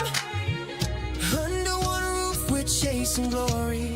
Every second writes a story. No turning back, no time to rest. This is the ultimate test. Everybody say checkmate.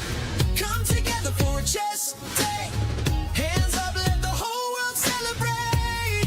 It's a festival of chess. Everybody say checkmate. Come together for a chess day. Feel the pulse as the moments escalate. It's a festival of chess.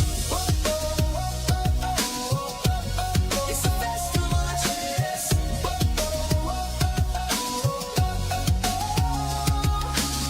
Fans from every corner of the globe holding their breath as the tension grows. Heart rate sinking with the stage. One spark setting off the cage. Voices rising from the stands. History shifting in their hands. Every movement louder than the last. Future racing with the past. Under one roof we're chasing glory. Every second writes a story. No turning back, no time to rest. Welcome to the ultimate test. Everybody say checkmate. Come together for a chess day. Hands up, let the whole world celebrate. It's a festival of chess. Everybody say checkmate. Come together for a chess day. Feel the pulse as the moments escalate. It's a festival of chess. Whoa, oh, oh, oh, oh, oh.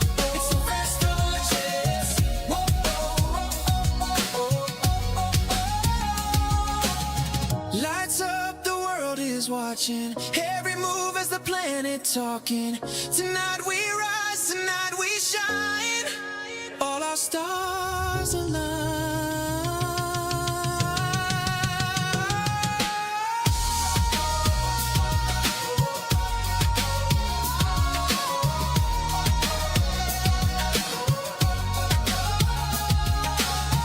Everybody say checkmate. Come together for a chess day. Hands up, let the whole world celebrate. It's a festival of chess. Everybody say checkmate. Come together for a chess day. Feel the pulse as the moments escalate. It's a festival of chess.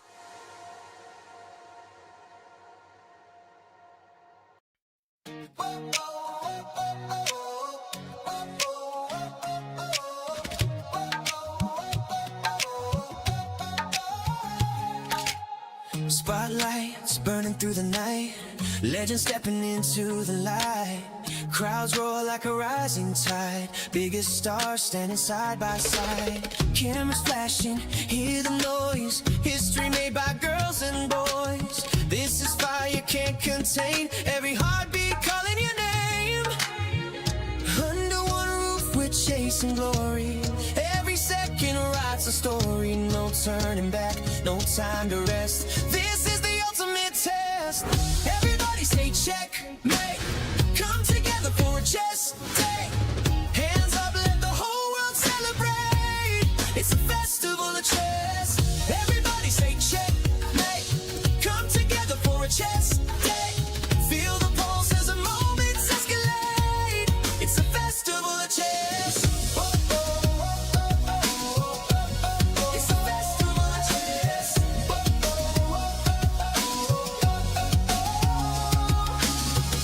from every corner of the globe, holding their breath as the tension grows. Heart rate sinking with the stage, one spark setting off the cage. Voices rising from the stands, history shifting in their hands. Every movement louder than the last, future racing with the past. Under one roof we're chasing glory, every second writes a story. No turning back, no time to rest. Welcome to the ultimate test. Everybody say checkmate. Come together for a chess day. Hands up, let the whole world celebrate. It's a festival of chess. Everybody say checkmate. Come together for a chess day. Feel the pulse as the moments escalate. It's a festival of chess. Whoa, oh, oh, oh, oh, oh. It's a festival of chess. Whoa, oh, oh, oh, oh. Lights up, the world is watching. Every move as the planet talking. Tonight we rise, tonight we shine. All our stars align.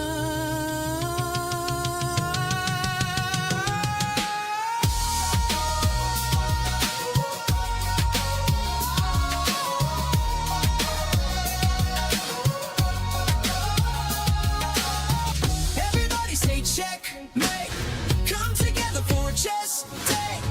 Hands up, let the whole world celebrate. It's a festival of chess. Everybody say checkmate. Come together for a chess day. Feel the pulse as the moments escalate. It's a festival of chess.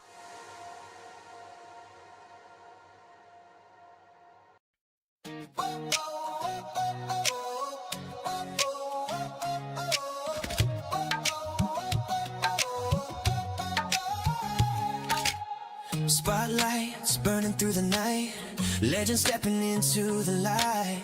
Crowds roar like a rising tide, biggest stars standing side by side. Cameras flashing, hear the noise, history made by girls and boys. This is fire you can't contain, every heartbeat calling your name.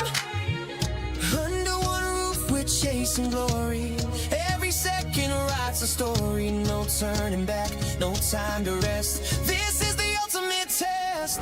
Everybody say checkmate. Come together for a chess day. Hands up, let the whole world celebrate. It's a festival of chess. Everybody say checkmate. Come together for a chess day. Feel the pulse as the moments escalate. It's a festival of chess. Whoa, oh, oh, oh, oh, oh. It's a festival of chess. Whoa, oh, oh, oh, oh.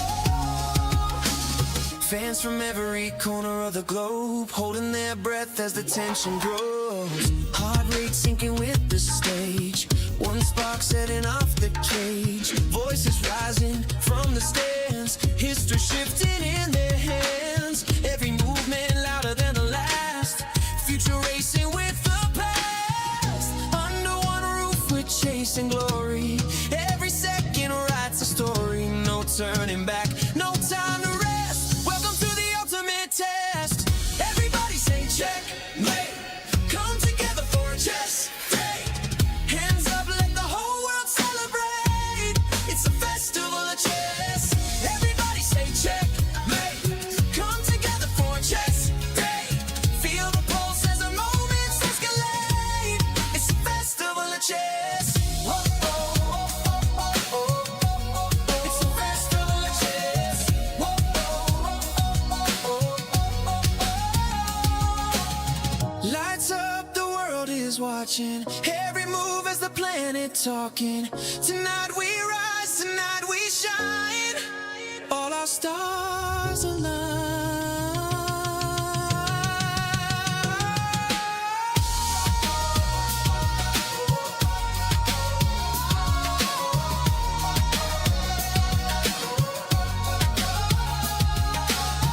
Everybody say checkmate.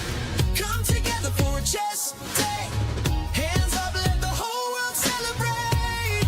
It's a festival of chess. Everybody say checkmate. Come together for a chess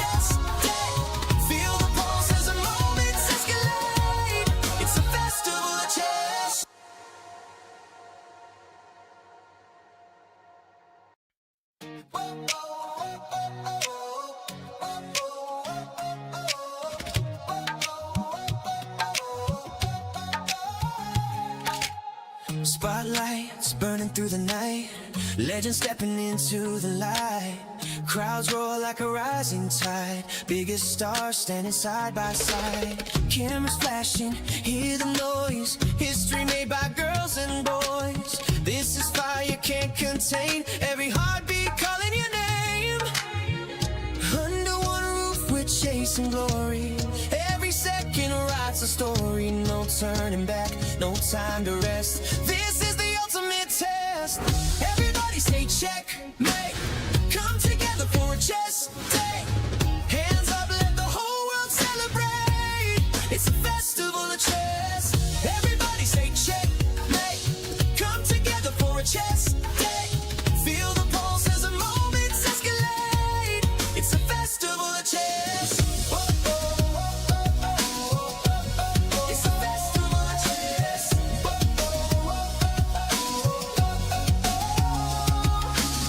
Fans from every corner of the globe holding their breath as the tension grows. Heart rate sinking with the stage, one spark setting off the cage. Voices rising from the stands, history shifting in their hands. Every movement louder than the last, future racing with the past. Under one roof we're chasing glory, every second writes a story. No turning back, no time to rest, welcome to the ultimate test.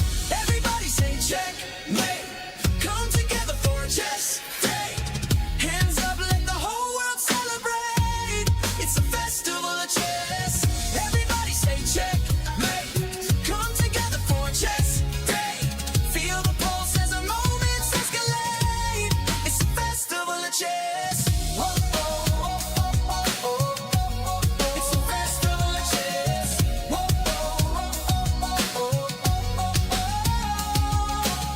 Lights up, the world is watching, every move as the planet talking.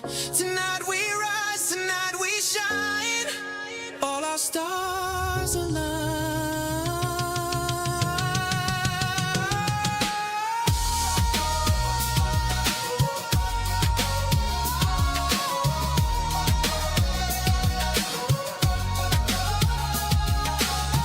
Everybody say checkmate, come together for a chess day.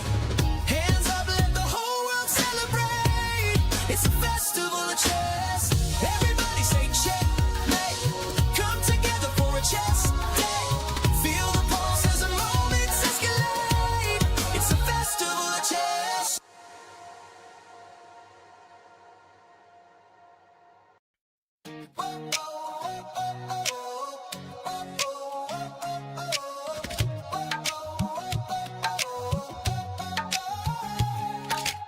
Spotlights burning through the night, legends stepping into the light. Crowds roar like a rising tide, biggest stars standing side by side. Cameras flashing, hear the noise, history made by girls and boys. This is fire can't contain, every heartbeat calling your name. Under one roof we're chasing glory, every second writes a story. No turning back, no time to rest, this is the ultimate test. Everybody say checkmate, come together for a chess day. Hands up, let the whole world celebrate, it's a festival of chess. Everybody say checkmate, come together for a chess day. Feel the pulse as the moments escalate, it's a festival of chess. It's a festival of chess.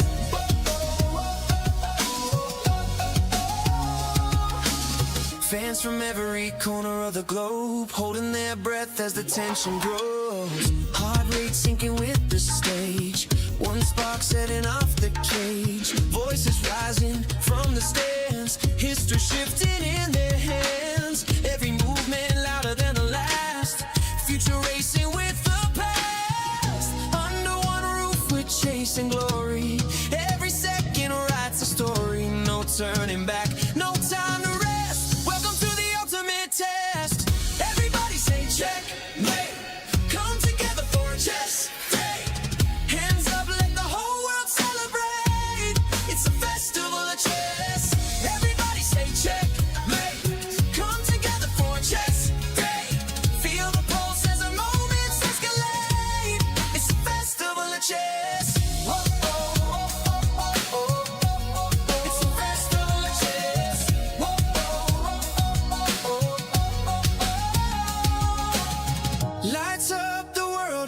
watching every move as the planet talking.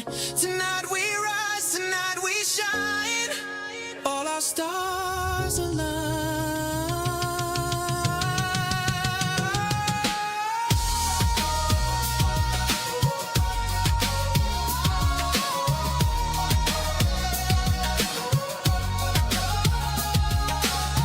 Everybody say checkmate. Come together for a chess day. Hands up, let the whole world celebrate. It's a festival of chess. Everybody say checkmate. Come together for a chess day. Feel the pulse as the moments escalate.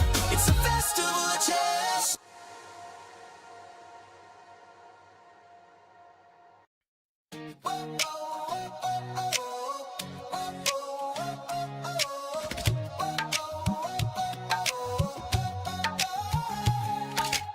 Spotlights burning through the night. Legends stepping into the light. Crowds roar like a rising tide. Biggest stars standing side by side. Cameras flashing, hear the noise. History made by girls and boys. This is fire can't contain. Every heartbeat calling your name. Under one roof we're chasing glory. Every second writes a story. No turning back, no time to rest. This is the ultimate test. Everybody say checkmate. Come together for a chess day. Hands up, let the whole world celebrate. It's a festival of chess. Everybody say checkmate. Come together for a chess day. Feel the pulse as the moments escalate. It's a festival of chess. It's a festival of chess.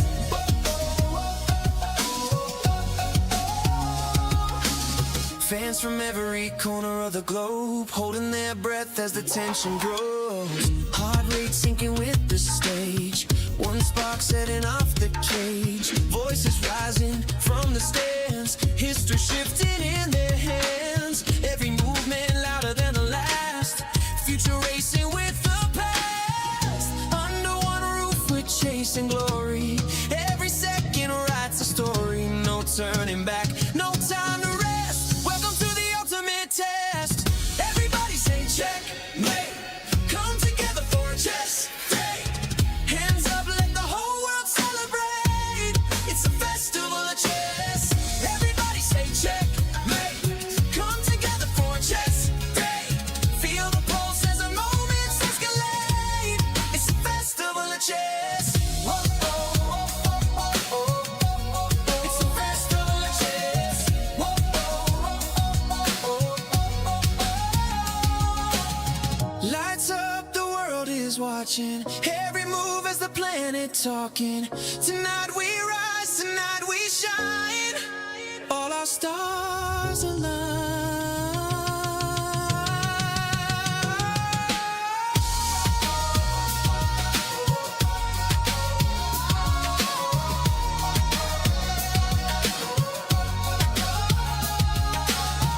Everybody say checkmate. Come together for a chess day. Hands up, let the whole world celebrate. It's a festival of chess. Everybody say checkmate. Come together for a chess day. Feel the pulse as the moments escalate. It's a festival of chess.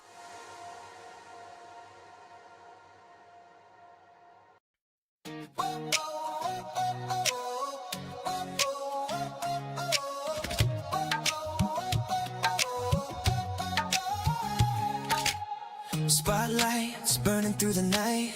Legends stepping into the light. Crowds roar like a rising tide. Biggest stars standing side by side. Cameras flashing, hear the noise. History made by girls and boys. This is fire can't contain. Every heartbeat calling your name. Under one roof we're chasing glory. Every second writes a story. No turning back, no time to rest. This is the ultimate test. Everybody say checkmate. Come together for a chess day. Hands up, let the whole world celebrate. It's a festival of chess. Everybody say checkmate. Come together for a chess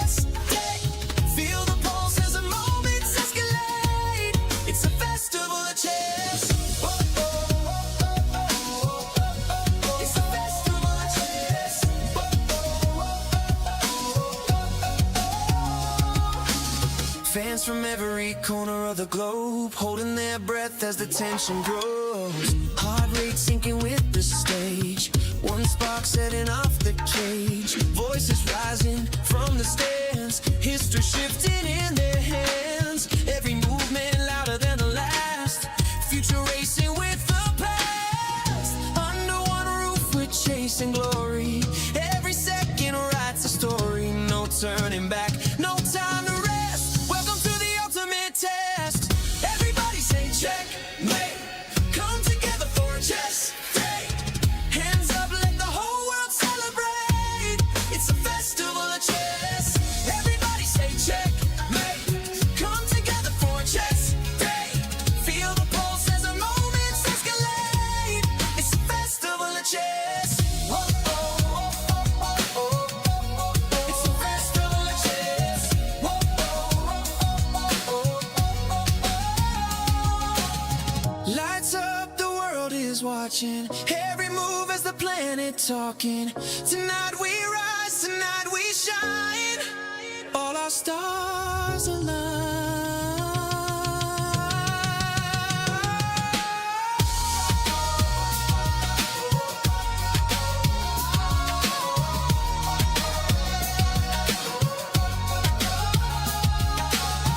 Everybody say check, mate. Come together for a chess day. Hands up, let the whole world celebrate. It's a festival of chess. Everybody say check, mate. Come together for a chess day. Feel the pulse as the moments escalate. It's a festival of chess.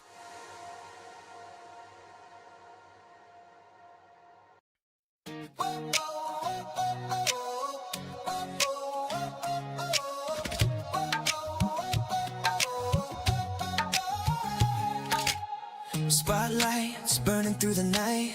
Legends stepping into the light.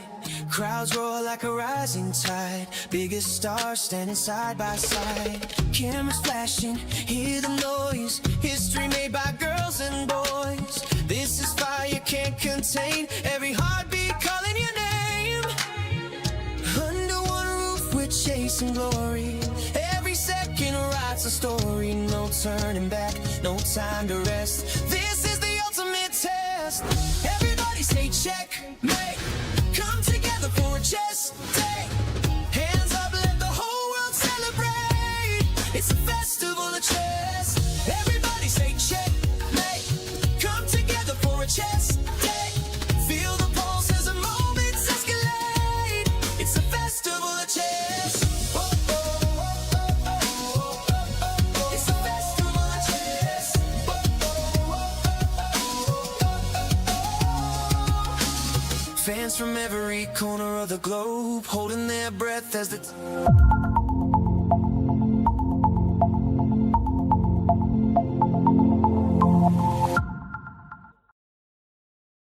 Bharat का अपना solar, Navita solar, India's finest module manufacturer.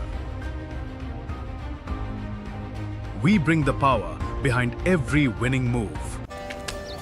Come on guys, hurry up. अरे सुनना, एक break ले लेते हैं. Guys, I'm telling you, तुम लोगों को सही से ट्रैकिंग नहीं आता. But that's okay, you can learn. रोज का ढक्कन देना. ये रेड वाला है, सही वाला देना. वे ढक्कन. पहले तो सही पानी पीना.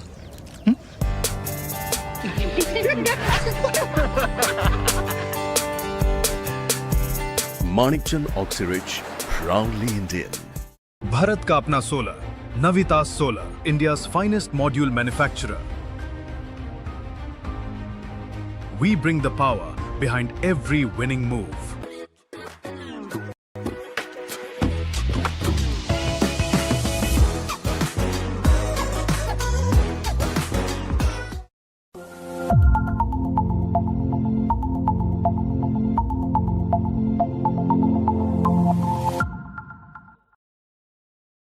भारत का अपना solar, Navita solar, India's finest module manufacturer. We bring the power behind every winning move. coming back to the day 7 of the Global Chess League here in Mumbai. This is the final match for today. Sahaj and Katie in the studio. Sahaj, what we have right now, what we are going to be focusing. So far we looked at the Triveni Continental Kings, who have just cemented their lead by 2 match points, and right now we have a really special match incoming between the PBG Alaskan Knights, who are on the bottom of the leaderboard, against the Ganges Grandmasters. And this match is really special for the Indian fans like myself, because the reigning world champion is going to be playing against the godfather of Indian chess, Vishy. India has 2 world champions, and very rarely, actually only twice, this is the second time. The first time was when they played against each other 4 days ago, something like that. Gukesh versus Vishy. Each other. Exactly, they're facing each other for the first time essentially in this event, and what a treat it is for us. We'll get to our favorites. Let's start from the bottom of the leaderboard, Katie. Daniel Darda versus Ronak Sadhwani. They are good friends on the board, off the board. What do you think is going to happen here? I agree with that. In the first game, they ended in a draw in their first match, but now the tournament goes towards the end. I think there will be no more friendly draws whatsoever. So, sorry. I expect here Darda being a slight favorite. Do you know why? Because Ronak has already played today the game, and he might be just exhausted. Yeah, and that game did not go his way. Ronak actually lost his match with the white pieces against Leon Luke Mendonça of the Alpine SG Pipers, giving them 4 points. However, Ronak is playing with the black pieces. Their team, Ganges Grandmasters, didn't end up winning the match regardless, so the team would be feeling really good. I think it's very evenly balanced, this match between Ronak and Darda. I'm going to say Ronak is maybe a slight, teeny tiny favorite for me personally. Let's go on to the women's superstar board between Sara Khadem and Stavrola Stolakidu. What are your thoughts there? Stavrola just won against Novastishvili. Very beautiful game. She might be in a good mood, but again, Sara is actually well rested today. They are not playing two rounds. They played 2 rounds yesterday, so I would give a slight advantage to everyone in the PBG Alaskan Knights, just because they are fresh. They have not played earlier the tough game, and they are playing with the white pieces as well. So Sara Khadem, slight favorite there against Stavrola. Maybe for me, they're still fairly balanced. Let's go to the most important match for me here, of course, apart from the icon board. Katerina Lagno versus Polina Shuvalova. Last time they played against each other, Shuvalova defeated Katerina Lagno with the white pieces. Do you think Katerina Lagno will be looking for that revenge? She will be looking for that revenge, and Polina Shuvalova started very nicely, but somehow she has a bit ups and downs for the last few rounds. Katerina had more time for preparation. She has white pieces. I would say she's a slight favorite. Okay, I think that's fair to say. For me also, again, very evenly balanced. But yeah, Katerina Lagno would be a slight favorite for me on this board. Let's go to Lenier Dominguez Perez versus the current World Cup winner Javokhir Sendarov. This is a complete clash of styles for me, because Lenier is a very solid player, whereas Javokhir Sendarov is the guy who brings that fight on the board. And last time he brought the fight, and he brought the 3 points and the victory for his team. Today, if he wins, he will get 4 points. Dominguez has to play very fast because he's struggling all the time, and of course he plays very solid game. Coming to the board, 2 very interesting matchup here. Arjun Erigasi, very creative, very strong chess player, very good player in the rapid game, and then we have Kemar Vincent, who just beat Anish Giri. Very important win. Earlier he was not scoring that much, but to beat the Anish Giri, it's a very good booster for the mood. Again, I will stick with my plan, the idea that whoever did not play in this day, another match, is a slight favorite for me. Absolutely. And in this match, I think Arjun, if I had to choose one board in the PBG Alaskan Knights, I would be looking at board 2 specifically, because that's the one board where I think they have a good chance of winning. Arjun Erigasi is absolutely chaotic. He is a madman for a reason. And he's playing with the white pieces. He's well rested. Like you said, Vincent Keimer, having played a match against Anish Giri earlier in the day, would be feeling that fatigue going into this match. Now let's talk about the icon board. The icon. Here we came. Two world champions. Here we came. You guys go ahead and let us know, who are you rooting? Is it Gukesh? Is it Vishy? Just let us know, who are you supporting. I think Gukesh is here to prove that he can beat Vishy Anand, and he wants to take revenge. I'm sure he's very thirsty for this game. You know, I think Gukesh has been on really good form, especially in the last 3 rounds, except for that match against Hikaru, which he was winning, by the way, and then he messed it up towards the, those time scramble situations. But I still would say that Gukesh has been performing very, very good. He defeated Alireza Firuza with the black pieces, the only guy in the entire tournament who can say that I defeated Alireza with the black pieces. So he would have that confidence. And of course, having lost their previous encounter versus Vishy, Gukesh, I think, would be looking to even that score, because this is the match where everything gets settled down. This is the match. I agree with you as well. Very personal for these two players. The crowd is screaming both of their names. Gukesh very popular, Vishy very popular in India. I have no idea how the game's gonna go. We can predict one way or another, and the games can go totally the different way. But right now, PBG Alaskan Knights need to win to just lift a little bit up in these standings.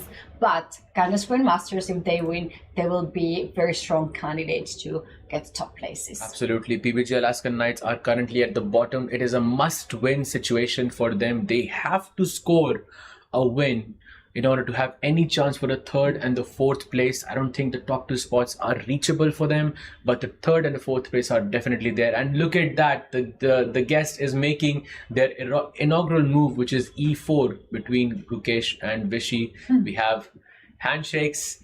Gukesh takes the pawn back. No, that's not what I'm going to play.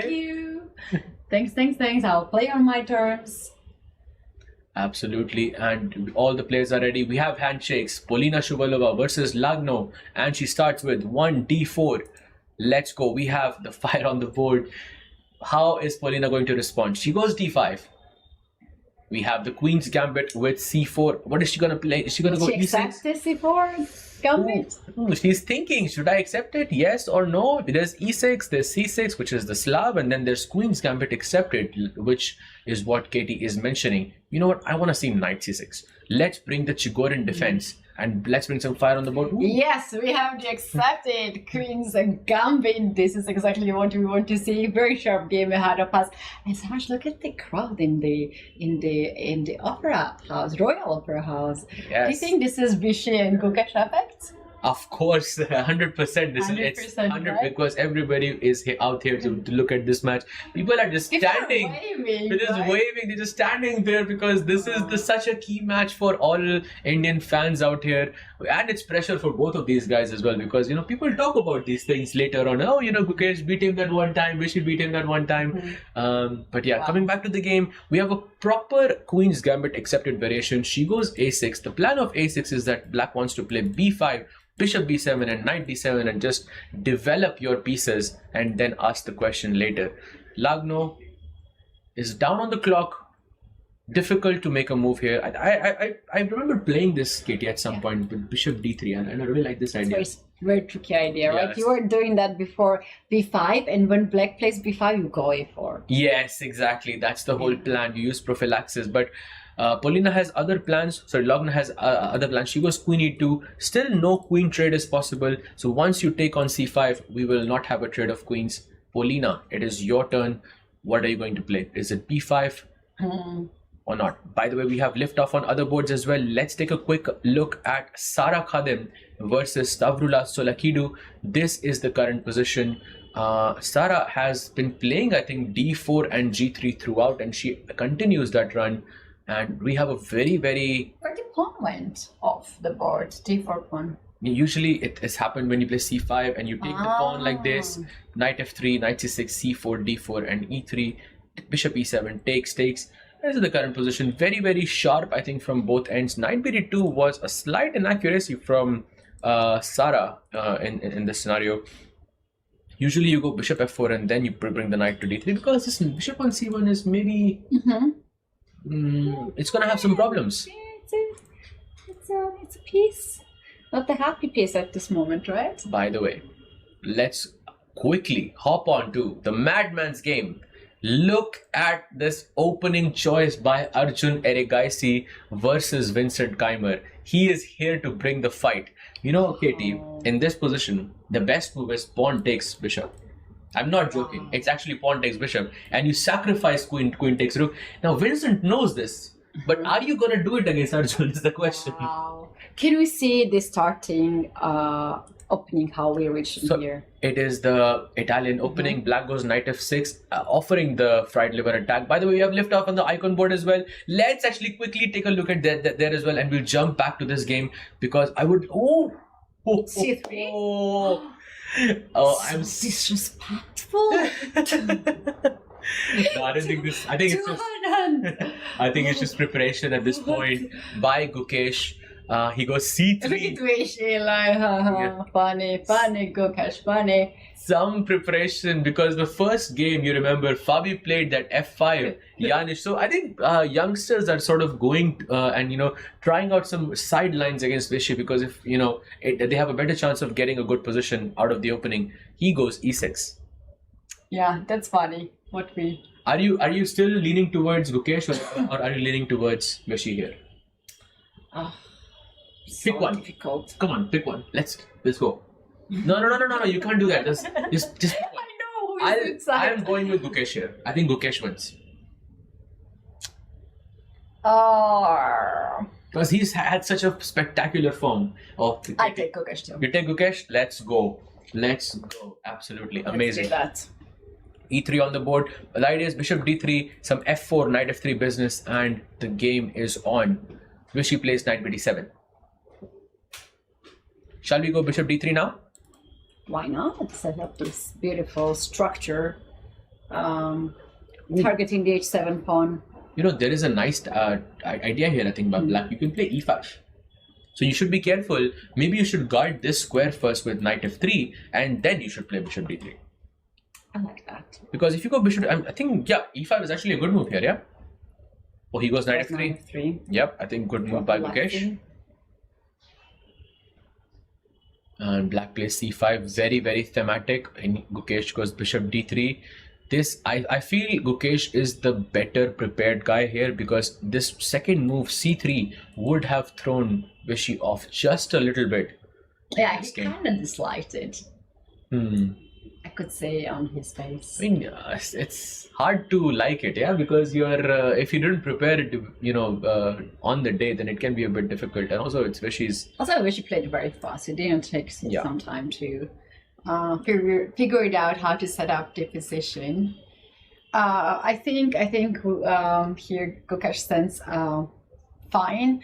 Shall we take a look at the game of the Arjun and Vincent? Oh yes, absolutely. Something is happening there. This was the position, pawn takes pawn. It was a fried liver attack, Katie, with knight g5. Yeah, I couldn't believe that he played this. Yes. This is so like meme kind of opening, right, in internet. Madman for a reason. He chooses these sidelines on purpose and he goes into the mess and tries to, outcalculate his opponents. Black goes knight f5, gives a check, takes, and now queen f3 is the most sort of critical line or sort of the most it's a line where you get the most mess out of the position. And you see Vincent did not take that bishop on b5, even though it's one of the best moves here according to the engine. Black goes rook b8, bishop d3 happens, bishop d6, and now Arjun goes knight c3. This is a move that probably was not looked at by Vincent because he took a long time to play this move, bishop g4, and guess what, Katie? It was the best move in the position. Do you think it's his preparation? Bishop g4? No, I don't think so, because look at his time. He has 15 minutes and 54 seconds, meaning he spent around 2 to 3 minutes. And what's the chances you wait? You're expecting fried liver from Arjun, right? Absolutely, very little chance, and I think they know each other really well. I think Vincent also senses that Arjun has took a big risk, and because of this risk, he is going to strike. The problem here is, Katie, that if white goes queen to g3, black has e4. And if you go queen to e3, black has knight to d5. Yeah. And don't have a fun position there, right? Absolutely. It looks very, very critical for Arjun. He's taking his first long think. This makes me a bit worried because I thought knight c3 was a risk by Arjun, but somehow it feels like he may have misplayed here. Or yeah, he remembered the line differently or something like that, because bishop g4 was the best move and Vincent already has a great position, yeah, almost -1. And what was the move instead of knight c3? Maybe h3 or something to avoid bishop g4? Instead of knight c3, the best move was h3. Yes, you are absolutely correct. Might sometimes mix up the lines. Yeah, I think that is probably what happened here. And Vincent took charge here. Queen e3, as I mentioned, knight d5 is the problem. If queen g3, there is e4 on the board. Which board would you like to go to as Arjun takes his first long think? Gukesh versus Anand, because Gukesh just shamelessly attacked Anand's king and threatened checkmate in one. Queen to h5. Look at that. Look at that. And invited g6, that weakens the dark squares. Now he keeps the queen on the h file. What do you think will be Gukesh's next moves? How he's going to attack? He goes f6. I think that kind of clears it out for us, because you can capture on f6 just very simply and bring this knight on f3 and put it on e5, or you can play knight f3 instantly and allow black to take on e5 and you can capture back with your pawn. Both of them seem logical options. Personally, I think I would take, exactly like Gukesh, I would take on f6 and I would leave this square for my knight on e5. And next, very likely, maybe knight will also go on g5 to hit the pawn on h7 and e6 from the board. That is a very strong move here. Knight going to g5 I think looks very, very tempting. Another very strong move in this position is to realize that black has sort of a bad bishop. Wouldn't really call it a bad bishop, but since you have these pawns on d5 and e6 and they're more or less fixed, this can be classified as a bad bishop, and you play bishop to b5. The idea is that you want to take this knight on d7 and then bring your knight all the way to e5, and you just enjoy a good knight bad bishop type of scenario. But it is not an easy move to play over the board. Bishop e5, I love this move. I love this move. Somehow I feel that Gukesh woke up today. Feeling the energy, yeah? He woke up violence today. Look at him, how energetic is he, playing very fast, keeping the advantage on the clock. Well, once you beat Alireza with the black pieces, I think you'll have the best sleep of your life, and you will feel up, you'll wake up just even feeling even better in that scenario. Let's take a quick look at the Prodigy board between Daniel Darda and Ronak Sadhwani. This is the current position, and Ronak has an extra pawn, the c pawn, but his king's structure is a bit messed up. It is ruined, and very often in these positions, white is sacrificing the pawn to have some nice counterplay on the queen side. b5 has been played. Is there no b3? Oh, b3, bishop goes on a3, and then c3 might be a problematic. Oh, you're too fast for me, Kitty. b3, bishop a3, and rook b1. Actually here knight e4 is very strong. Wow, knight e4. We're sacrificing the rook yet again. This is a checkmate, Katie. Look at this. Bishop c1, knight f6, king g7. Queen h7. Is queen h7 even working? It's more or less working, yeah? King f6 and h4. At least you have a draw here. You give a bunch of checks and knight g5. Yeah. Just you give a bunch of checks. But yeah, we're going way deep here, but at least he has a draw. He goes b3. Wow, you might see this actually happen. If you don't play bishop a3, then what else you can do? Look at the reaction of Ronak Sadhwani. He was not sure whether this was a good move or not. I think he was also thinking about bishop a3. And look at the stare he's giving. Look, I don't remember this move. Is this correct? What is happening here? How should I face it? What should I do? He cannot take the pawn on b3 because queen is pinned, first of all. If you ignore my threat, I will take the pawn on c4 next move, and I have a very good pawn structure. You have double pawn on the king side, and your king will be target. Is he going to play bishop a3? No. He goes c3. Just very safe, simple. You take on c3, black takes back, rook takes back. And now we have, I would say, more or less a quiet endgame.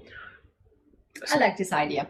If you have to give up your pawn, then it's better to trade the queens as well, and kind of force the trade of the queens, because otherwise, if queens are on the board, then the double pawn and the weakened king is much visible. So this is quite safe for Raunak. But also his king side structure is still a bit broken. I don't know. If I had to choose a color, I would obviously choose white here. Same. Also, there is an issue of the development of the queen side, and the pawn on b5 creates a lot of weaknesses on the queen side. On the other hand, you don't want to push the pawns that much. Rook d8, by the way, nice move. Putting some kind of an eye on the d file here. Maybe bishop e8 can be a possibility later on. He hovers over the rook on c3. Is he going for rook c7? I think he wanted to play knight e4 kind of move, knight e4, knight c5. Knight e4, knight c5, you think? That looks quite tempting. But he was hovering over the rook, I feel, because I think he wanted to play rook c7. Does this make any sense? Or Bishop d6? Bishop d6 and well, maybe then rook c2, yeah? And then you play knight e4, I guess. Maybe. Possible. Not sure. But yeah, this is a quiet endgame. Let's maybe hop over to Sara versus Stavroula Solakidu on board 5. And looks like Sara has gotten a nice advantage here with the white pieces. How did pawn got on d3? I came from d4, okay. Yeah, black just pushed d3 here and Sara goes g4. I think it's a good advantage for her so far. Kicking the bishop away. Bishop has to go to g6. Stavroula has to play fast. And then something to block the pawn d2, right? Maybe bishop d2, maybe knight d2. I think maybe knight e5 can be a good move here. By the way, bishop g6 is played and now knight d2. Knight e5 is the only move here and played. Good job. But wait, after d2, what's happening? If d2, then there is knight takes g6, I guess. And when I promote, to take the knight first on e7. If you take, then I take on e7 with a check, and then I capture on c1, and okay, I think I'm happy there. What else can you play here? I think, can you go queen c7, I guess? Looks a bit risky. But I think, oh, by the way, look at the time difference. Sara having 14 minutes and opponent having 10 minutes. That's a huge time lead over here for Sara Kadem. 4 minutes and still counting, because Stavroula is taking her time from the clock. She has not made a move, and Gukesh played bishop b5. Wow, look at this. Knight f3, e5 and bishop b5 has happened. Okay, it was one move late. I think after rook f6, bishop b5 immediately was very strong, because now e5 is not a possibility as the knight on b7 hangs. But better late than never. Bishop b5 has been played. If black plays e4, maybe you can go knight g5, I guess. Let's do that. Thanks. I think knight g5 is a good move, yeah, because can we take the knight on d7? No, we can't take the knight on d7. No. After e4, I think knight g5 is quite good. I mean, oh, look at this, Katie. There's knight e5. And if you go knight takes e5, f takes e5, rook takes f1 check, rook takes f1, and somehow this move queen e5 is a blunder. Queen d7? Oh, yes. Wow, you're so sharp. Absolutely, queen d7. And rook f7 also joining in the attack, yeah? Yeah. Crazy tactics flying around. And because of this, I think Vishy is still thinking. 2-minute difference between these two guys. So strange, right? Vishy just had a fantastic tournament week before this one. And now he's struggling in every game almost. I mean, he did defeat Gukesh though, with the white pieces. Yes, he did. He did. And very close to defeat also MVL. Yes, that as well. Look, I think it happens, yeah, with the faster formats. You really need to start off strong there. I think his loss against MVL in the first match, I think, really put him on the back foot. He goes bishop c6, and now shall we go bishop takes c6 in this position? Because if you don't... And f5? Bishop c6, rook c6, f5? Ooh, that looks very tempting actually. Just always looking for that way to attack, yeah? So just boom, boom, boom. Not my pieces. That's fair. Gukesh taking his first, well, maybe the second long think. 1.5 minute difference between these two guys. You know what you can also do? You can... No, it's not possible. I was thinking about to put a4 just inviting bishop takes, pawn takes, and to create this weakness on a7 forever. But unfortunately, there is the moves like e takes f or some sort. So, yeah, pawn takes, and rook takes, and this pawn is looking nice, but maybe it's not enough to. Maybe it's not enough compensation. Vishy is now looking at other boards. He's relaxed. Relaxed. Actually. Yeah. Super relaxed. Let's take a look at someone who won't be relaxed here. Let's look at Arjun versus Vincent Keimer, because look at this position. I do not feel relaxed here whatsoever. I don't know who I would prefer to be here. I don't know. The king in the center for Arjun. He just goes b3. He wants to develop the bishop on b2. Maybe long castle. That's what he wants to do. Yeah, long castle. And then h4, h5 then on the king side. Yeah, attacking the bishop on g6 looks very, very tempting to me. And also Arjun having 2 extra pawns is a huge plus. For those wondering, in this position after f3, Vincent played bishop h5, which is the most natural looking move, but instead he had to go bishop c8. To have a struggle, yeah. I know, like, we're commentating, but I cannot explain why bishop c8 is good here. It's just so weird. Because in the last position, white has this h4, h5 kind of thing, and your bishop is kind of stuck there. Maybe, yeah. I think that makes a lot of sense. Yeah. But yeah, after c3, I think Arjun is enjoying a nice advantage. He goes bishop f4, cannot capture this bishop on f4 because there's queen d3 hanging. So where are you going to put the queen? Maybe e2 or d4? I like d4. Queen d4 I think is a good move. And if you go queen h4 check, perhaps I can go queen f2 back. You can also sneak out with... No. Actually, queen a2 is very, very, very safe. And after queen h4, you can play king d1, king c2, and try to do artificial castle. Absolutely. And by the way, look at this. You cannot go bishop b2 in this position and try to go long castle because black has pawn takes pawn, pawn takes pawn. And I was hoping this would be queen takes d3, but I don't know if it's working. I'm a bit afraid to play this. Play. Oh, it's working! So good. Amazing. Queen sacrifice, and then you take with the bishop, I guess. Yes. And attacking the queen and the rook. You're getting too much material here. Yeah, it's just too many discovered checks in this position. So after h5, Arjun has to tread on light waters because this is not an easy position. And guess what, Katie? The best move for white here is short castle. No. Yeah. No. It's short I castle. refuse that to happen. It's the only move. Otherwise, Arjun is worse. Let's see if he's going to do it. Yeah. Let's see. Do you think that's happening? I mean, it's Arjun. Yeah, you can never predict what he's going to do. That's also true. You never know what's going to happen with him. And he's taking his time, so he's diving in the position. Absolutely. While he thinks in this very critical moment, let's take a quick look at Polina Shuvalova versus Katrina Lagno, because this match, we are seeing a very big difference, not in the position, but in the time. Lagno is playing much slower than Polina Shuvalova. She has almost half the time of her opponent, and looks like Polina, who won their previous encounter with the white pieces, is again better with the black pieces.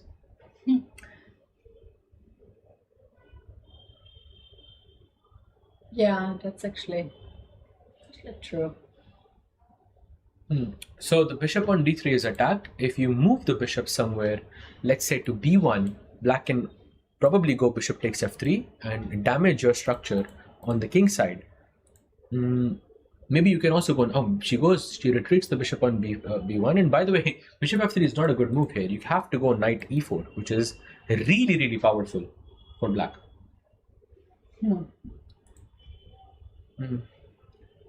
Yeah, Shuvalova taking things under her control. Time, she has more position, seems like really good. I think she'll wait a little bit before she castles on the short side. That's not necessary to castle right away. Maybe trade a couple more pieces. If you go short castle, you always have to watch out for these bishop h6 type of ideas. I don't know if it's working right now, but bishop h6 looks very tempting to me. It's one of the first things I would look at here. It's not working. But what's working? Rook d5 and queen c2. Rook d5, queen d5, queen c2. Ooh. So very interesting idea, because if you played g6, bishop h6, you attack this, maybe rook d8, and okay, maybe the position is not as bad for black. Actually, black is actually quite fine here, yeah? But it's an interesting idea regardless. So after bishop b1, it is knight e4 was played. Wow, best move. Bishop d2. And now it is Shuvalova's turn. Almost 5-minute advantage for Polina Shuvalova. Yeah, I see bishop d2 was to play to avoid knight c3. So white prefers to give up dark square bishop than to give up the light square bishop. Right? She wants to save light square bishop. After knight c3, I expect bishop c3. That actually happened. We have rook c3 as well on the board. Now look at this rook. It's controlling both queen d3 and queen c2 ideas. Very well placed in. Very well placed. And if you go rook takes d3, queen takes d3, I think this is why she played rook d3 to just takes. Then now somehow black has to not castle, of course, because there's queen h7 checkmate. Instead, you want to play g6 and maybe then short castle or bring the king via f8 and g7. And Polina just enjoys a slight advantage in the position. So this board looking very promising for Ganges Grandmasters. That's true. Shall we take a look to the icon board, yeah? Yeah, let's do it. Gukesh versus Vishy Anand, the match we are all waiting for. Gukesh has just gone knight g5 and this pawn on d5 is under attack. And another very big plan is white also has this threat of f5, which is it's always going to be a dangerous move. Vishy only has one move here, which is rook d6. Just and one. After c4, d4. After c4, knight f6. Actually, d4 also works. Okay. But he has to play rook d6, which is really important. The time is fairly balanced. He doesn't have more moves here, right? You can't really guard it one, so he is gonna play this move. What do you think rook d2, rook d1 kind of ideas here? If you play rook d2, rook d1, I think you want to put pressure on the d5 pawn. Maybe I can play knight f6. This way I can defend this pawn on d5 and maybe keep an eye on the h7 pawn as well. And okay, I'll double up on the d file as well. Nice move regardless. This is a very critical move for Vishy to have found rook d6 You know here. what black can also do here? King g7 with the idea of g6 to drop the knight there. King g7? King g7, sorry. This h7 hanging. Oh, no. Because then queen has... Okay, yeah, I have to give up. Yeah, but maybe knight f6, king g7, and then you can play h6, something like that, yeah? But anytime you play knight f6 here as black, you have to be careful to not allow f5. Yeah. Fair point. So, a critical scenario for both of these players. The positions are looking very balanced all across. Let's hop on to Lenier Dominguez Perez versus Javukir Sindarov, where Lenier seems to have a slight advantage here, probably because of a better pawn structure, and black has these broken structure on b7 and b5. White just has to go d4 or rook c1 to try and defend this pawn, and maybe this structure is a bit, I don't know, untangled. It looks a bit weird, no? Yeah, they're bothering each other. Yeah, I don't even know what this knight is doing on g6. I mean, you cannot play knight f4, you cannot play knight h4. This g3 is such a beautiful move. You can play rook d8, knight f8, knight a6 to get this position better, but white is not giving any relaxed time for black, and it goes with d4 right away. Absolutely. So, and he goes d4 instantly, defending this pawn on c3 and taking control of the center as well. As black, you should never take on d4. This is what they say in chess. If there is tension on the board, do not be the first one to resolve it. However, this is the exception. Here, Javukir can actually, in fact, it's one of the best moves to take e4 in this position. And how to react after c takes d4? Oh, you shouldn't go c takes d4 apparently, because this pawn on b4 is a bit lonely. You go knight c6 and this pawn is just hanging. But it's still a good advantage for Lenier. But he should in fact go knight takes d4 and maybe join the attack with some f4 and keep the pressure on the b5 pawn. Looks promising for Lenier, I would say. I like that position. By the way, quick updates happening here on board 4. Katrina Lagno versus Polina Shuvalova. Looks like Lagno has made a huge inaccuracy, probably in view of the time pressure. queen f4, and now the advantage is increasing for Polina. And what's the move? How black is taking the advantage here? Just trading the bishop for the knight and ruin the pawn structure? That is a very good move. In fact, after bishop f3, queen f3, queen f3, and gf3, black is just borderline winning here. Wow. It's weird, no? You know what? You play rook d8. Yes, rook d8, and then you bring the rook to d2. Yes. And you attack the f2 pawn, you attack the a2 pawn, you keep the bishop on b1 at bay. So many nice ideas. And then after rook d8, you play bishop a3 first to make sure that white will not control any open file. Very clever. Very clever. Yeah, really like that. Bishop a3, maybe even bishop g5 doing the same thing. Very, very clever. You control the c file and you don't allow the access to the c file here. She goes rook c8, does not take the knight on f3. White plays h4, and this is the current position. Once again, it's possible. It's even worse now. Well, basically, Polina is just winning here. If she takes on f3, this is the board. Where she's going now. Pawn takes, because queen can take on f3. After queen trades, the pawn on h4 will hang. And she plays h5, fixing another pawn on the dark square. This one. This is looking so good for Polina. Yeah, this is kind of positions where an opposite color bishop is actually not a draw and not an equal position. Absolutely. She goes king g2. This bishop is doing such a wonderful job of attacking this pawn on h4. The queen is stuck defending this pawn. And what is this bishop doing? Nothing. No future, much. Yeah? Maybe bishop e4 in the next move, but again, queen can just move around. Queen b6, queen a5. Now black can start to play on the queen side, you know, something like queen b6, queen f5 looks very strong. Queen d7 has been played. It's the type of position where you play anything in your ceremony, You play whatever you want. You can burn a lot of time from your opponent's clock. Bishop e4, she goes queen d4. Golden opportunity.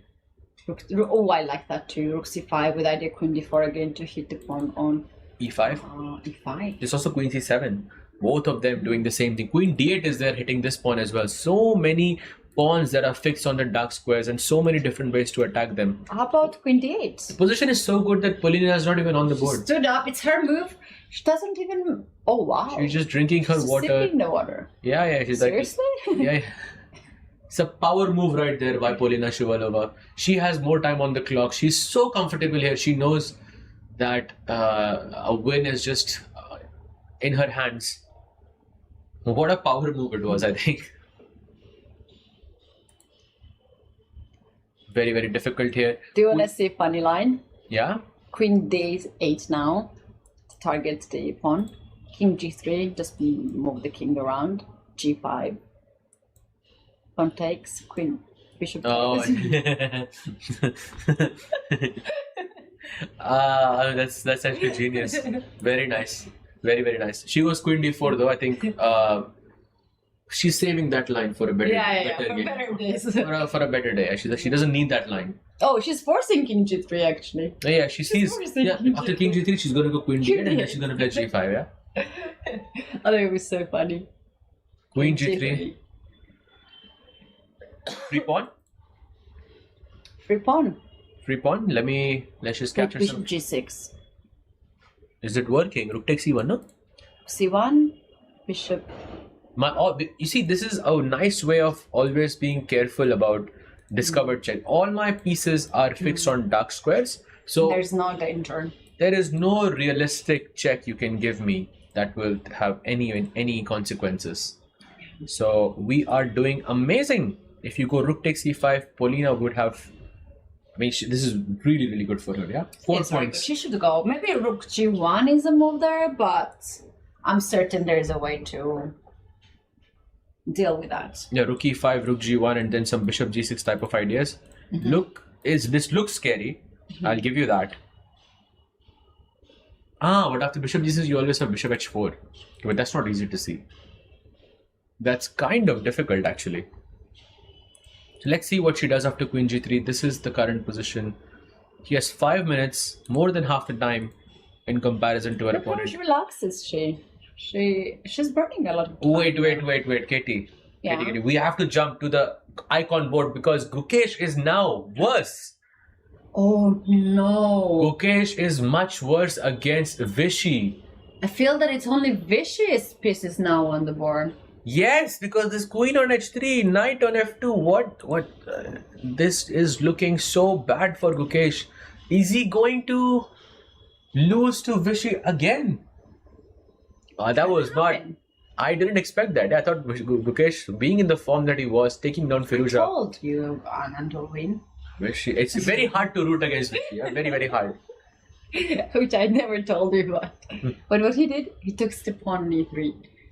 Yeah, takes the pawn. Now only one move for Gukesh. Rook takes d6. If he doesn't take this, then Vishy is basically very close to being winning. And I think we have one result that just ended between Daniel Darda and Ronak Sadhwani, and I believe the result is a draw. So the first match has concluded, and the Ganges Grandmasters and PBG Alaskan Knights both secure 1 point in this match. Moving on to the game, to the icon board between Gukesh and Vishy. Let's break this down, Katie. What is happening? Pawn takes pawn. This is looking scary for Gukesh. It looks really bad, actually.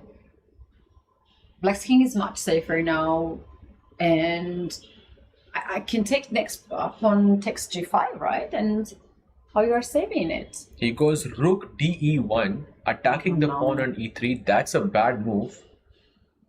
Wait, you can even look at Vishy's sort of facial expression here, and he knows it's a good position. He knows that something feels off about Gukesh's last move. He's thinking, wait, what? Did he just play that? Can I just go pawn takes pawn? On g5, right? I was thinking about rook d3 as well. Rook d3 looks promising because you're... With idea e2. Very, very sneaky. Sneaky. But the question is, what is he going to play? He has more time on the clock. Oh, he is going for your move. He is going for rook d3 on the board. Katie, you can predict the future. Tell us what Gukesh is going to play. I should start new business. Tell us what she's going to play. Rook e3 or knight e3? Which one? Maybe rook e2. Rook e2, you think? I don't think he wants to trade 93. 93, oof. That's a good move by Gukesh. By the way, this sort of brings him back. Because if you take on g5, I have f5 now. And suddenly, Vishy is in trouble again.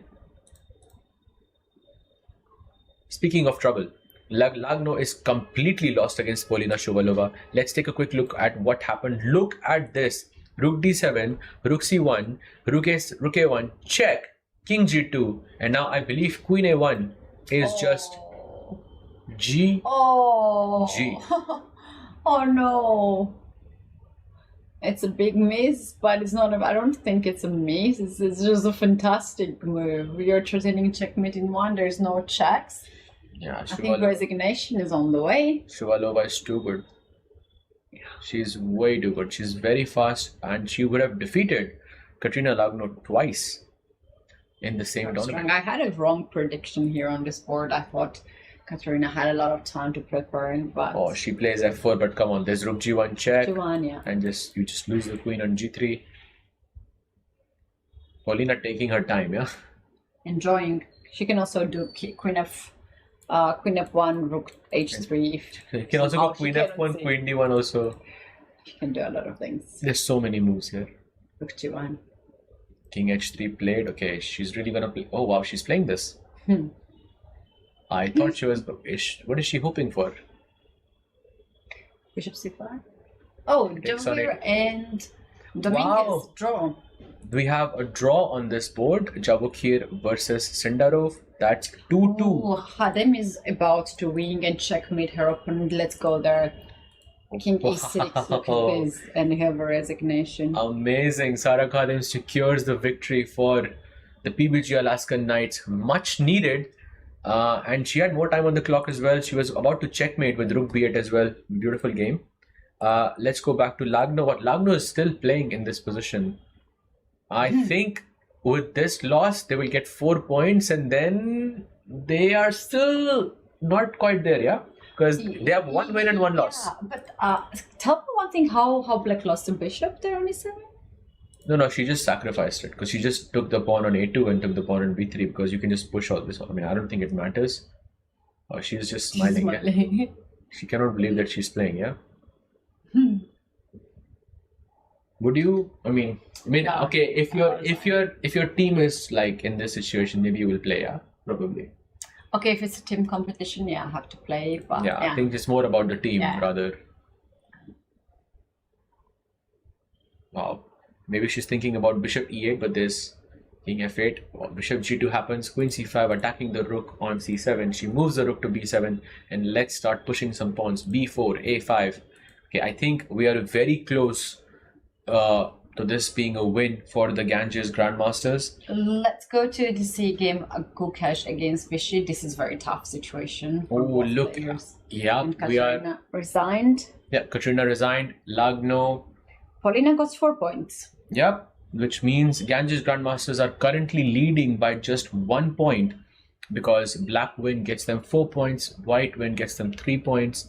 So right now they need one more win, which means Gukesh or Arjun, one of them have to score against Vincent or But how Gukesh turned the tables? Look at this position. Rook f4. Rook takes sacrificing a rook. I think he just sacrificed, rook f4. If you go rook takes f4, by the way, brilliancy on the... Oh, wait, that's a blunder. That is a blunder. Wait a second. Check. Gukesh is completely winning now. Queen g6. Yeah, queen g6. You cannot take on d3 because there's rook g4 check. Yes. So what... I have check.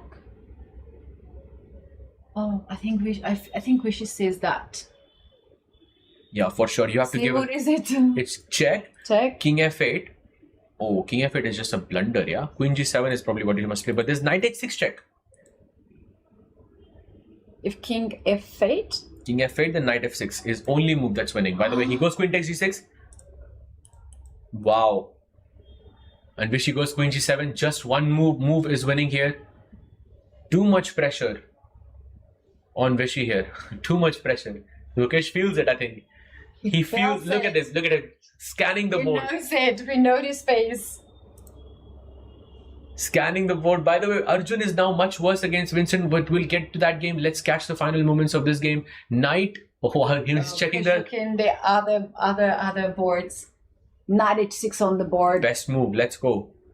King goes to h8 and now queen takes d3. Oh no, queen takes d3 is losing. Sorry, it's a draw. That's a blunder. No, it was queen h5. He had to play queen h5. Queen h5 is very difficult for me. Very, very difficult, yes. Completely agreed with you. One more move, by the way, they will make the 2-second timer. Queen a3, now rook f1. This is not going to be enough. Check is good. Queen f8, but that's just a draw. That is just a draw. Gukesh, I think, is no longer winning this. But Arjun is winning. Arjun has his bag. Wow, things are just going crazy. This game is just full of surprises. By the way, here we go. Arjun just made a... Oh my goodness, he's winning. By the way, 2 blunders by Vincent Keimer under time pressure back to back. Rook g5. What a move. Oh, look at that. Oh my goodness, what's happening? Yep, 1 second. Oh, and there it is. Arjun wins very important game for his team. Let's go. And with that means the final game between Gukesh and Arjun is here. Gukesh has to go rook takes e3, move 41. He just has to draw. He doesn't have to win this. He just has to draw this. That's it. He goes rook e2. Oh, he's trying to play for a win. Rook f1 check. King g2. Rook a... Oh, by the way, did you see? Vishy was shaking there for a second. I think too much pressure, yeah? Gukesh will play king f3 and will pick up the pawn with the king. He doesn't have to play for a win, but I think he's going to, yeah, because he knows he cannot lose this. And we have the final board. Let's go full screen. b5. King takes e3.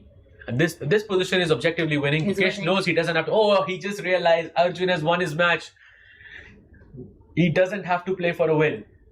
Before Anand looks at his face. AB4, rook a4 played.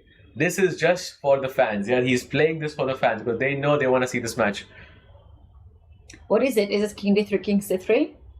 No, it's rook g2. Actually, no, it's a draw. Yeah? Rook g2, rook h, rook g4 is the best try. Oh.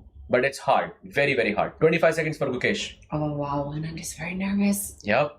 Very nervous. Both of them looking super nervous to me. Oh my goodness. Oh my goodness.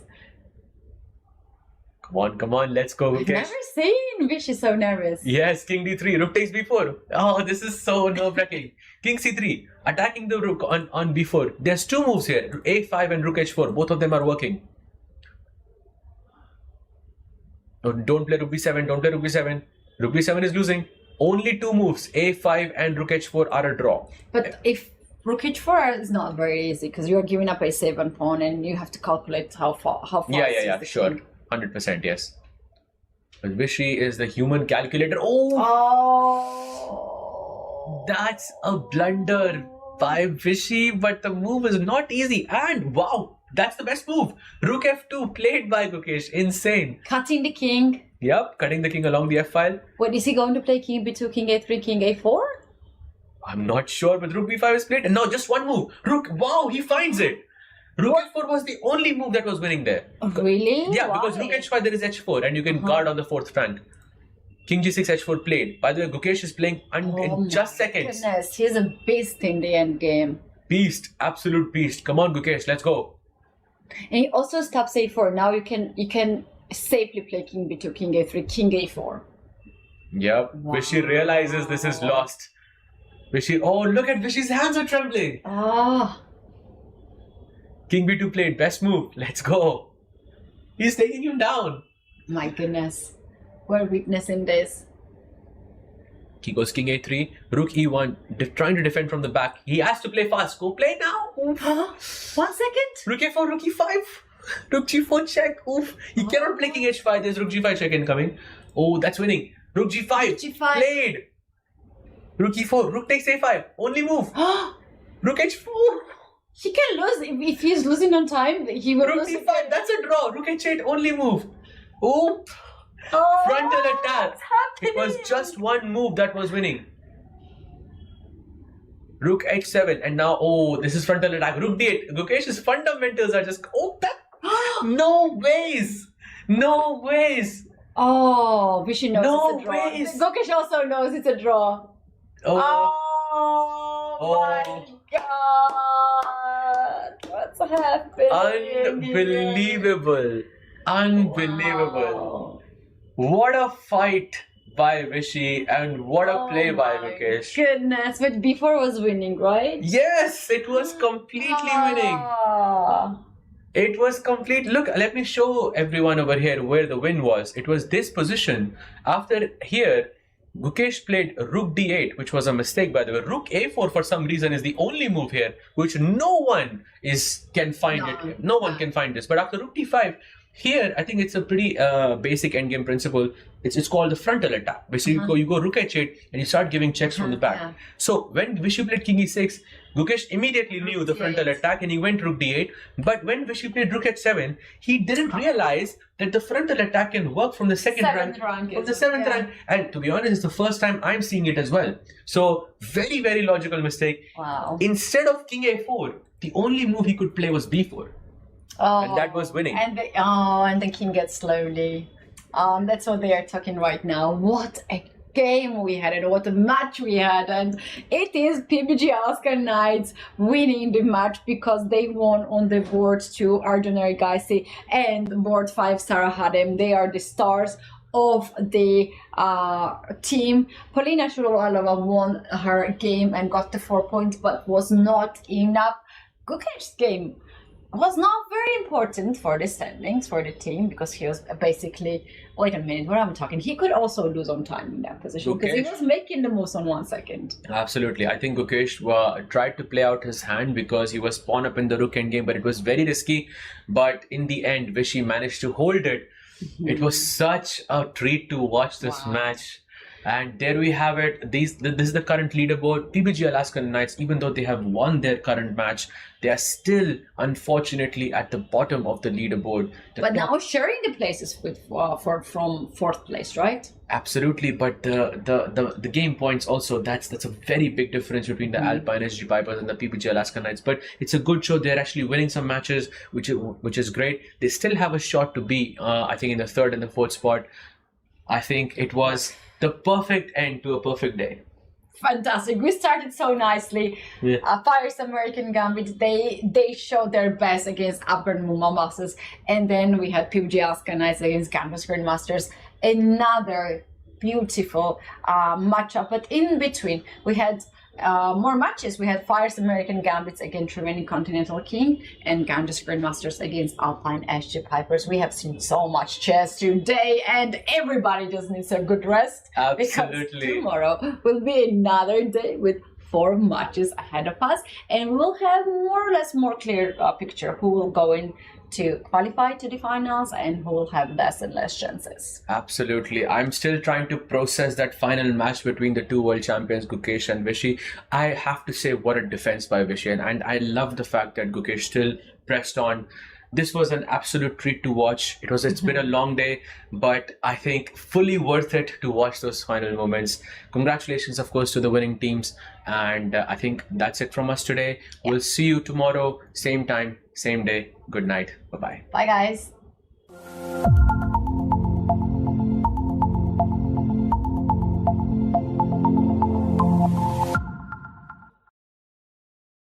Bharat का अपना solar, Navita solar, India's finest module manufacturer.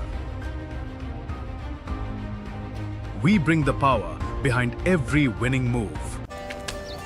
Come on guys, hurry up. अरे सुन ना, एक break ले लेते हैं. Guys, I'm telling you, तुम लोगों को सही से ट्रैकिंग नहीं आता. But that's okay, you can learn.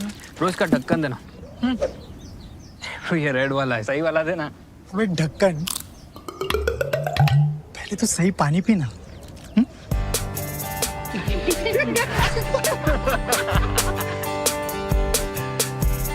Manikchand Oxyrich, proudly Indian. Bharat का अपना solar, Navita solar, India's finest module manufacturer. We bring the power behind every winning move.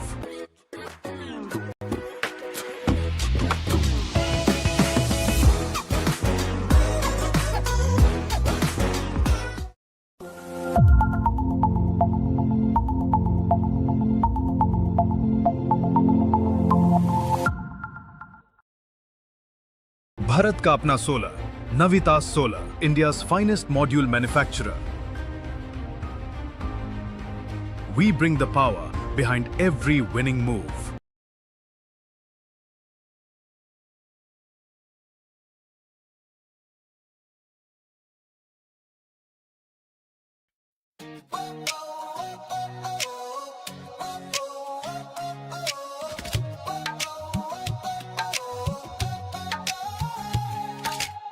Spotlights burning through the night, legends stepping into the light.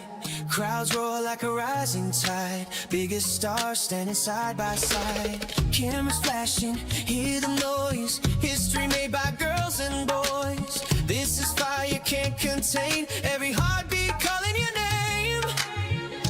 Under one roof we're chasing glory, every second writes a story. No turning back, no time to rest, this is the ultimate test. Everybody say checkmate, come together for a chess day.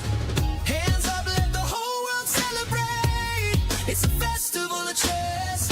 Everybody say checkmate, come together for a chess day. Feel the pulse as the moments escalate, it's a festival of chess.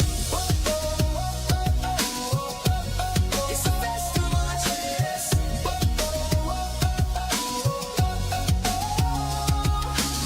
Fans from every corner of the globe holding their breath as the tension grows. Heart rate sinking with the stage, one spark setting off the cage. Voices rising from the stands, history shifting in their hands. Every movement louder than the last, future racing with the past. Under one roof we're chasing glory, every second writes a story. No turning back, no time to rest, welcome to the ultimate test. Everybody say checkmate, come together for a chess day. Hands up, let the whole world celebrate, it's a festival of chess. Everybody say checkmate, come together for a chess day. Feel the pulse as the moments escalate, it's a festival of chess. Whoa, whoa, whoa.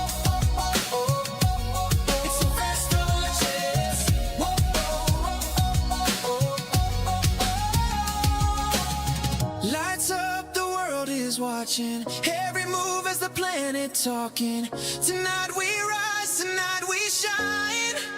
All our stars align.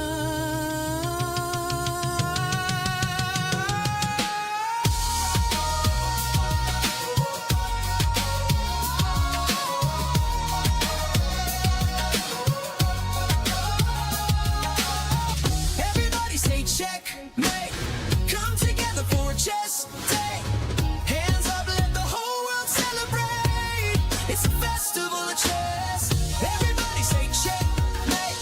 Come together for a chess day. Feel the pulse as the moments escalate.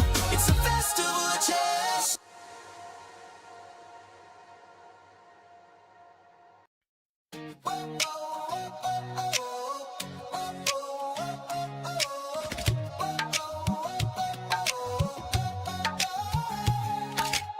Spotlights burning through the night. Legends stepping into the light. Crowds roar like a rising tide. Biggest stars standing side by side. Cameras flashing, hear the noise. History made by girls and boys. This is fire can't contain. Every heartbeat calling your name. Under one roof we're chasing glory. Every second writes a story. No turning back, no time to rest. This is the ultimate test. Everybody say checkmate.